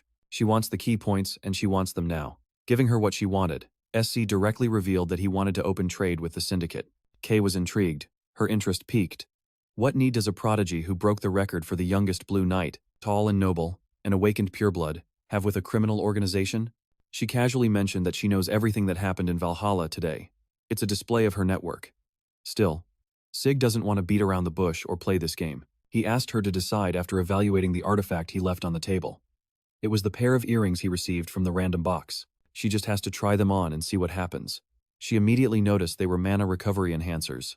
Kay expected to feel some common, insignificant effect, but the cigarette fell from her lips as she put on the earrings. Her cold and distant attitude vanished, replaced by surprise and joy. Her recovery improved by 15% instantly. Most of the artifacts on the market are close to 1%. Even the impressive ones that sell for a lot of money max out at around 3%. For a 15% enhancer, it's impossible for her to ignore something like that on the market. That means this young man has a secret route, or plundered the artifact on his own. Knowing he now had the upper hand in the negotiations, our overpowered main character moved the conversation to the real deal. The talk was brief. He can now open a new account with a sealed personal statement. Earlier, Sig had appointed a representative at the Atlas Northern Bank, where K could manage the other artifacts he had deposited. The syndicate's cut would be 10% for each item sold, with an additional bonus for every 10,000 they sell. For some reason, this guy drafted the perfect deal for both parties, one that a shrewd businesswoman like K herself would make. This is a great detail for any manhwa review. Furthermore, he entered this room knowing that K was a mage. He must have access to inside information without asking for a higher percentage. She accepted the terms. With the formal side of the business closed, the new partners can only hope for good luck. Before leaving, he did ask one more question. He smiled maliciously and asked if her ghost ship was okay. The mention of the ghost ship turned the atmosphere hostile. This is a classic revenge manhwa moment. Countless hidden men from the syndicate emerged from the shadows, showing murderous intent. Sig played off his abrupt question and asked everyone to calm down. Although it's fine to threaten him, they'd better be sure they can handle what happens if they cross the line. Kay looked at the young man and felt suffocated by the pressure of a divine beast. A true overpowered main character. All her aggressiveness vanished in an instant, and she unintentionally recoiled. The same thing happened to the syndicate's men. None of them could move. Kay blamed herself for reacting so fiercely without having enough information on this guy. This is what you get in a reincarnation story. They say Sik Draker is the youngest Blue Knight in history. That's absurd. This action manhwa is full of surprises. If the Atlas branch... No. Even if the entire syndicate attacked him at once, they would be massacred. This time, our overpowered main character wasn't asking. He was demanding they move to a more private location. Kay complied and led him to the branch manager's office. For her safety, she asked him to sign an oath. This paper serves as a way to seal agreements, a method used frequently by mages. To secure the agreement, both parties use blood as ink. It is simple, but its effects are undeniable. Once the deal is signed, each party will have a seal on their arm. Harming the other party would lead to death. Of course, there are other methods like assassinations to circumvent this ancient practice, but not completely. Such methods would lead to endless restrictions for the merchant. Kay said it's normal for her to want some insurance, especially after seeing the young man bare his fangs. If he wanted to, he could kill her and take everything. Understanding her position, Sik used the tip of the pen to draw a bit of his blood.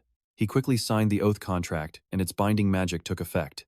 He knows he really needs to earn her trust, and this is a small price to pay. Their blood signatures appeared on their arms, finalizing their agreement as partners. Now that they are bound by blood, Sik wants to continue the conversation with more honesty. He revealed that he knows Kay's ghost ship is used to distribute Soma from Marken. She clutched her head, wondering how this golden boy had discovered her secret dealings. Seeing that there was no point in hiding it any longer, she admitted that they are indeed distributing Soma from Marken. Soma is a forbidden drug in the kingdom. After the Civil War, the southern part of the continent became a breeding ground for this plant. Their main client is Snoop Dogg. This illegal drug trade happens right under the noses of the transcendental houses. It's the only land route connecting the central and southern regions of the continent. The desert is under the control of the transcendental house Istar. A few years ago, Istar closed its gates and denied entry to all outsiders to its land. Trade with the south slowed down significantly. The only remaining route is by sea, but those turbulent waters are controlled by the Pavella family. Kay might be the only one capable of evading those scoundrels with her ghost ship, and her clients are willing to pay a premium price for her products. Now, the south is a lawless region dominated by Marken and Pavella, using the central forest to divide the territory. Marken dominates the north and Pavella the south. Marken used its land routes near the center to monopolize the distribution of Soma. Pavella adapted by creating sea routes for its products. When Istar, which divides the south from the center, closed its gates, Marken's valuable land route disappeared. They tried to create sea routes, but it was too late. Pavella already had full control of the seas. Now you can see why Kay's ghost ship is so important in this manhwa review. Not to mention lucrative, they managed to cast an invisibility spell on the entire ship to avoid prying eyes. This ship can hide from pirates and the Navy when they are looking for the One Piece, which is real. It became one of the syndicate's greatest sources of income. Sik already knew these details from the past, thanks to his reincarnation, but he can't say it outright. To stir things up as part of his revenge, Sik urged his new partner to focus more on Pavella's supply. Kano couldn't understand how this guy knew that Pavella had offered double what they earned from Marken to cut business ties. Sig simply urged her to reject that offer from the Pavellas. Since the syndicate is slowing down both crime families, the higher-ups must be salivating to get the best deal. But cutting ties with Marken would be a colossal mistake. He raised the possibility that the Pavellas are just thieving pirates who have already been defeated by the White Silver Knight. Kay refused to even consider that option. Pavella is famous for being true to their principles. Unlike those foolish pirates, Sig added that the Pavellas only proposed such an absurd deal to find the syndicate's hidden treasure, the hidden sea route. Unlike Marken, who needs to keep the golden goose alive, Pavella would destroy the ghost ship upon discovering what's really going on. Although Kano found it hard to accept that Pavella had become a pirate crew a long time ago, Sig urged her to pay for this valuable information first. He doesn't want cash, he wants to meet with Don Juan, the leader of Marken. If she can arrange it, he will guarantee that Kay becomes the head of the syndicate. After concluding his thrilling meeting with an old friend, Sig slipped back into the streets of Atlas. Kay's network is solid and impressive, but it's still not enough. In the past, the fastest way they grew and gained access to inside information was by absorbing all other criminal organizations in their path. And it will only be a matter of time before Sig meets the infamous Don Juan. The small flame of ambition he ignited in that cunning woman will undoubtedly grow in intensity, consuming her former master and devouring the entire continent. The night passed, and the sun brought a new day for the cadets of Valhalla. Walking across the campus, Sig noticed how different Valhalla is from the cradle and the academy. The atmosphere screams freedom. The dean assigned him a guide who should be arriving soon. Finally, he heard a very casual greeting from behind. He turned around and saw his supposed personal guide assigned by Dean Floor. He was a young man with tanned skin, facial tattoos, and flashy piercings. Right from the start, with his boomer mentality, he didn't like how overly familiar the guy was. The guide sarcastically teased him for looking like a fresh fish straight out of the academy. Sig, irritated, pulled his hand back and asked if he was really the guide sent by the dean. The guide bro laughed at his formal tone. He suggested that Sik drop the stiff attitude and relax a little. After all, they'll be spending the whole day touring every corner of Valhalla. Finally, the guide bro introduced himself as Diego, and Sig's eyes widened as he realized who this TikTok kid was. He calls himself an evangelist of New Age fusion music, with southern percussion and central melodies. In short, a SoundCloud rapper, Diego Villa. Sig hid his bewilderment and responded more politely. Diego saw it as the kid warming up to him. You could call it ridiculous, but Sig actually knew Diego Villa as the legendary metrified knight. He is destined to be one of the 5 divine knights. These 5 played key roles in the Continental Bishop Seatek, the Silent Knight, Jeffrey Solma, the Mist Knight, to Eladolf, the Illusory Knight. The group included Terra Draker, the Lightning Knight, and Diego Villa, the legendary Measured Knight. Thinking about it, he did remember that the 5 divine knights were all alumni of Valhalla. If that's the case, strengthening his influence quickly might be easier than he thought. Since Diego is hungry, he takes Sig to the cafeteria to try some southern cuisine. After sitting down with their order, he tried a southern meat wrap. He was surprised by its strong but pleasant flavor. Diego had expected the new guy to like it. Diego, being from the south, noticed that the food at Valhalla respected his roots. They both shared a meal while talking about the south. Eventually, a curious Sig asked how a southerner ended up at Valhalla. In short, Diego explained that his parents were rulers of a small kingdom in the south. The Measured Knight is actually royalty, a surprising twist in this action manhwa. The southern continent is a coalition made up of small kingdoms, with the Cusco kingdom at its center. Before the Civil War destroyed the peace, most of them emigrated to the central continent. As a prince from a devastated region, Diego was surprisingly cheerful. Sig couldn't believe such an undignified royal existed. Some arrogant old folks in his family insisted that he carry on their family's traditional twin sword fencing. He was an unparalleled genius with swords, who ended up being sent to Valhalla. He doesn't care much for swordsmanship or the people back home who expect great things from him. He wants to pursue music instead. With that in mind, he invited his new friend to join the Southern Fusion New Age Music Research Club, but was immediately rejected. After lunch, Diego chose an upperclassman's class and took Sig with him. He explained that since Valhalla promotes freedom, they can drop into any class they want. He wanted to go to this one today, since people are saying it's going to be special. As they walked up the classroom stairs, the attention of all the cadets turned to Sig. Everyone knew about his achievements. The youngest Blue Knight, the youngest cadet, a direct descendant, a prodigy. He's already a celebrity in this manhwa recap. It wasn't until they found an empty seat that Diego heard what everyone had been murmuring about the whole day they were together. He thought this rookie was just some guy, not a Draker. Even though Sig has been wearing the family emblem all day, it's the sign of the purebloods. Almost everyone in Valhalla knew, except for this blockhead. Now I get why Sig didn't take them off while they were eating. Diego just thought he wanted to look cool with those gloves. It seems the revelation will make Diego shut up for a while. Sig, our overpowered main character, can finally enjoy some silence. He's finally getting the usual reaction to meeting a pure-blood awakener, but he was dead wrong. Diego is connecting his tough attitude all day to his pure-blood status. Putting his arm over Sig like a close friend, he joked that the golden boy should have paid for lunch earlier. Diego didn't stop chattering. In fact, he got even louder. To everyone's surprise, the dean himself stepped up to the podium to ask for everyone's attention. Every cadet focused and stopped making noise. As we continue this manhwa review, Sig had been wondering why there were so many people for this specific lecture with the dean.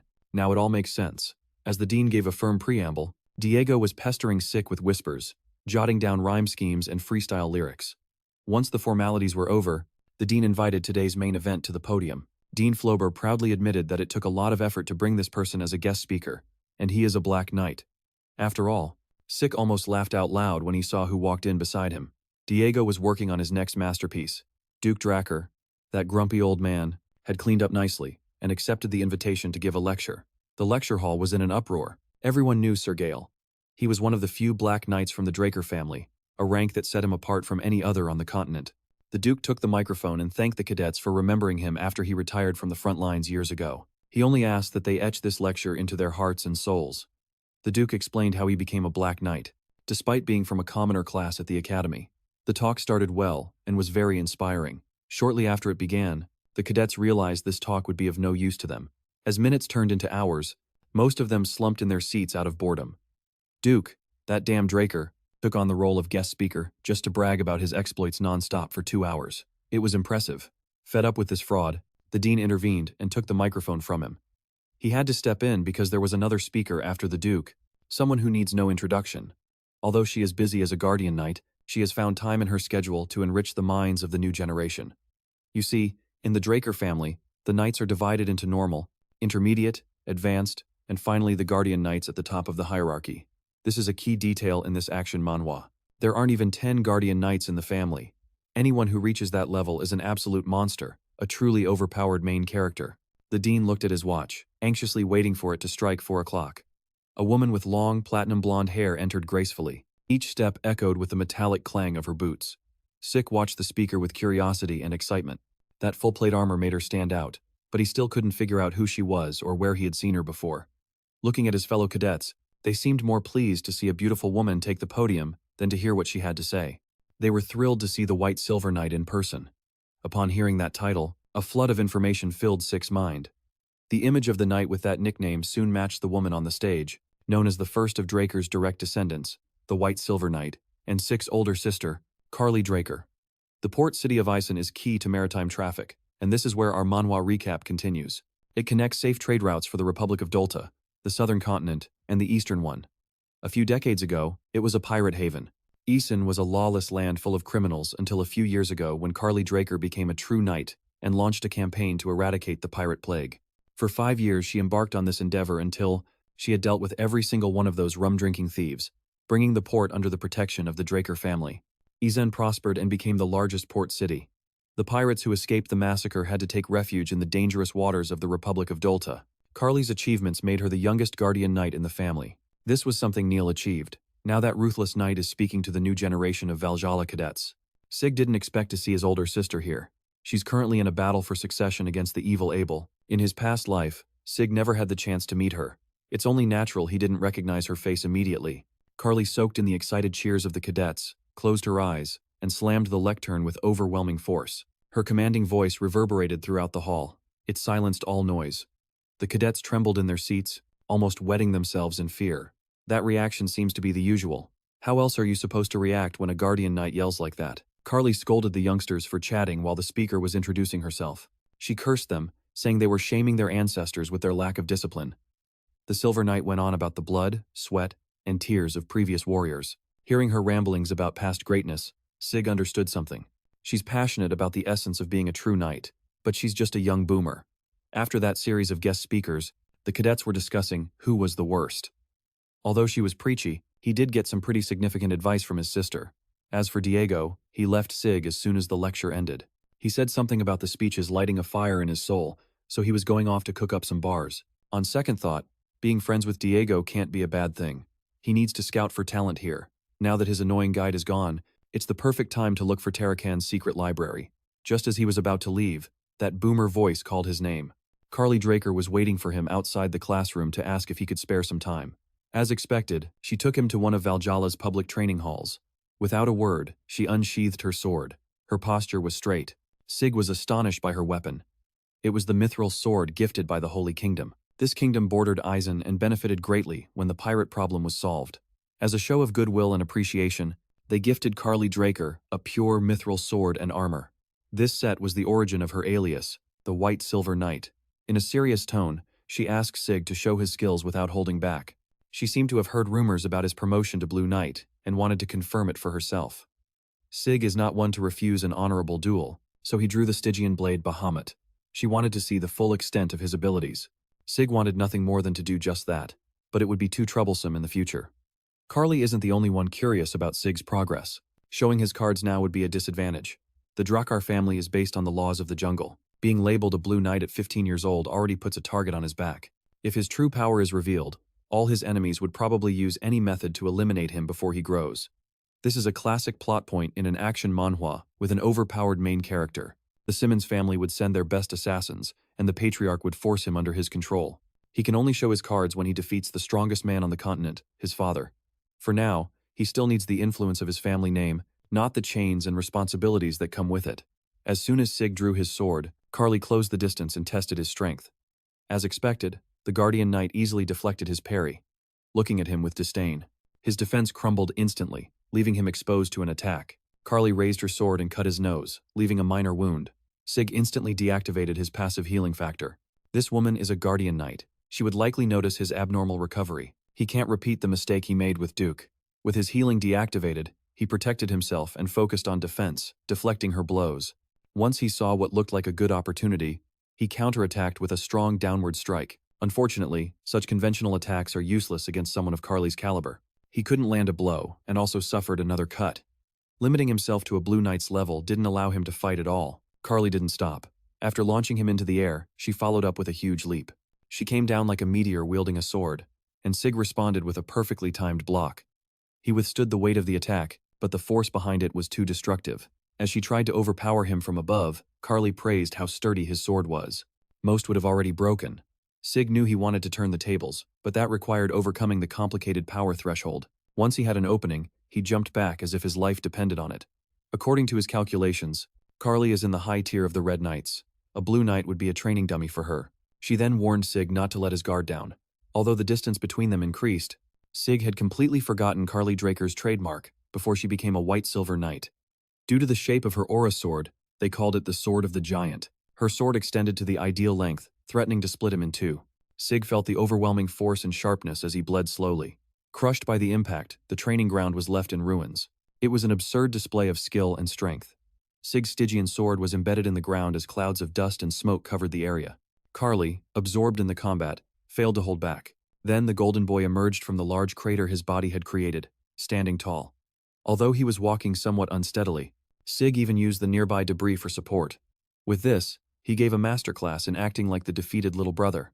The White-Silver Knight sighed in relief as she praised Sig's talent. She couldn't believe her little brother surpassed her already sky-high expectations. If he keeps acting with all his heart, his plan will succeed. Confirming that this boy could be a key player in the near future, Carly made a proposal. Before she could continue, he performed his final act and pretended to faint. He fell to the ground. Carly got nervous and rushed to his side. She held him and performed a mana scan to check for serious internal injuries. It seemed to be consistent with overusing aura. Without hesitation, she took a vial from her pouches and removed the cap. In this vial was the family's most potent recovery potion. She poured the precious elixir into his mouth. The little scoundrel swallowed the substance while still pretending. After a few seconds, he activated his healing factor and instantly healed all his wounds. Luckily, she used a valuable potion on him so he could hide the use of his secret ability. When the huge sword approached, he adjusted his movements to put up a minimal defense and let some of the damage hit him. It also helped that the massive sword showed a small opening before it fell, so everything went well. He openly accepted his sister's hostile aura, and since his constitution couldn't handle it, it caused him some internal damage. This was all part of a plan to make her think the internal injuries were from pushing himself beyond his limits. It was a brilliant plan executed in seconds. Moments later, he sat up, clutching his head with a pained expression. Then he smiled and formally thanked her for the crucial save. Carly bowed without speaking, then asked him to call her sister. After that performance, SC was invited into a carriage in an empty alley on the outskirts of Atlas. Carly had already removed her mithril armor while serving her little brother some imported tea. He remembered the patriarch did the same thing when they first met. He wondered if the news that he likes tea was spreading among everyone. SC looked around, not believing such a large space could be inside a carriage. Carly had camouflaged it with magic, since a guardian knight's carriage stands out too much. First, she takes him to a training hall to cross swords. Now they're in a camouflaged carriage. It seems she wanted to talk about something that would cause trouble if the wrong people heard it. Carly mentioned a title, the Butcher Knight. She bluntly confessed that she needed more power to stop the Butcher Knight, Abel Draker. SC feigned naivety and acted surprised that she would admit to opposing Abel. She explained that although the family maintains neutrality, she has reliable sources confirming that Abel has violated the creed of not getting involved in national disputes. That man is supporting the Empire of Roma against Alencia. Of course, SC already knew this, but he didn't think Abel would act so soon. Carly also suspects that the Fortress of the Four Seasons knows, but is choosing to ignore it. The fortress is politically divided. There are supporters of the Empire within the Assembly of Elders who are backing Abel. Some elders prefer neutrality instead of showing dissent. It's only a matter of time before they switch sides and join him. Carly is looking for any method and any pieces she can use. If they let Abel continue, he will grow in power while the continent is plunged into war. Her predictions are accurate. This overpowered main character witnessed it himself. It has been 3 years since his reincarnation. In 7 years, the Draker family and the Empire of Roma will begin the Continental War. Many people will die, the skies will darken, and the land will be stained with the blood of innocents. That's why Carly took on the responsibility of resolving this unforgivable mess. To do that, she needs power and influence to stop Abel's rise. She's already playing from behind. Since Abel controls most of the high command, He believes that the lower ranks will support Carly, the opposition. The White Silver Knight firmly believes that a true knight never bends. She follows justice and righteousness, faithful to her beliefs. She wants to gather the ordinary knights from all over the Fortress of the Four Seasons. She wouldn't force anyone to join her cause, especially Sik with his youth, promising future, and prospects as a pure-blood awakener. After this short talk, Sik now fully understands who Carly Draker really is. Although she has an iron will, she's willing to be flexible if necessary. She is just and pure. The reason there was an opening at the end of her attack was out of concern for her younger brother. She is firm and powerful, as a Draker should be. But she is also a gentle soul who would protect those in need. Carly laid out the downsides of allying with her, like being labeled a traitor, but Sik had already heard enough. He stood up and knelt before her. In that short time, he had already made up his mind. Sik introduced himself as an inexperienced boy willing to join her path of chivalry. Carly couldn't be happier to hear that. After making the big decision to join Carly's cause, Sik took a walk through the Valhalla research facility. He still can't believe the family's corruption ran so deep even before the Continental War began. His initial plan was to leave the Drakers, after taking advantage of all possible benefits. This way, he could avoid being targeted by Abel for a while as he gathered strength to stop the war. But if someone shares the same goals, maybe he doesn't need to leave the family so soon. This could be the ideal situation. Staying in the family makes it easier to track what's happening internally, while Carly acts as a shield on the front lines, bearing the brunt of the retaliation. When Sik becomes an official knight, he can announce his alliance with Carly and turn public opinion in their favor. Carly is the firstborn heir and a guardian knight, but she isn't a pure-blood awakener or from a major family. In that sense, she was inferior to Abel, ultimately losing the battle for succession. But Sik's brilliant status would undoubtedly balance the scales. For now, he will play the part of a knight. Even though he has nothing left, this guy prefers to live like a true criminal. Anyway, that's for the future. For now, he's close to the spot. On the mini-map inside the Grand Central Library is the main reason he came to Valhalla, the secret library of Terra. This place wasn't called Grand for no reason. The facility was flawless. After navigating the labyrinthine place, he finally reached his destination. It was not at all what he expected. It looked just like the rest of that library. He tried to scan the perimeter, but there was nothing special or significant. Since the system had made such a big fuss about this place, he thought it would be on the level of Bahamut's heart or Fang. Just when he was about to give up, the system detected the data restoration point, making an illusory bookshelf appear. Suddenly, the system indicated that the secret library of another administrator, Terra Draker, had been found. It basically confirmed that the clan's progenitor was another user of the same system. Given how this bookshelf was hidden, it's natural that it hadn't been discovered until now. The system automatically synchronized with Terracan's secret library. From now on, Sik will be able to access its content at any time. It was even organized. There is an organization management manual, a dragon slaying manual, reference materials, and collections of proverbs. Judging by the titles, nothing particularly stood out. To avoid the tedium of studying everything, he asked the system to find what would most help his growth at that moment. An ancient book with a cover showing a sword defeating dragons appeared in his hands. It was titled Secret Technique of the True Dragon Sword. It sounded extravagant, so he checked the author. To his surprise, inside was the name of the close advisor to the hero, King Kaiser, Shelter Draker. Sig doesn't have time to read, so he had the system read it like an audiobook.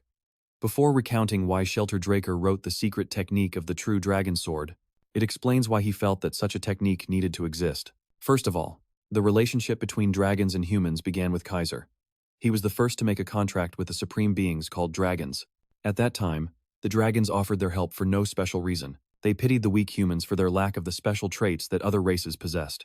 Soon, the contracts increased greatly, spreading across the continent as many civilizations emerged. The speed at which this happened sparked a concern in Shelter's heart. He truly feared the dragons. These transcendent beings help humanity on a whim. Driven by something as superficial as pity, they could turn on them as easily as they helped. If this concern became a reality, everything would crumble. Humanity would not be able to resist. They would be annihilated in a single day. With that fear, Shelter sought a way to combat these supreme forms. First, he tried magic. It was the first gift the dragons gave to humans. They inscribed circles in the small hearts of humanity. Without the ability to generate mana on their own, trying to defeat a dragon would be useless. Shelter's next attempt involved the hero King Kaiser's weapon, which was feared by dragons. However, only those who inherit the blood of the fairy monarch can wield it. Shelter delved into intense research to find a power that would level the playing field. He tried primitive swordsmanship. He scoured the north and the east for mysterious powers, but returned with nothing. Interestingly, The one who spurred on his research was the Hero King's contracted dragon, Kronos. The Colossus said he was only helping for fun, but Shelter sensed a strange determination from him. His search for knowledge continued and he eventually came across Aura Brow, the world's first aura farmer. It was neither elemental force nor mana, but humanity's own unique power to wield. Even after the fall of the Hero King, the research continued and finally bore fruit. Shelter tested Aura's theory and application by assimilating it with swordsmanship. He finally wrote and distributed the true dragon sword style to the masses.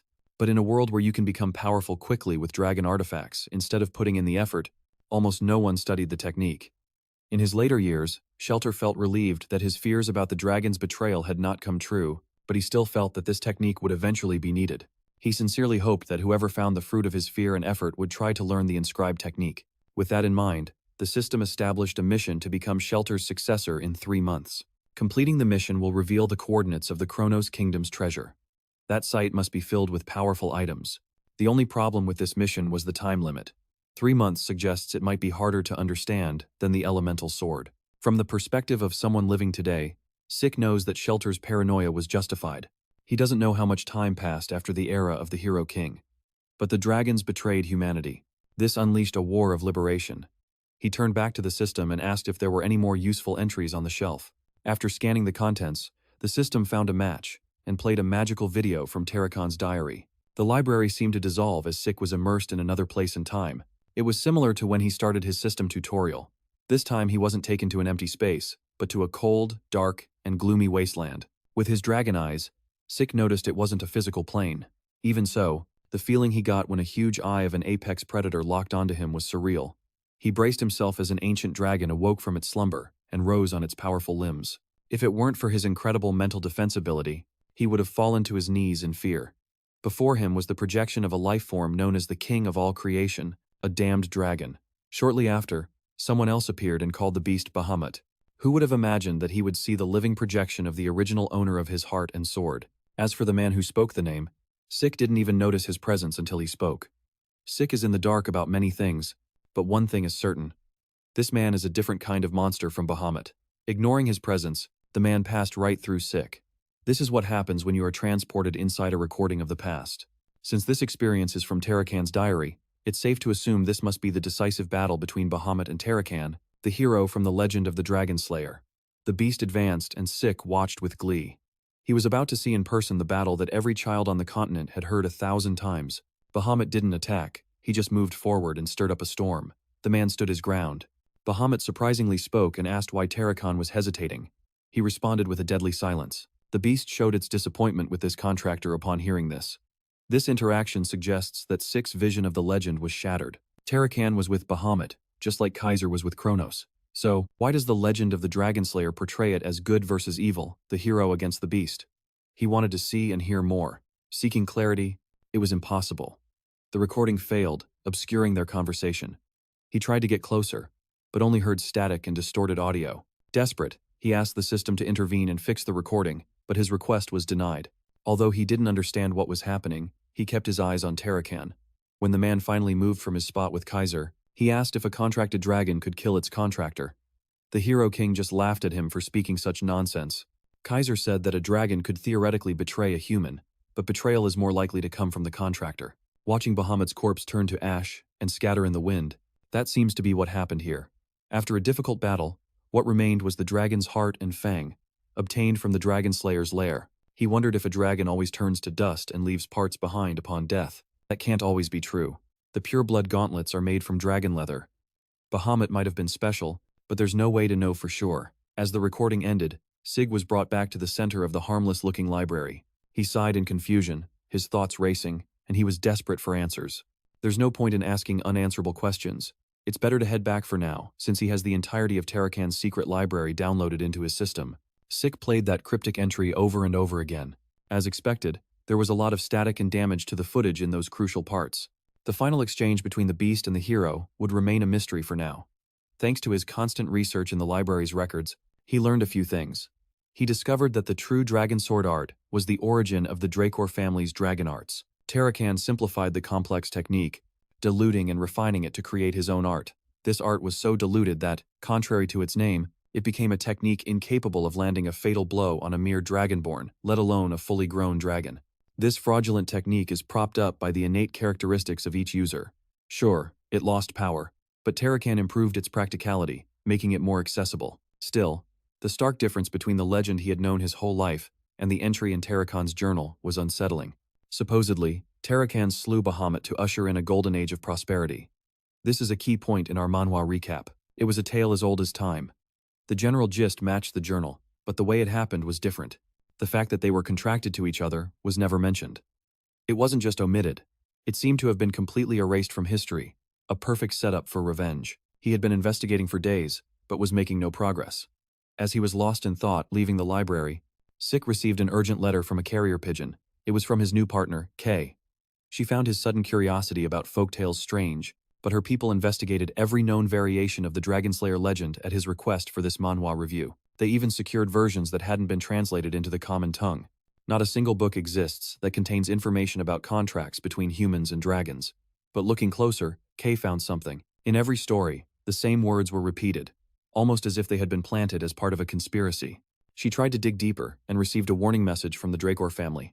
After that, the syndicate had no choice but to back off. They can't afford to clash with a transcendent family. Although the report didn't give our overpowered main character any new information, this action manhwa was far from over. Sik is sure that his family censors information about the progenitor. The family became famous thanks to Terracan. He was celebrated as the first dragon slayer. Something suspicious is going on here. 1,000 years of manipulation are underway. If he feels like something is missing, perhaps checking the secret library again will give him a clue. He was about to dive back into his studies when his sixth sense detected a strange presence in his mansion. Sik acted normal, entered his house and discreetly raised his guard. Today, all the employees, including Decker, should be out. Duke and Andre are busy with their new jobs. If that's the case, who the hell is lurking in the shadows? Sik activated the minimap to locate the intruder. Surprisingly, he found two. One was outside and the other was at the top of the stairs.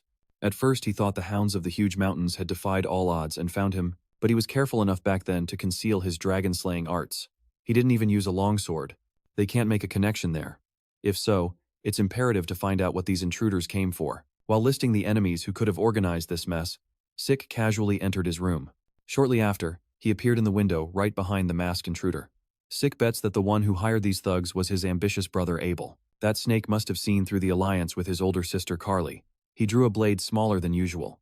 It's actually fine if the assassin doesn't answer his questions. He has several ways to make even the toughest criminals confess the truth. Seeing no fear in the eyes of his supposed target, the assassin was surprised. The encounter quickly turned into a frantic, high-level knife fight, a great scene for this action manhwa. It was barely visible to the untrained eye. Every second meant a dozen lethal moves were exchanged. It seems Sik is gaining the upper hand with his aggressiveness. Of course, he was agile and knew when to back down against a well-trained professional.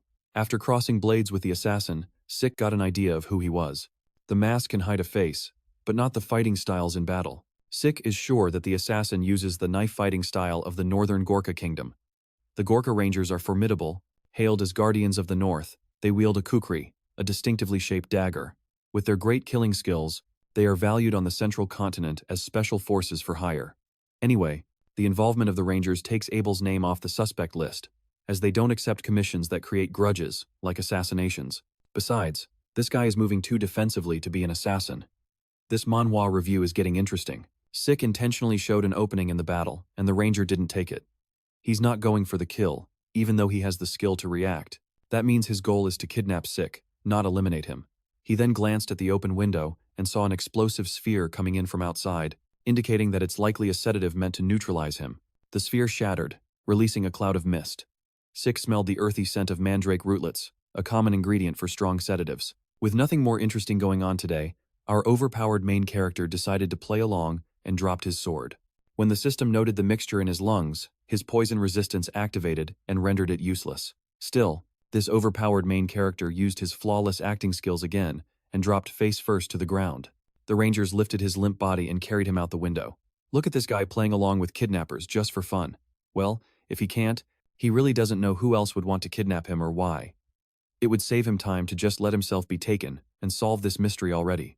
The Rangers took Sik to a farm outside Atlas, chained him up, and put a lock on him. Of all the suspects on his list, he never thought the mastermind was an outsider. This guy with the eye patch is Cliff Reinhardt, leader of the Reinhardt Merchant Group. Since Sik already knew the man by name, this chat should go more smoothly. In his past life, a key element of his reincarnation, he met Cliff briefly. The Reinhard Merchant Group is one of the top 10 in the country. They operated with the Kingdom of Valencia as their center. If things stay the same, Valencia and the Reinhards will be destroyed in a few years. Sik collaborated with Cliff in opposing the Empire. The last time they saw each other, Cliff gave him secret information that could be deadly to the Empire. Then he returned to the Burning Kingdom and was never seen again. Maybe he was just feeling patriotic, but from Sik's perspective, it was simply a foolish decision to begin with. Cliff apologized for the rough treatment in setting up a meeting. He signaled his men to remove the chains and promised an apology from the merchant group. Noticing that Cliff was trying to talk business to get to the matter, Sik urged him to get to the point. Free from his restraints, he didn't hesitate to show that he's not trapped with them. They are trapped with him. Intimidated, Cliff gulped without even realizing it. No matter how young a Draker is, he is still a Draker. Even the most experienced knights would feel somewhat uneasy. But this man didn't flinch at all. Cliff invested a lot of resources into setting up this stage to take the initiative, but Sik quickly regained control. This Manhwa recap is getting intense. Before talking business, Cliff slid a dossier of documents for Sik to review. Inside the envelope are records of the new pandemic affecting the South Central continent. Sik reviewed the stack until he found a specific page. From that page, he connected the dots. One of the infected was Elena Stone, the mother of his first subordinate, Liam Stone. She was suffering from Rose disease, and Sik gave Liam the cure. Rose disease is still a torturous affliction with a 100% mortality rate. The only exception was Elena Stone. She miraculously recovered. Even the doctor was baffled. Cliff Reinhard wanted to know if Sik had influenced this case. The truth is, the young lord was impressed. Cliff sensed the circumstances and acted on the clues. It's very likely this cunning merchant wants to monopolize a cure. Given the disease's high mortality rate, the value of the cure is incalculable. Nevertheless, he knew that Cliff was a sensible man who could look beyond his own interests. This is a great Manhwa review point about character depth. He's not the type to get lost in greed and risk the golden boy of a major house. With that assumption, Sik confessed to being the one who gave the cure to Elena Stone. Cliff couldn't hold back. He begged Sik to sell him the formula for the cure. He would pay whatever he wanted for it. Seeing the merchant drooling over the cure, Sik silenced him for a moment. He asked him to sit down and act like a businessman. From Cliff's reaction, it's clear his goal goes beyond mere money and profit. He wants the cure to save someone. That is the greatest advantage our overpowered main character Sik can use. In exchange for providing the production method for the cure, he asked for 3 favors. Simple enough, right? They're about to get scammed in this amazing Manhwa recap. For now, he plans to accumulate these favors and use them when the need arises. He even swore he wouldn't ask for anything the merchant group couldn't handle. It's a vague deal. It's hard to measure what a merchant group can't handle. Nevertheless, Cliff can't afford to pass up the cure. Sik wrote the instructions for the cure on a piece of paper and waved it in front of Cliff before handing over the valuable method.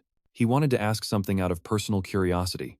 He just wanted to know who needs the medicine that Cliff is so desperate to cure. The man with the eye patch tried to deny there was anyone in particular, claiming he just wanted to make a lot of money. He hired the Northern Rangers to kidnap Drakar's golden boy and reacted with explosive emotion at the mention of a cure. He's risking it all. Without certainty. These are not the actions of a sensible businessman looking to make money. Seeing that he had been read like an open book, Cliff sat down and confessed they were trying to cure a member of the royal family of the Kingdom of Valencia. As for who exactly, he couldn't say. Sik wasn't satisfied and wanted more interesting details. Then he recalled his last interaction with Cliff before his reincarnation and returned to his cynical mercenary days. Sik told Cliff to leave Valencia or he would die a pointless death. With his money, Cliff could seek refuge in the north. Of course, the merchant already knew that. At that time, he was exhausted from everything. He had the look of a lifeless man. He wished to spend his last days and face his end in his homeland, but the man in front of Sik still has the fire of life in his eyes. Whoever he's trying to cure must be someone very precious to him. On a side note, the Kingdom of Valencia is almost in ruins right now.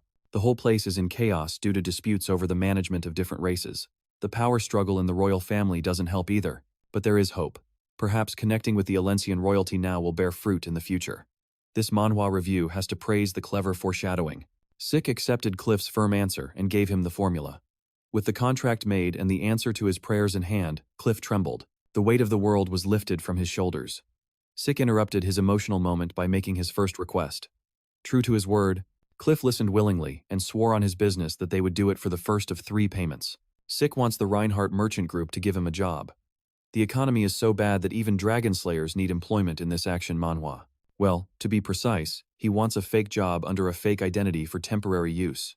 If that's all he needs, Cliff could arrange it for free. You see, Sik wants to start a business in the crime-ridden southern regions. He can't do things by halves. He knows the Reinhard merchant group has business connections with the cartels, a perfect setup for his revenge. Cliff offered to lend Sik the name of his cousin so that no suspicion could be traced back to the wars of Drakar's rising stars. Sik also wants a safe transport route to and from the south, in addition to a house. He will store cargo there, so he needs something bigger. Furthermore, he wants to be taken home. Since he was kidnapped and brought here against his will, this guy is really pushing his luck with his first request. However, Cliff agreed and they exchanged contact information for updates on the preparations. Sik could hardly believe that the stubborn Reinhard would so easily and submissively accept his demands. He must be in a very desperate situation. After the meeting ended, the two rangers who kidnapped Sig were taken outside. They gave him a good horse for his return to the mansion. He walked past the imposing rangers and approached his new horse. Once saddled up and ready to go, the rangers concluded their business and prepared to leave. Sik asked if their contract with Reinhard was finished. The two were surprised when he asked in perfect Gorkali. When they asked how he knew their native language, he replied that it was a hobby of his. More importantly, he wants to hire these two for a new job. The task is simple. Rescue a target imprisoned by McCain. The rangers looked at each other hesitantly. The target is acceptable and the reward is generous. They hesitate to accept. Solely because of Sig's identity, the Gorkali king avoids making deals with the transcendent houses. Well, that shouldn't be a problem here. As we see in this Manhwa recap, Sig arranged for a false identity under the authority of the Reinhard merchants.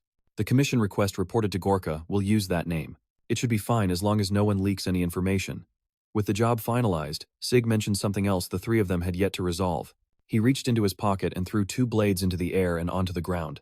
They were the Rangers' kukri daggers. These are not simple weapons for the Gorka Rangers. They are only given one. When they are recognized as full-fledged warriors, they consider it equal to their lives. Each ranger has a kukri as their soulmate. For someone to be able to steal it without being seen is like death. This action manhwa shows our overpowered main character about to show off to his new recruits. With an impressive display of superior skill, the rangers were deeply shocked. They only caught a glimpse of how monstrous their new boss is. Sig looks forward to seeing these two again when the job is done. After meeting with Reinhard, he began searching Valhalla for valuable companions for his revenge. Clearly, the main targets would be the 5 Divine Knights. If he manages to connect with them, they will likely be great assets in the future. Luckily for Sig, he has the full support of Dean Floberg. He confirmed that all 5 graduated from Valhalla. However, the timing is problematic.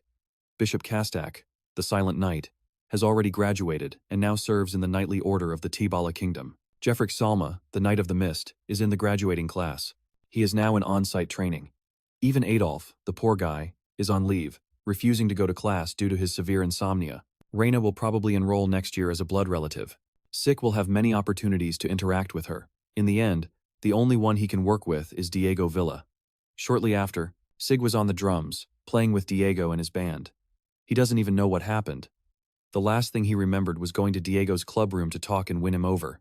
Diego accepted him right away because they desperately needed a new drummer. Surprised by how quickly everything happened, he unintentionally joined the Southern Fusion New Age Music Research Club against his will. You have to admit, the boy has an innate talent for the drums. They jammed in perfect harmony, improvising all day. Sig was surprised to find that this was actually fun. When the adrenaline wore off, he was exhausted. He got carried away by Diego's energy and rhythm. He went straight home and was greeted by Decker, with his arms still a little sore from drumming all day. Next up is training. He has been studying Shelter's technique for a while now. It mentioned microcosmic and macrocosmic orbits, and a lot of incomprehensible terminology. After poring over the text, he finally understood why Terrakhan reformed this gibberish into the simplified dragon-slaying arts. All the techniques in the True Dragon Sword art require an incredible compression and decompression of aura that can't be compared to the simplified version. Of course, this swordsmanship isn't for men, but for killing dragons. Its lethality approaches that of the elemental sword. Trying to apply what the pages said, Sig took the first stance. The initial key is to exaggerate the sword form. One must compress their aura to its maximum density limit. Upon reaching that level, it can slice through a great dragon in a single blow. Draker quietly entered the training hall's observation deck and saw his young master practicing intensely. Sig discovered that his divine body is perfect for training this technique. His body can perform at its peak. His learning and ether transfer are greatly enhanced. It's like a map showing the optimal and complete form before him. He just has to follow what his mind has already deciphered. The more he repeated these movements, the more he felt at one with the technique. His understanding deepened with each slash until he felt something break in his mind. He had recently overcome the wall between blue and red knights. In that instant, he stepped into a new realm. Today, he has already made a dent in the barrier, which is the Black Knight. Everyone says that rapid growth makes the barrier one must overcome even higher. But the heart of Bahamut beating in his ether room resonates with the true dragon swordplay. It cries out. Fearing he would lose this sensation, Sig intensified it and swung his sword without stopping. He moved, struck, and attacked until the manifestation of Bahamut's emblem on his chest stopped him. Sig's dragon eye was forced open as a strange power pulsed within him. The system said that Bahamut's heart is responding to Shelter Draker's technique. The memories within the evil dragon's heart are replaying. When Sig regained his sight, he found himself floating in an infinite, lightless space. In that darkness, he saw a scene unfolding. He heard footsteps approaching. A hooded old man came to speak with the Lord of Twilight, Bahamut. His voice was hoarse and old, and he had a request. When Bahamut awoke from his slumber, the atmosphere in the cavern turned hostile. The old man took something out of his robe. The book of the true dragon sword style. Shelter Draker, the creator of the technique, wanted to take it with him to protect it. Bahamut scoffed at this request. He knew Shelter was detestable, but this confirmed he was insane. He intended to entrust a dragon with a dragon-slaying technique. You have to have guts. Shelter decided to opt for this insane choice because of Kronos. Mentioning that name only enraged Bahamut further. He sees Kronos as a traitor influenced by humans. He lost his role as a mediator long ago. Seeing the evil dragon act aggressively, Shelter calmly reached for his sword. Bahamut created hundreds of enormous black spears out of thin air, aiming them at the man. He doesn't like frantic, rambling prophecies. With no regard for human life, Bahamut launched the spears. Shelter unsheathed his sword and deflected the enormous magical weapons, swinging tirelessly with all his might, parrying a series of destructive attacks. Shelter is a truly overpowered main character. The true dragon swordsmanship he created and mastered was on full display. Each spear could topple kingdoms and kill heroes, but he made them look ordinary. There's only so much one man can do against an avalanche of odds. This is the first time Sik has seen the pinnacle of creation. Draconic magic in action. The power was unbelievable. If he were in Shelter's place, he could deflect one or two at most before succumbing. However, this man defied the odds by surviving hundreds. He's a monster in human skin. Bahamut was disgusted. He growled at Shelter to get out of his lair, or the next volley would be aimed at Kronos' kingdom. Shelter knew the dragon was bluffing. Doing something like that would bring an unholy karmic sanction. Bahamut stood firm, claiming he couldn't care less about karmic sanctions. Humans shouldn't even know about that. He thinks crushing worms doesn't deserve punishment. Shelter tried to talk, but failed. Everything happened as Kronos predicted. So he pulled out some help, a pocket watch. Courtesy of the Hero King's contractor. Bahamut didn't like that one bit. He summoned more black spears, refusing to yield to Kronos' artifact. But that pocket watch was very powerful. Shelter activated its latent power, summoning a large magic circle beneath his feet. It created an area of effect that stopped Bahamut's attack in its tracks. The artifact from Kronos was powerful enough to contain Bahamut's rage. Sik's curiosity was piqued by the incredible magic of that pocket watch. If an artifact with Kronos' power is this strong, just how strong was the dragon himself? As he astrally projected and observed the watch, Sik was shaken by a screeching in his ears. Bahamut was trying to break free from the bonds of time. He clawed and struggled until he was panting and drooling. Invisible to Sik, Shelter showed the evil dragon a vision of what was to come. This was the fastest way to convey Kronos' prophecy to the stubborn lizard. The vision was meant to explain why Bahamut is the only one who must handle the true art of the dragon sword. However, Bahamut calmed down and cursed the idea of dragons forming contracts with humans. If humanity desired power, they should rise on their own. Thus, Bahamut agreed to guard the dragon-slaying technique with magic. This is a great action manhwa for any manhwa recap. He flipped through the pages and absorbed their contents instantly. He even praised Shelter for designing something so brilliant to protect the world. Bahamut found it laughable. Shelter wants to protect humanity, not the world. Still, he accepted the mission. As long as that prophecy doesn't come true, he swore the book would never see the light of day. Shelter believes that even without the book's help, humanity will eventually learn to harness the power of aura. Bahamut laughed, saying that if that future ever came to be, he would wipe out all humans himself. Aura is not a power that such small beings can handle. Shelter developed the technique out of fear of dragons. Interestingly, he only trusts Bahamut and Kronos. Before leaving, he shared another prophecy, that one day even the grumpy dragon who detests humans will find someone to open his heart to, a contractor he will trust. Bahamut couldn't imagine that happening. He is convinced it will never come to pass. Then, Sik's mind returns to the training room. He didn't fully understand what those two legendary figures were talking about, but he noticed how distrustful Bahamut was of humans. As the vessel of the evil dragon's heart, he can somewhat empathize with the beast. That makes it even more puzzling that the evil dragon formed a contract with Terra. After seeing Bahamut's memories and with the missing context in the timeline, Sik continued to investigate ancient history. As expected, all mentions of Terra and Bahamut were already manipulated by the Draker family. There are no mentions of contracts between the evil dragon and the progenitor. While searching for any clues in training with the true dragon's sword, he received a message from Cliff Reinhardt about his side activity. He requested an identity that would provide him with immunity from suspicion, and ended up as the assistant manager of the southern branch of the Reinhardt Merchant Group. Today seemed like a big day. Messages about his business deals kept pouring in. It seems Kay finally showed her determination. After reading the urgent message, Sik went to the Atlas Syndicate's branch at the Secret Garden Hotel. He was led to a magically sealed room. His partner Kay was resting on a sofa in the VIP bar, airtight. Sik also put on his brown cosplay wig tonight to maintain his anonymity. He was laughing about how Kay, but he was suddenly distracted by the view of Atlas from this height. He's been living here for a while, but seeing it from this high up feels different. The image of Atlas engraved in his soul was one of ruins and ashes from the Continental War. He snapped out of his daydream when Kay offered him a drink. Sik praised the view Kay had been looking at. She feels very proud of this majestic place. The hotel is a side business for the syndicate. It's a safe place where their shady dealings are conducted in secret. He refused the alcohol in his glass, and Kay teased him for being a good boy who doesn't dare to try a little drink while being underage. She found it cute, but that's not the real reason. On his first day in Atlas, he got caught up in a celebration party with Duke and Andre. That night, he learned that his poison resistance sees alcohol as a poison to be detoxified. In his past life, he sometimes drank just to get drunk. Now he can't even do that. That's why he switched to trivial topics. Kay reached into her bag to show him something.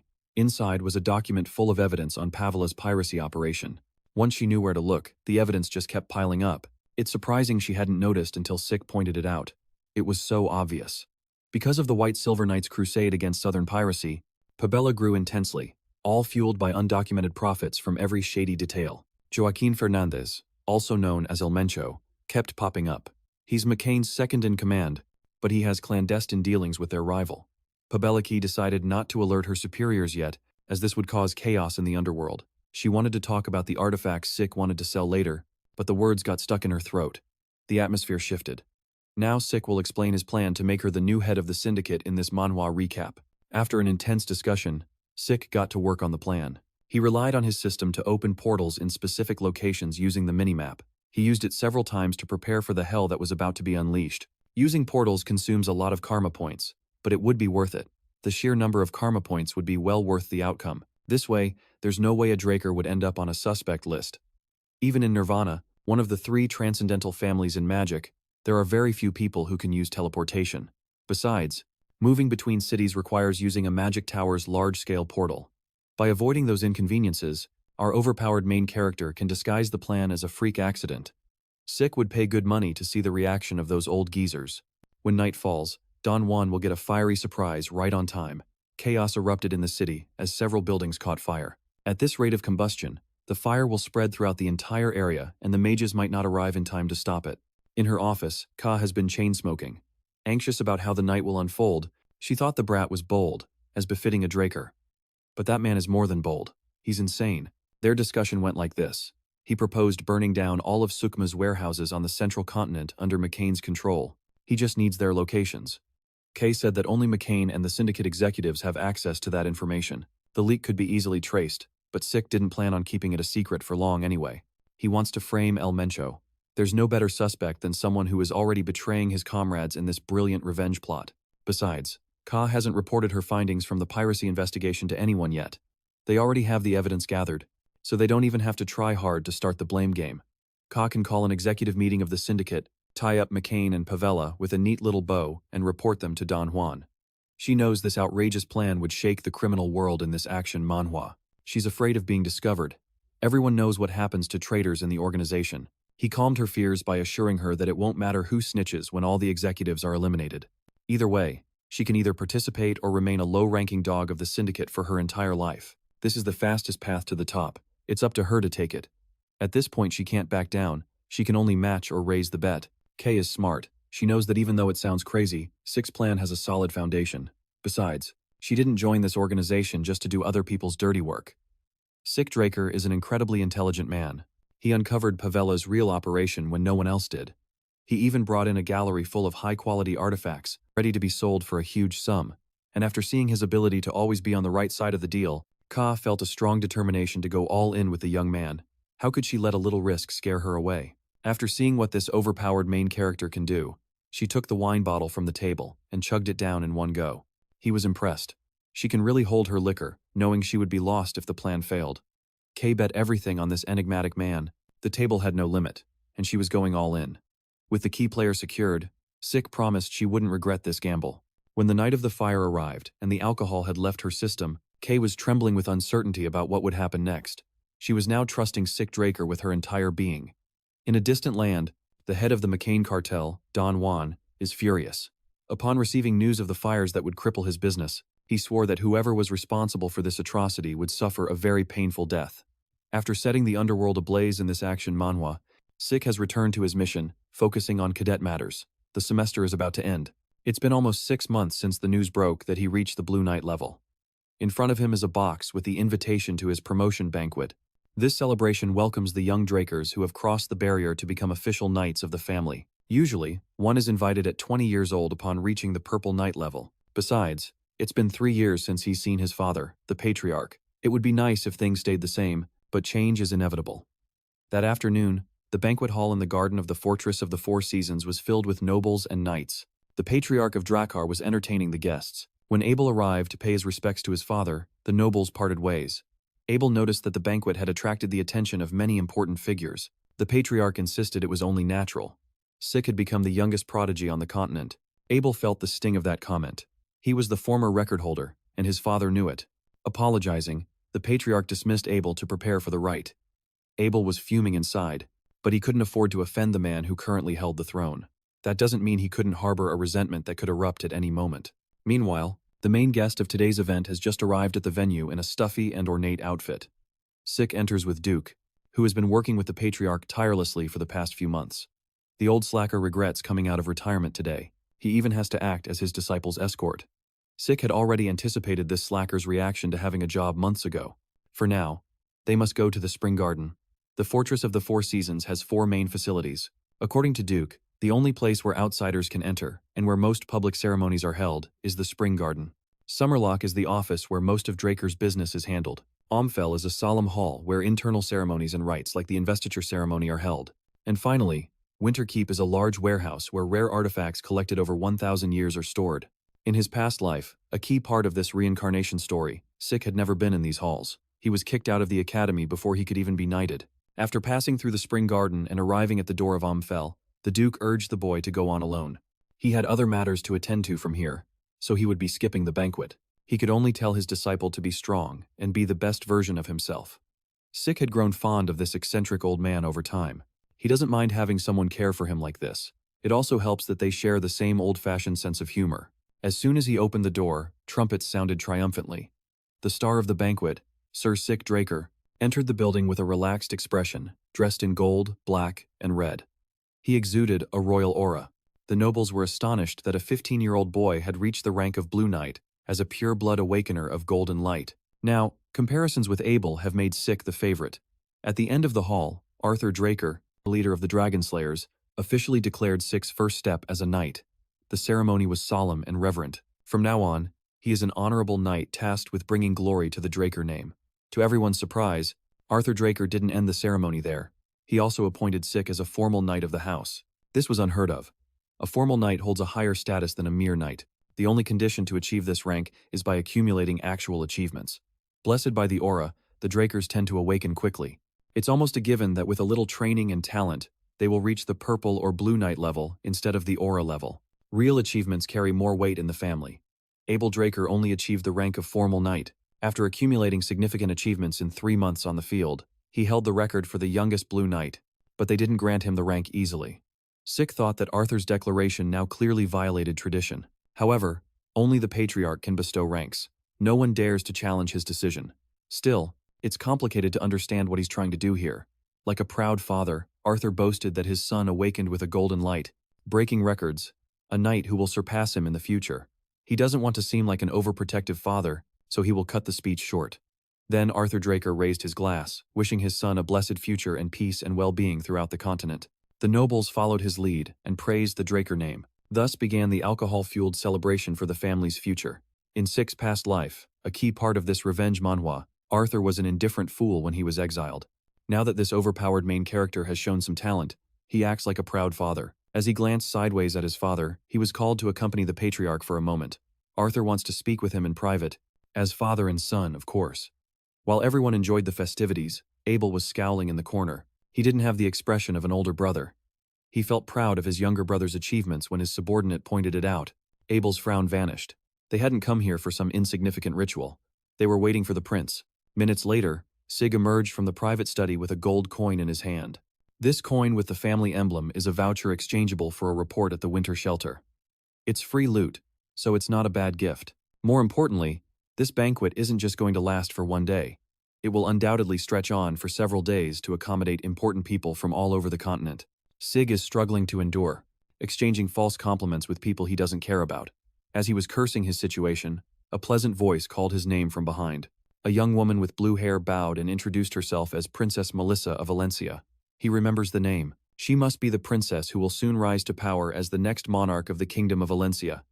Unlike the current sickly and useless king, she would implement policies that prioritized her people. Through this, she gained overwhelming support from the masses. As a result, she would be severely despised by the corrupt aristocrats of Valencia. But after she officially ascended the throne, they had no choice but to curry her favor and flatter her. In Sik's past life, things were unfair, and tensions with the empire grew. The promising princess suddenly halted all international activities before disappearing completely. Articles speculating that the empire had murdered her would spread across the continent. Without a leader, the Kingdom of Valencia was devastated by war, and the truth was lost forever. Before the war began, news about Melissa was scarce. It makes no sense for her to attend a random appointment ceremony, unless you think about it carefully. In his dealings with Cliff Reinhard, Eyepatch admitted that they need the cure to heal a royal from the Kingdom of Valencia. Could this kind young woman be eager to investigate further? Sik gave a polite bow and answered gracefully. He enthusiastically commented that he had heard much about her fame and that it is a great honor to have her here today. He continued by praising her community policies that prioritize the needs of the people. Although many nobles would say they are superficial and without substance, Sik would be the first to defend them. He could only sympathize with Melissa's concerns when thinking about the finances, but she was surprised that this knight knew so much about her political career, as if he had heard it from a reliable source. This young man is different from other empty-headed boys. Seeing her laugh, Sik asked if he had offended her in any way. On the contrary, she loved that someone sympathized with her complaints in this place. After exchanging more compliments, she excused herself. She would love to talk with him a bit more, but she doesn't want to monopolize the banquet's guest of honor. It's normal to feel overwhelmed by the stares of these parasitic nobles. Before leaving the hall, Melissa assured him there was no reason to be disappointed. She believes there will soon be a better occasion for them to talk properly. With the interesting princess gone, Sik had to start his rounds through the circuit of nobles. He felt as if he had been holding his breath all day. It was an endless cascade of polite greetings and bad jokes. This day only reinforced his aversion to formality. He would rather be training and getting beaten up by the hero king Kaiser. Suddenly, the metallic clang of heavy armor echoed, drawing everyone's attention. Who would wear armor to a banquet where even the patriarch was dressed in silk? A loud voice boomed from a man in a golden suit with a lion's insignia. He has been looking for the banquet's guest of honor for a while. The fourth imperial prince of Rome, Calus, and his group of knights have come to pay homage to the youngest blue knight in history.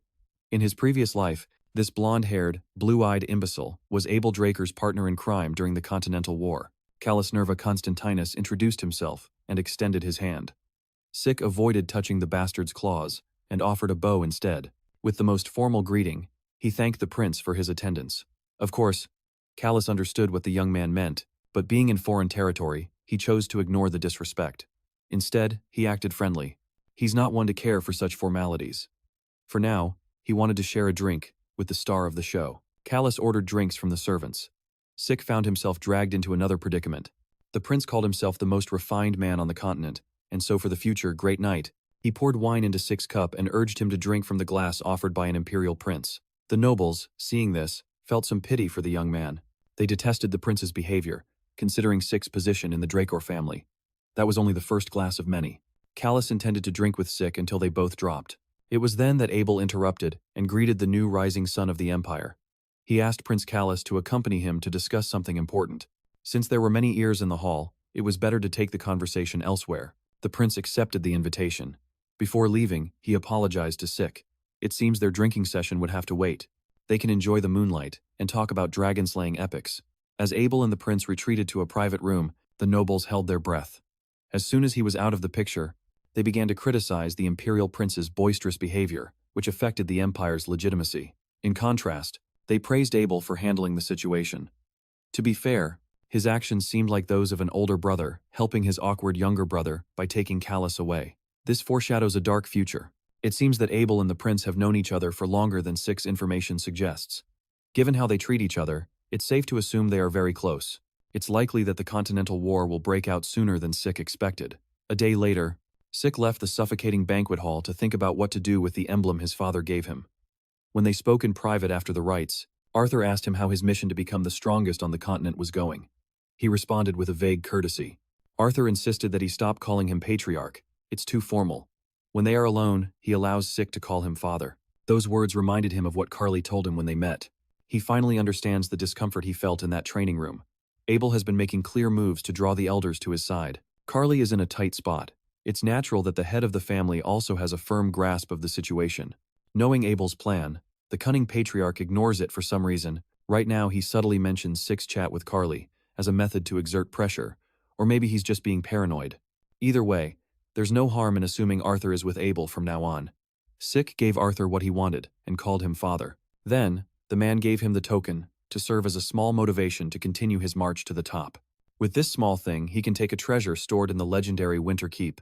The Draker treasury houses very valuable treasures. It's a famous place throughout the continent. Arthur advised his son. Although the keep has priceless treasures, there is also junk that only glitters. Finally, Sik stepped onto the cold floors of the Dragonslayer's treasury in Winter Keep. He still doesn't understand why his father would give him such a valuable gift. Regardless of the reason, he will make the most of everything at his disposal.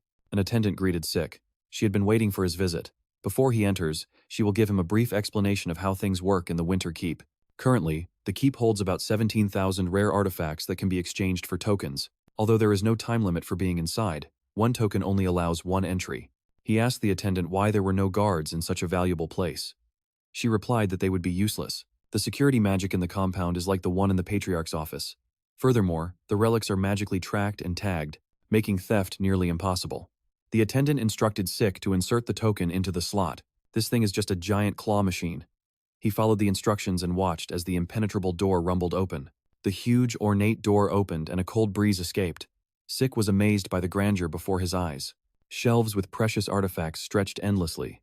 The inside was much larger than he thought from the outside. He walked around admiring the wealth that his family had accumulated over a millennium. The attendant left, and Sik thought it would take him years to identify every relic in this place. Fortunately, he has the system to organize everything according to his desired criteria. The relevant functionality has been linked to his dragon eyes. It seems he can't catalog everything automatically. He activated his dragon eyes and stretched his muscles. It was time for a manual scan. Sik dashed out quickly using his gale arts and shadow steps to cover the largest area in the shortest amount of time. He moved quickly through the shelves, while his dragon eyes captured everything he saw. After several runs, the chosen items appeared on his minimap. 17,138 artifacts were registered. This number was still too high to analyze manually, so he filtered out all the items that were not artifacts, like normal objects and consumables. After some magical calculations, the number dropped to 9,132. That's still a lot, so he added a filter for every sword inferior to his sword Igia. Surprisingly, all the swords were excluded. The sword Aegis is far too powerful compared to these artifacts. While reviewing the remaining viable items, Sig found a rarity. There was an item that even the system couldn't identify or catalog. Out of curiosity, he marked the unknown item and followed the direction on the minimap. Arriving at the coordinates, he found a simple bracelet. He was expecting something impressive, since the system couldn't even evaluate it. But this accessory looked plain and ordinary. When he touched it, the item reacted to his title as the heir of Terra Draker. It's entirely possible that this bracelet once belonged to the progenitor of the clan. The system focused its evaluation on the gem embedded in the bracelet, identifying it as the sacred guardian stone. It has the ability to summon a creature suitable for the user's soul. It immediately bonded with Sik. Now he can summon a creature that matches his very essence. Since this was the first artifact he checked in the Winter Keep, he tried to remove it by force, but it only reappeared on his wrist. Due to its connection with the title of heir of Terra Draker, the Guardian Stone cannot be unequipped. If he gets something worthless, the token he received would be wasted. His plans for revenge would be ruined at this rate. Since he made his choice, He trusted that Terracon's legacy would grant him something far better than anything else he could obtain in this treasury. He activated the effects of the sacred guardian stone and began searching for a summon suitable for his soul. The bracelet glowed with a blue light as it conjured an enormous magic circle. Thanks to the blessing of the fairy monarch, high-level sacred beasts will be included in the search parameters. In the end, a sacred beast suitable to be paired with the user's soul was found. The magic circle unleashed a storm of light as the summon was pulled from another realm. The sacred beast descended like a bolt of lightning from the sky. Its armored hooves crackled with electricity at every step. It looked like a steed that embodied the very essence of thunder. The sacred beast, a draconic steed, was successfully summoned.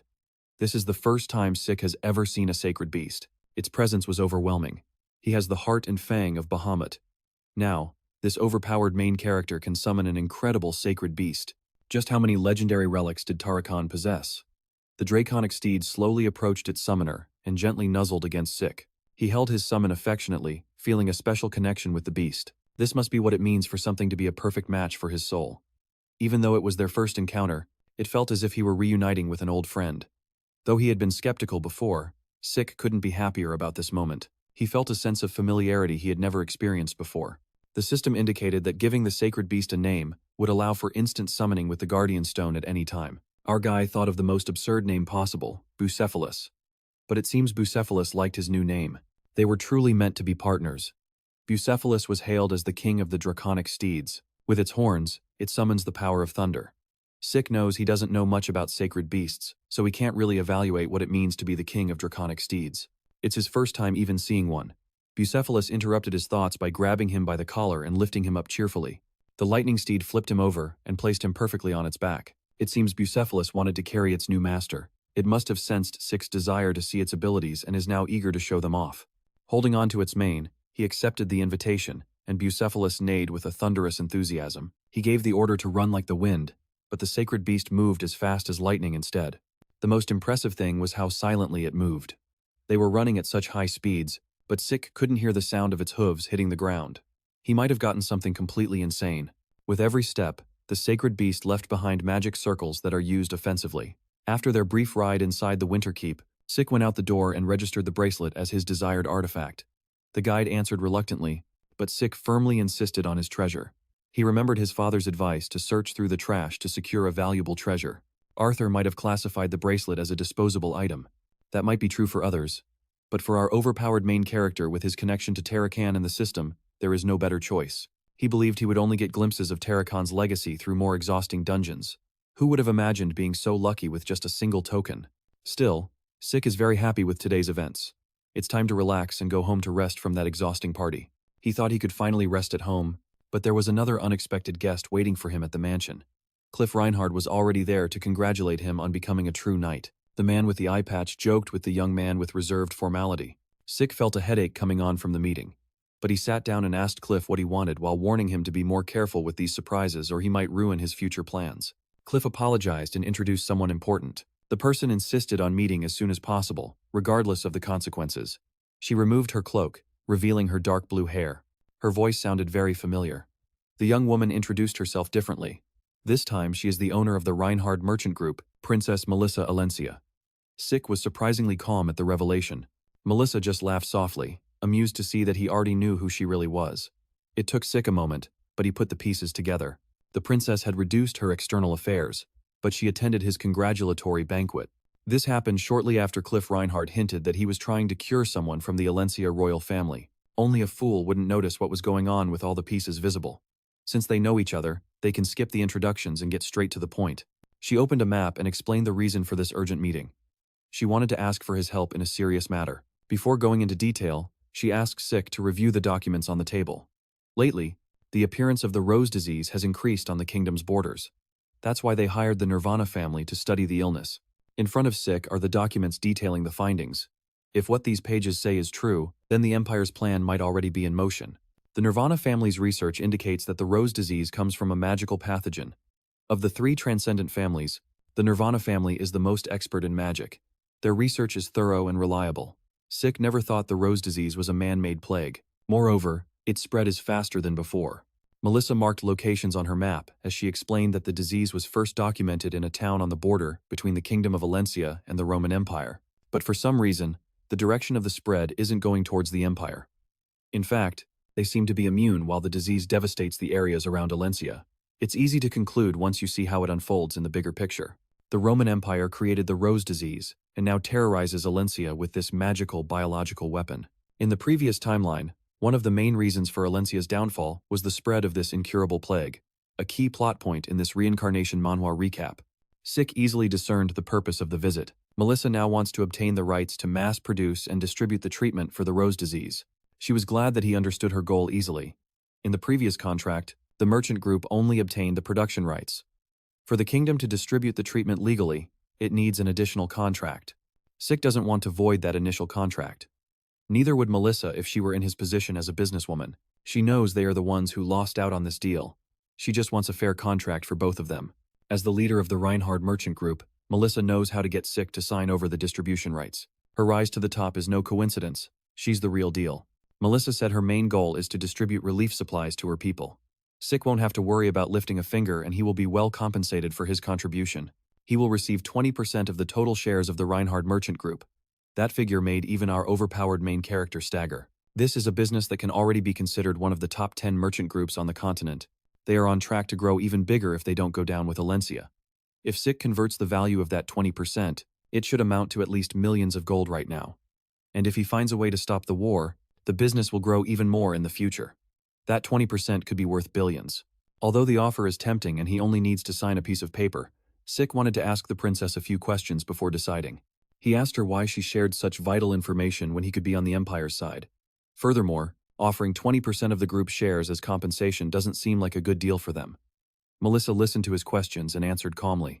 First, she is sure that Sik wouldn't side with the Empire. An advantage of being a princess is that she was trained to be very perceptive since she was a child.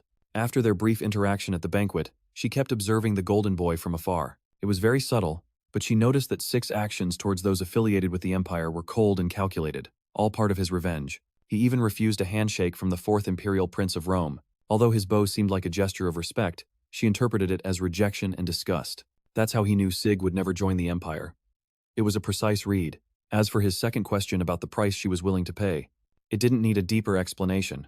Her people needed to be saved, and she was the one who could do it. 20% of her business was nothing compared to the value of the lives that would be lost if she didn't act. It was worth every penny. He was moved by her determination to do the right thing for her people. This was a true leader. He recalled his last interaction with Alicia. Sik had tried to convince her to retreat. He didn't want the queen to die senselessly at the hands of the expanding empire's queen. Alicia knew that retreating was the wiser choice, but she believed that if she could buy time for her people to escape, she would gladly risk her life, and it would be worth it. That unexpected memory shook Sik to his core. He didn't want to think about her at that moment. However, Melissa and Alicia were the same kind of monarchs. Knowing how stubborn this young woman was, Sik accepted the deal. He only asked that they prevent any leaks and conceal his identity when the cure was released. Time flew by, and 2 weeks passed without incident. During these 14 days, Sik honed his swordsmanship. He had been tearing up his private training room every minute of the day without stopping. If anyone with an expert eye saw how this overpowered main character moved, they would notice his movements were similar to the dragon-slaying arts. But not exactly. His slashes were sharper, his footwork faster, and his intensity was much greater. Each attack carried an immense force that would make the most experienced knight weep with fear. This guy was warping the environment just with his sword skills. Upon reaching the final move, Sik entered a state of complete stillness. In the aftermath of his training, his rest was interrupted by a system notification. 1 month after starting to train his new technique, he finally reached the initial threshold of the true dragon sword art. The conditions for the Heir of Sheltern mission were met. He had been given 3 months, but he finished it in 1, so he received a time bonus. He obtained the Chronos Kingdom Report Radar, the title of Successor of the Sword Saint, 500 karma points, and 2 random boxes. Those boxes meant he could feed his gambling addiction again, and the karma points would offset what he used for his revenge against Soma de McCain. Excitedly, he first took out the Chronos Kingdom Report Radar. To his surprise, the system warned that the coordinates were not currently accessible. He had to find the seal that activated them. The locations of the scattered seals would be displayed on the minimap. Opening it, he saw 2 seals were in the center of the continent, while one was to the south and another to the north. There was a considerable distance between each seal. Collecting them was going to take some time. Fortunately, gathering them was tied to his next linked mission to find the treasure of the legendary monarchy and get a chance to obtain the title of Successor of the Chronos Kingdom. He was very disappointed that the reward for such an extensive quest in this action manhwa was just a title. Perhaps the system was already factoring in whatever treasure Sik might get from the loot. Besides, he had just seen that artifacts can also respond to titles. Perhaps these things are more valuable than I thought. However, it's too big of an undertaking. For now, the treasure hunt will have to wait. There's no time limit, so he can focus on urgent matters. Besides, he just received news from K. It's been a long time since he saw those addicts from the south. He was excited for the excursion. He put on his usual disguise, boarded a ship, and sailed towards the port city of the southern continent, Porchug. Sik inhaled the strong scent of blood mixed with the salty sea air. It was just like the last time he was here. Nothing had changed. Getting off the ship, he was greeted by a line of loyal subordinates, bowing their heads to the deputy manager of the Reinhardt Merchant Group's southern branch. They were shouting so grandly that Sik worried about standing out from the crowd. Walking through the bustling port, he noticed the similarities between before and after his regression weren't limited to just the salty southern air. One must keep their mind sharp. Right on time, he ran into the guy he had hired for a crucial job. The Northern Rangers were waiting to inform him that they were dressed as merchants to avoid standing out in their stealth gear. They detailed that all preparations are ready for the day of the operation. They will take advantage of the chaos to rescue the girl held prisoner by Masin. Sik told them that protecting and escorting the target is also part of the job, so they must remain vigilant until the very end. Curious, a ranger asked if there will be any southern festivities soon. They know nothing about the incident that will cause the chaos that would unfold during the operation. He planned the chaos that would arise in the operation. Sik smiled. He would call it a festival. He's planning something more chaotic. It will be the day Makin crumbles to dust. After the incident with the Kukris, the Rangers feared Sik. They don't know what goes on inside this guy's head. During the meeting, a guide from the merchant group timidly approached the deputy manager. He was now using his fake name, Murray. The guide led him to the carriage for his next meeting. The Rangers asked if he planned to go to war with one of the largest crime families in the South. Sik urged his employees not to overthink it and to focus on their jobs. He was just joking. For some reason, both Rangers noticed that the young man was not joking, so they gave him the safe house he asked for. Although it looks worn down on the outside, it has plenty of storage space. The interior was also renovated to the same level as luxury hotels. Since today is Don Juan's birthday, there's a lot to do. Sure, it will be a festive day on the outside, but it's also a rare day when all the McCain executives will gather for business. S. Murray will be Key's support to attend this meeting. Led by the guide, he goes to his 5th meeting about how things will unfold. Even a Soma addict would have already memorized the events, but Ka wants to make sure everything goes according to plan. She doesn't have nerves of steel like he does. This is the least he can do after getting her involved in this madness. She has been stressed about this for weeks. She fears they have already been discovered as the ones responsible for the warehouse fires.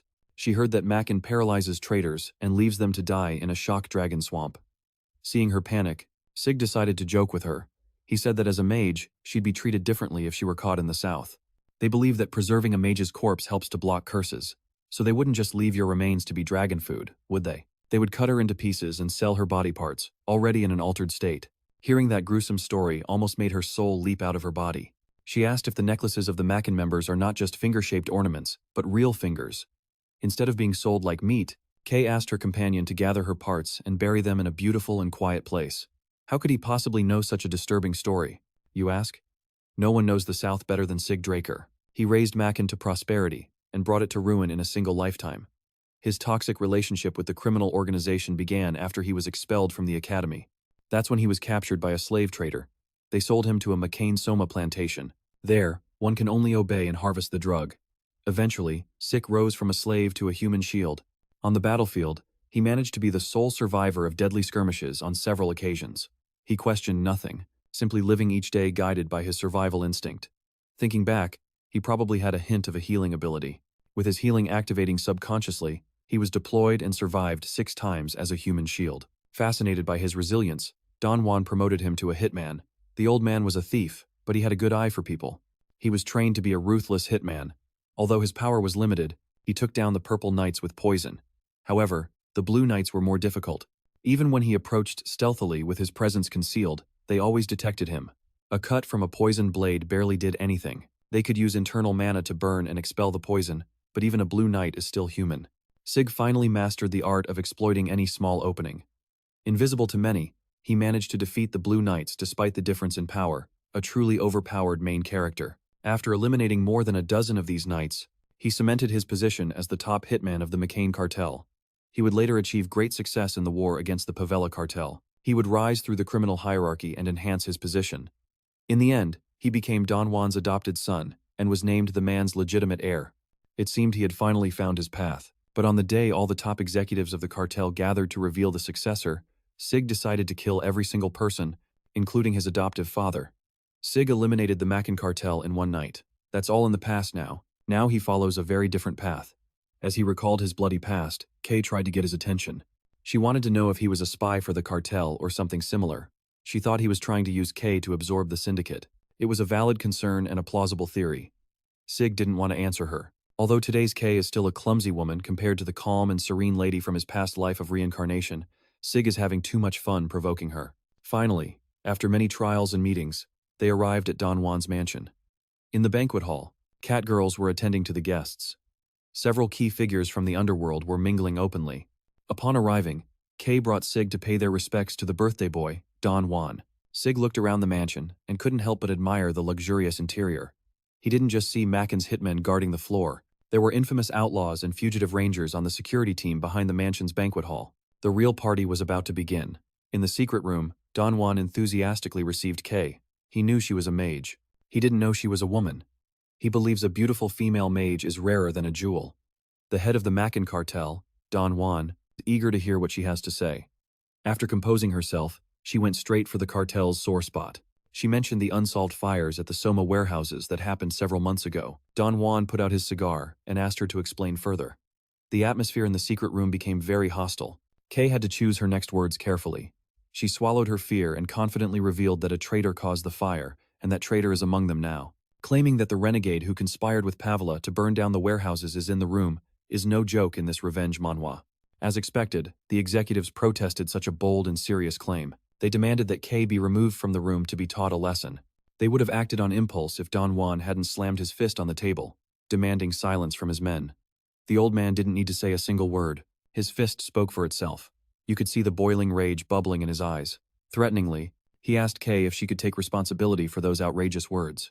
Our overpowered main character seized this opportunity to take the spotlight by grabbing the sacrificial fool. Holding a knife to Joaquin's throat, he casually revealed the culprit. He called the traitor El Mencho. Now the two-faced executive begins to put the pieces together as he is forced to confess. This was supposed to be a festive gathering until some random guy exposed his side business in this manhwa recap. El Mencho yelled at his subordinate to stop gawking and move. He pays them a lot, and they couldn't even anticipate a lone madman. He called them ungrateful, overpaid, and incompetent. A subordinate made an excuse, saying that even if they wanted to act, their hands were tied. Caught in the escalating tension, Kay let Sik take the lead, deciding to let the situation play out. Don Juan asked his rowdy guests to speak up and spill the information. The Makan executives were stunned. They had never seen the old man so open to dialogue while under threat. Sik's opening statement was a respectful greeting to the seasoned godfather, Don Juan. He introduced himself by his alias, S. He stated that he had come to offer help regarding the hot topic in the underworld. Ever the gentleman, Don Juan respectfully returned Sik's greeting, calmly taking out a cigar and clipping its end while criticizing the young man for bringing a knife instead of a gift on his birthday. Everyone notices that Sik is a true professional. He leaves no openings, a key point in this manhwa review. If they attack from a distance, he will use Joaquin as a human shield. Then the renegade accused him of being a spy sent by Pavella in this action manhwa. As Makan's second in command, he inspires a lot of confidence in the room, despite being the spy that Sik accuses him of being. But when the young man mentioned the existence of overwhelming evidence, the traitor's heart skipped a beat. Sik signaled to her and she used her magic. She summoned the detailed reports documenting Joaquin's shady dealings with the rival organization. Don Juan silently picked up the documents and reviewed them page by page. His frown deepened with every turn. He admitted that what was in those records was interesting, to say the least. It explained how Joaquin got involved with the syndicate to betray his home. It also showed the true nature of Pavella as a dishonorable, thieving pirate operation. As Sik expected, the moment the story about the pirates was mentioned, the atmosphere instantly shifted. Nobody likes pirates, but Southerners in particular hold a deep and ingrained grudge against them. The South is a hotbed of maritime crime. Due to their proximity to pirate outposts, they suffer more losses than other regions of the continent. Most importantly, Don Juan lost his beloved family at the hands of pirates. His resentment toward them is immeasurable. He can't ignore an incident involving the very thing he hates most. The ball is in his court. Now it's up to the old man to decide what he will do. Joaquin felt his position worsening with every second. The documents included photos of him with the Pabella pirates. It was as incriminating as it could be. That part was true, but he had nothing to do with the fires at the Soma warehouse months ago. In this situation, the suspicions against him would only continue to grow and pile up. After a moment of reflection, Don Juan thanked Sik for bringing him something interesting. However, it wasn't enough to judge Joaquin, whom he considered a brother. Sik knew this would happen. The old man is stubborn. He had another method up his sleeve. He didn't want to use it, but now he had no other choice. As he tightened his grip on the blade, he whispered something ominous near the executive's ear that drained all the color from his face.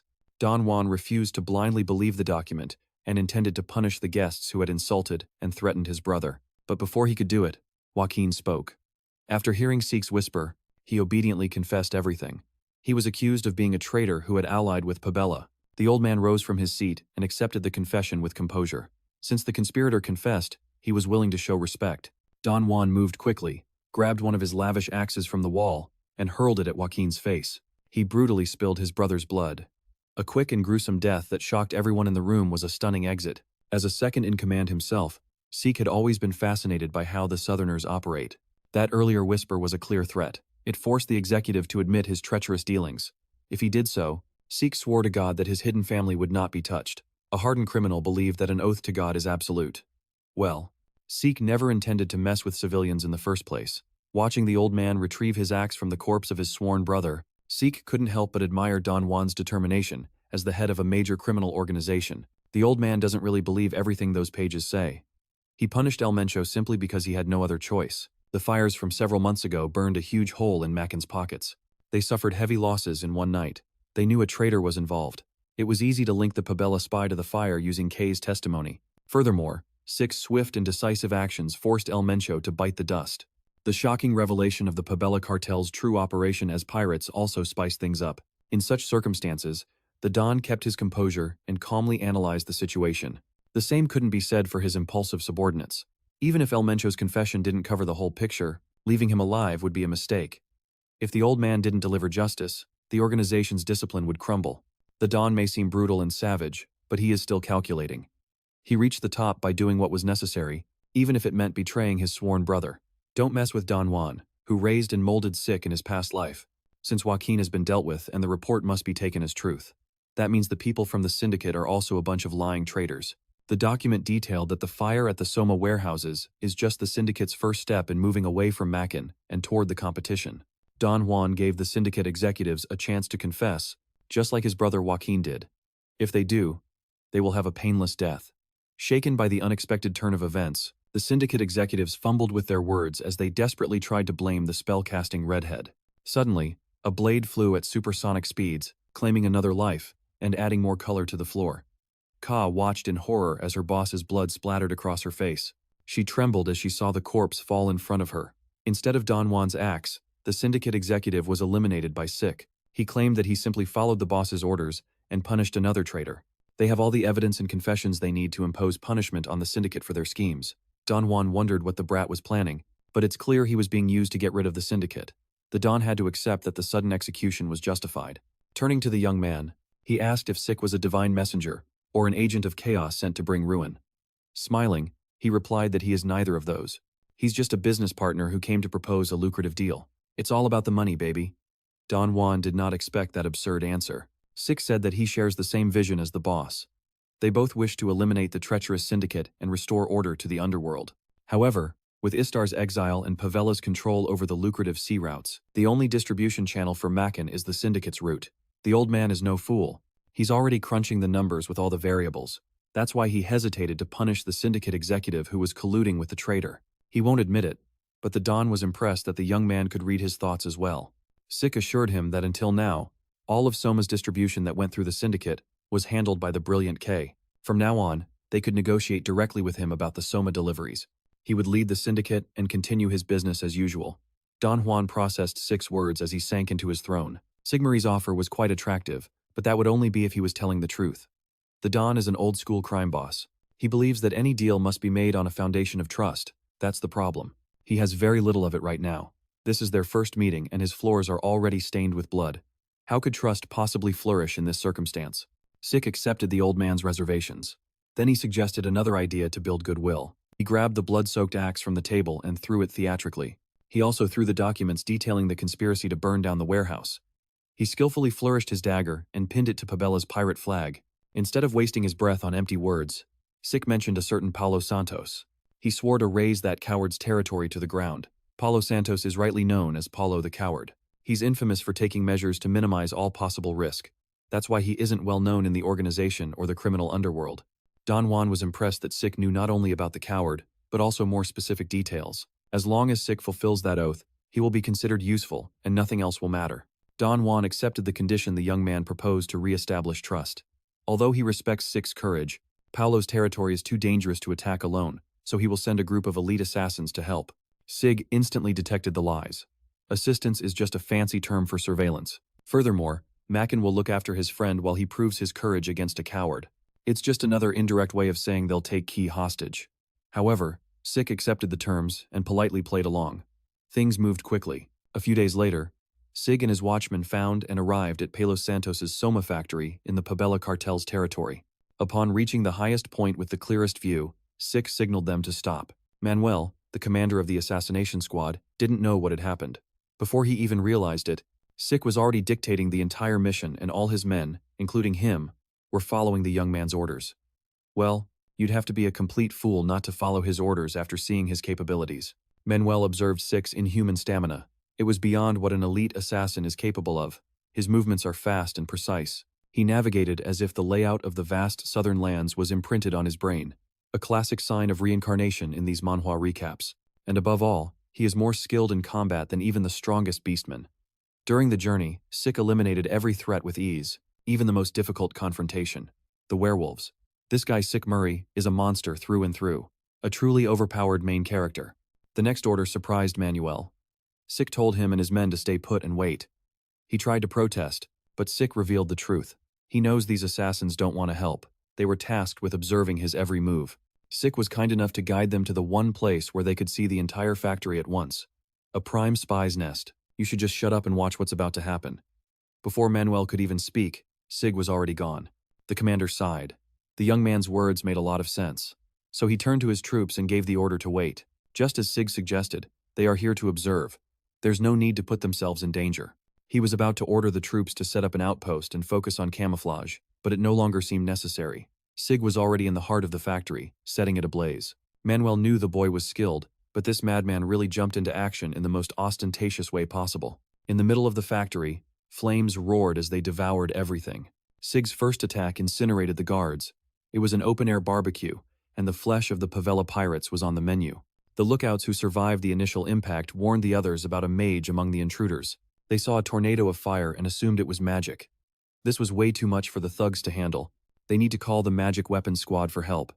The elemental sword of this overpowered main character is far too powerful for these low-level goons. When one of them saw him cultivating his aura in front of the burning buildings, the entire factory was alerted. At the end of the day, Pavella is still an organization that caused a rift between Macken and the South. They might be very weak on their own, but they work together quite well. Not to mention their quick response. Unfortunately for these nameless thugs, no amount of trash could stand up to a deadly incinerator. With his elemental sword, Sig used the hellfire of Flamefield to burn their heads and boil their brains in one fell swoop. Reaching the other side of the factory, he complained that this exercise didn't even serve as a warm-up. Then, he noticed a strong vibration from the ground. That coward Paulo is a madman. To protect this valuable territory, they even have many magic tanks at the ready. Paulo must be rolling in all his ill-gotten wealth. Hiring a mage would have been much cheaper, yet he chose to employ these magical monstrosities. Locking onto the target, the magic tanks launched their arcane artillery. Sig responded by brandishing his sword and slicing the explosive shell perfectly in half. This left the shell useless and the target completely unharmed. Sig figured these tanks were for the cartel's dirty work. He changed tactics. He dropped the flames and turned his elemental sword into Windfield, summoning deadly tornadoes with the Tempest sword. No matter how sturdy the tanks were, they crumbled easily when hit by the lethal whirlwind of sharp air. In his past life, Sig would have had no choice but to flee with his tail between his legs at the mere sight of these colossi. But things are different now, very different. In fact, this is the revenge story made possible by his reincarnation. After a thorough sweep, burning every inch of the surface, he focused on a hidden underground passage. The thugs guarding the entrance were eliminated without difficulty. Each one died in the most efficient way possible. Sik showed his skill as a one-man army by effortlessly slaughtering all hostile forces. A great scene for this action manhwa recap. At this point, he was getting irritated. He had eliminated so many pawns that the main event should be showing up soon. As expected, a surprise attack came from behind. Sik was targeted by an arrow speeding through the air. He didn't miss the opportunity to boost his aura a little more, and caught that thing inches from piercing his brain. The attacker must have anticipated that inhuman catch and attached something to the tip of the arrow. It exploded into a dense fog of lethal poison that enveloped Sik. The system recognized the toxic cloud as black mamba venom. His poison resistance activated instantly and neutralized it as the vapors dissipated. Sig's mask and hood were torn off by the small explosion. To lure the enemy out and hide his trump cards, he paused his healing factor. Finally, the main event showed up. Paulo Santos put away his crossbow, cursing his men for letting an intruder get this deep into their territory. Paulo Santos. The fool confidently approached, explaining that the poison gas Sik was exposed to is a potent killer that can take down even aura users. Holding a vial, he offered to trade the antidote for information on Sig's team. This fool thought Sik was just a distraction. With everything so quiet upstairs, he tries to trick Sik by offering him a way out before it's too late. He takes our overpowered main character for a fool. Every southerner knows that black mamba venom has no antidote. Any normal person exposed to that smoke would die in minutes. Even the Blue Knights would struggle to purge the poison, leaving lasting side effects.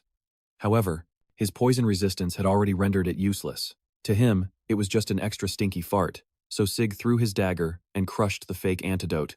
Paulo started to panic, stumbling over his words as he tried to keep up the act. He glanced at the intruder for a second and the coward was petrified. He realized he was in way over his head. With an ominous look, Sik said that poisons are useless against him. Besides, the reason it's so quiet upstairs is because it's filled with corpses.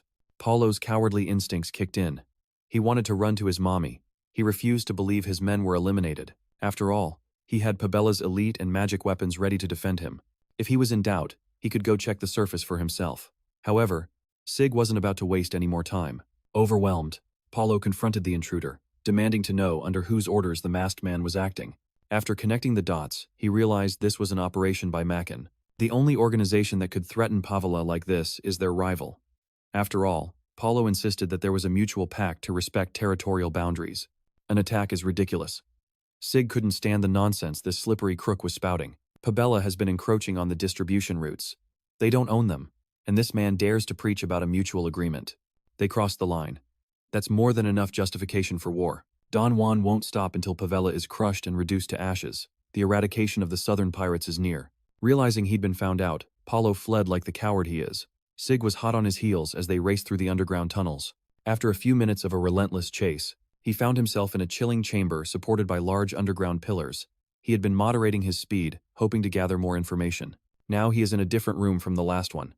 On the way to this mysterious space, he faced many prepared traps. He could have destroyed them all, but he held back in case there were prying eyes nearby. In contrast to this hall of ancient ruins, those traps looked new. Someone had installed them recently. Whatever Pabella is doing down here, it cannot be good. Well, just as Sik suspected, there were curious eyes lurking in the shadows. The moment he feigned an opening, the cloaked figure following him launched a surprise attack. He dodged the incoming slash, surprising the cloaked figure. Sik closed in on the attacker and shook the guy with an inquisitive whisper. Instead of finishing the failed assassin in one blow, he tries to prolong the fight to get information. Since the attacker did not speak, Sik raised his sword and cut him to pieces with the Tempest sword. He had lost count of how many thugs he had killed tonight. As he calmly walked towards the attacker's body, more cloaked figures revealed themselves. Sik recognized them as the Hounds of the Empire. These pups always show up wherever he goes. The leader cursed the incompetents from the south for ruining their operation. He seems annoyed that these cartels cannot even settle their disputes away from the Empire's mission. Since Sik had already spotted the Hounds, he could not leave them alive. On second thought, he remembered seeing some places in the south marked on the maps of the house hounds he found in the giant mountains. These ruins might hold one of the artifacts the Emperor is looking for. The pack leader warned his men about the wind-invoking dagger the intruder was holding. They must face the enemy, assuming the dagger is some kind of artifact. To keep them on their toes, Sik took out a magic scroll he had prepared beforehand. The pack leader growled at his men to brace for impact, but Sik assured them the scroll did not contain an offensive spell. It is a simple soundproofing barrier spell with no lethal effects. In short, the next 30 minutes will be a silent hell. No one will hear these dogs scream. Since Sik does not get many chances to test his new skills, he decided to pull out his Stygian sword to have some real fun. without any external forces meddling in his business. It is time for some deadly training. The pack leader grew uneasy, seeing the intruder pull a greatsword out of thin air instead of from some means connected to a subspace pocket. The intruder was too unpredictable. First, he brandished a strange weapon, then he manipulated the elements like a mage, and now he is pulling out a massive sword. When the pack leader saw the glow flow from Sik's hands to the sword, a flicker of fear emerged. This intruder can actually use the aura blade. Remember, the perfect use of aura indicates the level of a blue knight. That is enough to disturb the hounds, turning their fear into despair. The first chapter of the true dragon's sword art was unleashed. This technique has not been seen since Terra Draker. The hounds were helpless. Sik easily eliminated the entire pack. The leader could not even draw his sword before falling to the overwhelming attack. The soundproofing magic scroll was very effective. No one could hear their screams of agony from outside the barrier. When 30 minutes passed, the magic dissipated, and Sik was already in the final phase of erasing the evidence by burning the bodies. This way, it will look like McCain used knights and mages to attack Paulo's Soma factory. This will intensify the conflict between McCain and Pabella, sparking a war from which Sik can benefit. With that settled, he wondered why a cartel and the Roman Empire were collaborating. It's safe to assume they're cooperating to uncover ancient artifacts in the south. Before his regression, a key element in this reincarnation Manhwa, Sik had been to this place before, but there were no such traces. That would be in 3 years, so it's possible the artifact has already been unearthed. Perhaps it was a coincidence, but it's always good to thwart that mad emperor's plan. After making sure his enemy's ashes were thoroughly burned for his revenge, it was time to head back. Before he could leave the ruins, he was stopped by the sound of armored boots echoing against the ground, a figure in full red armor with a flowing red mane. Another challenger has emerged. The unknown warrior claimed he was drawn by a strong, chaotic energy. In this place, this thing is dressed like a final boss that will kill you. Repeatedly, the final boss complained that an intruder had reached the hidden ruins. Look at that mask. It looks like something out of Power Rangers. The final boss stood menacingly behind Sik with the darkness as a backdrop. He instantly recognized the striking red armor. It looked like the magic armor Hersian mentioned was only given to the Red Knight of the Roman Empire. It's inscribed with many auxiliary enchantments, from weight-reducing magic to automatic restoration. The Herchons are supreme artifacts. Crucially, it looks tough, but the Herchon this guy is wearing has noticeable differences compared to the Empire's standard issue. Hoping to get some information, Sik tossed out some tentative questions to find out who was in the armor. Seeing the sword approach his neck without warning, looks like the final boss doesn't want to talk. Sik backed away and skillfully pulled Bahamut from his storage space. He held his sword firmly to defend against the initial attack. The boss stared into his soul without speaking as Sik slowly lost in a battle of pure strength. Bahamut was overpowered, and its wielder was sent flying into the nearby underground walls. When the dust settled, Sik emerged from a large crater, looking like he needed some milk. Without letting up, the boss leaped into the air for a follow-up combo. By the time Sik noticed the incoming strike, it was too late. The impact of each of the boss's attacks reshaped the area, filling the ground with new holes. Although at a disadvantage against the stoic enemy, Sik stood firm with his sword. Feeling the boss's strength, Sik became convinced he wasn't fighting a human. Perhaps this is the power of Harian's strength-enhancing magic. No matter what clever defensive maneuver our overpowered main character used, he was still overwhelmed by brute force. Being beaten in a straight fight, a classic trope in action manhwa, Sik decided to use a few tricks he learned from the hero king.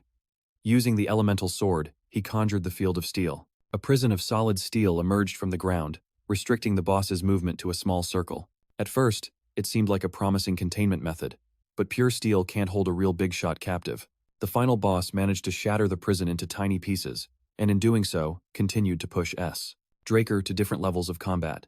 Knowing the steel field would only buy him seconds, Sik prepared the next part of his disruption. Hidden among the steel debris, he threw a stun grenade at close range. It was fast and effective, forcing the boss to readjust his vision. At this point, Sik Draker almost gave himself a pat on the back. Unfortunately, taking away a demon's sight doesn't change the fact that you're still fighting one. He tried to use the stun grenade to land a devastating slash with his aura blade, but he was deflected like a novice. At least his efforts weren't in vain. He scratched the armor, better than nothing. Fearing what was coming, Sig summoned his dragon-scale armor. It covered his arms and hands just in time to withstand another crushing blow. The successful deflection gave him some distance from the impossible opponent. This final boss has several strange abilities, the kind that always challenge an overpowered main character. Breaking the silence, the final boss spoke, repeating Sig's insistent questions from before. Now that he considers the young man skilled enough to deserve a real fight, it's only fair that he at least introduces himself in this amazing action manhwa. Beneath the armor is a man named Kan Jimmins, Constantinus. He bears the names of Gimens and Constantinus. The imperial bloodline of the Roman Empire has carried the name Constantinus since its inception. Imperial bloodline second names are reserved only for noble houses with the right to choose the emperor. Can's existence suggests that the House of Gammons, a pillar of support for the Draker family, had already sown its seed in the rise of the empire. A deep-seated plot our hero must unravel in this reincarnation story. As Sik tried to understand the complicated situation, the system gave him a worrying notification. A miasma has been detected, and eliminating a target possessing this miasma will grant additional points. He had never witnessed anything like it in the environment before, but he could feel its debilitating effects. The miasma is completely fused with Khan's aura. Just trying to get close to this armor seemed like an impossible task. Surprised, Khan would have never thought he'd find a knight who could match him in such a remote part of the world. As a sign of respect, he wants to fight with all his strength to give a worthy adversary an honorable death. He will deliver that honorable end using a giant avatar of a celestial sword. Normal techniques will stand no chance against that giant sword.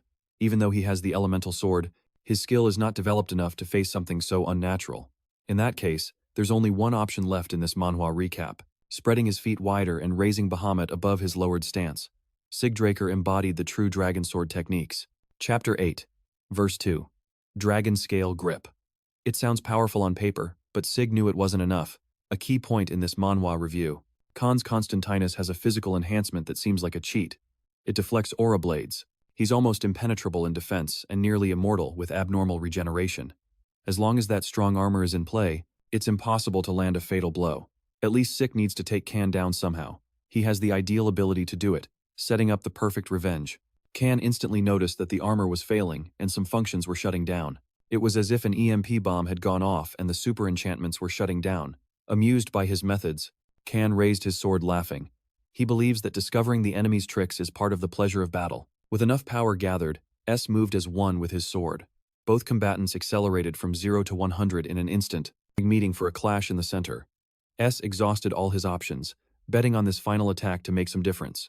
Khan, on the other hand, seemed calm and unperturbed behind his mask. Two opposing powers tried to devour each other. One man's aura took the form of a dragon and his opponent conjured an equally dominant image, tinged with miasma. A shockwave swept across the underground floor, testing the stability of the ruins. Flashes of light and uncontrolled auras tore through the hallways.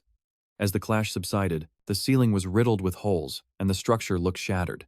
S. Draker found himself sitting in a pool of his own blood, cursing himself for making such a mistake. The administrator's miasma corrosion rate has exceeded the allowed limit. His healing factor has greatly diminished. With his body full of life-threatening wounds, this is the worst time to lack regeneration. Holding a sword and tracing the young man's neck, Khan praised the Draker line for raising someone with such skills. He realized he was fighting a Draker when his armor failed. Out of nowhere. The only force that can disrupt the Empire's masterpiece is the Drakor's mana separation. Furthermore, the technique S used in the last clash closely resembled the dragon-slaying arts. The dragon sword art is the foundation of the Draker technique, but the dragon scale thrust is in the second half of the dragon-slaying arts. That part is not supposed to be revealed outside the family, but here is Khan, a knight of the Empire, easily recognizing Chapter 8, Verse 2.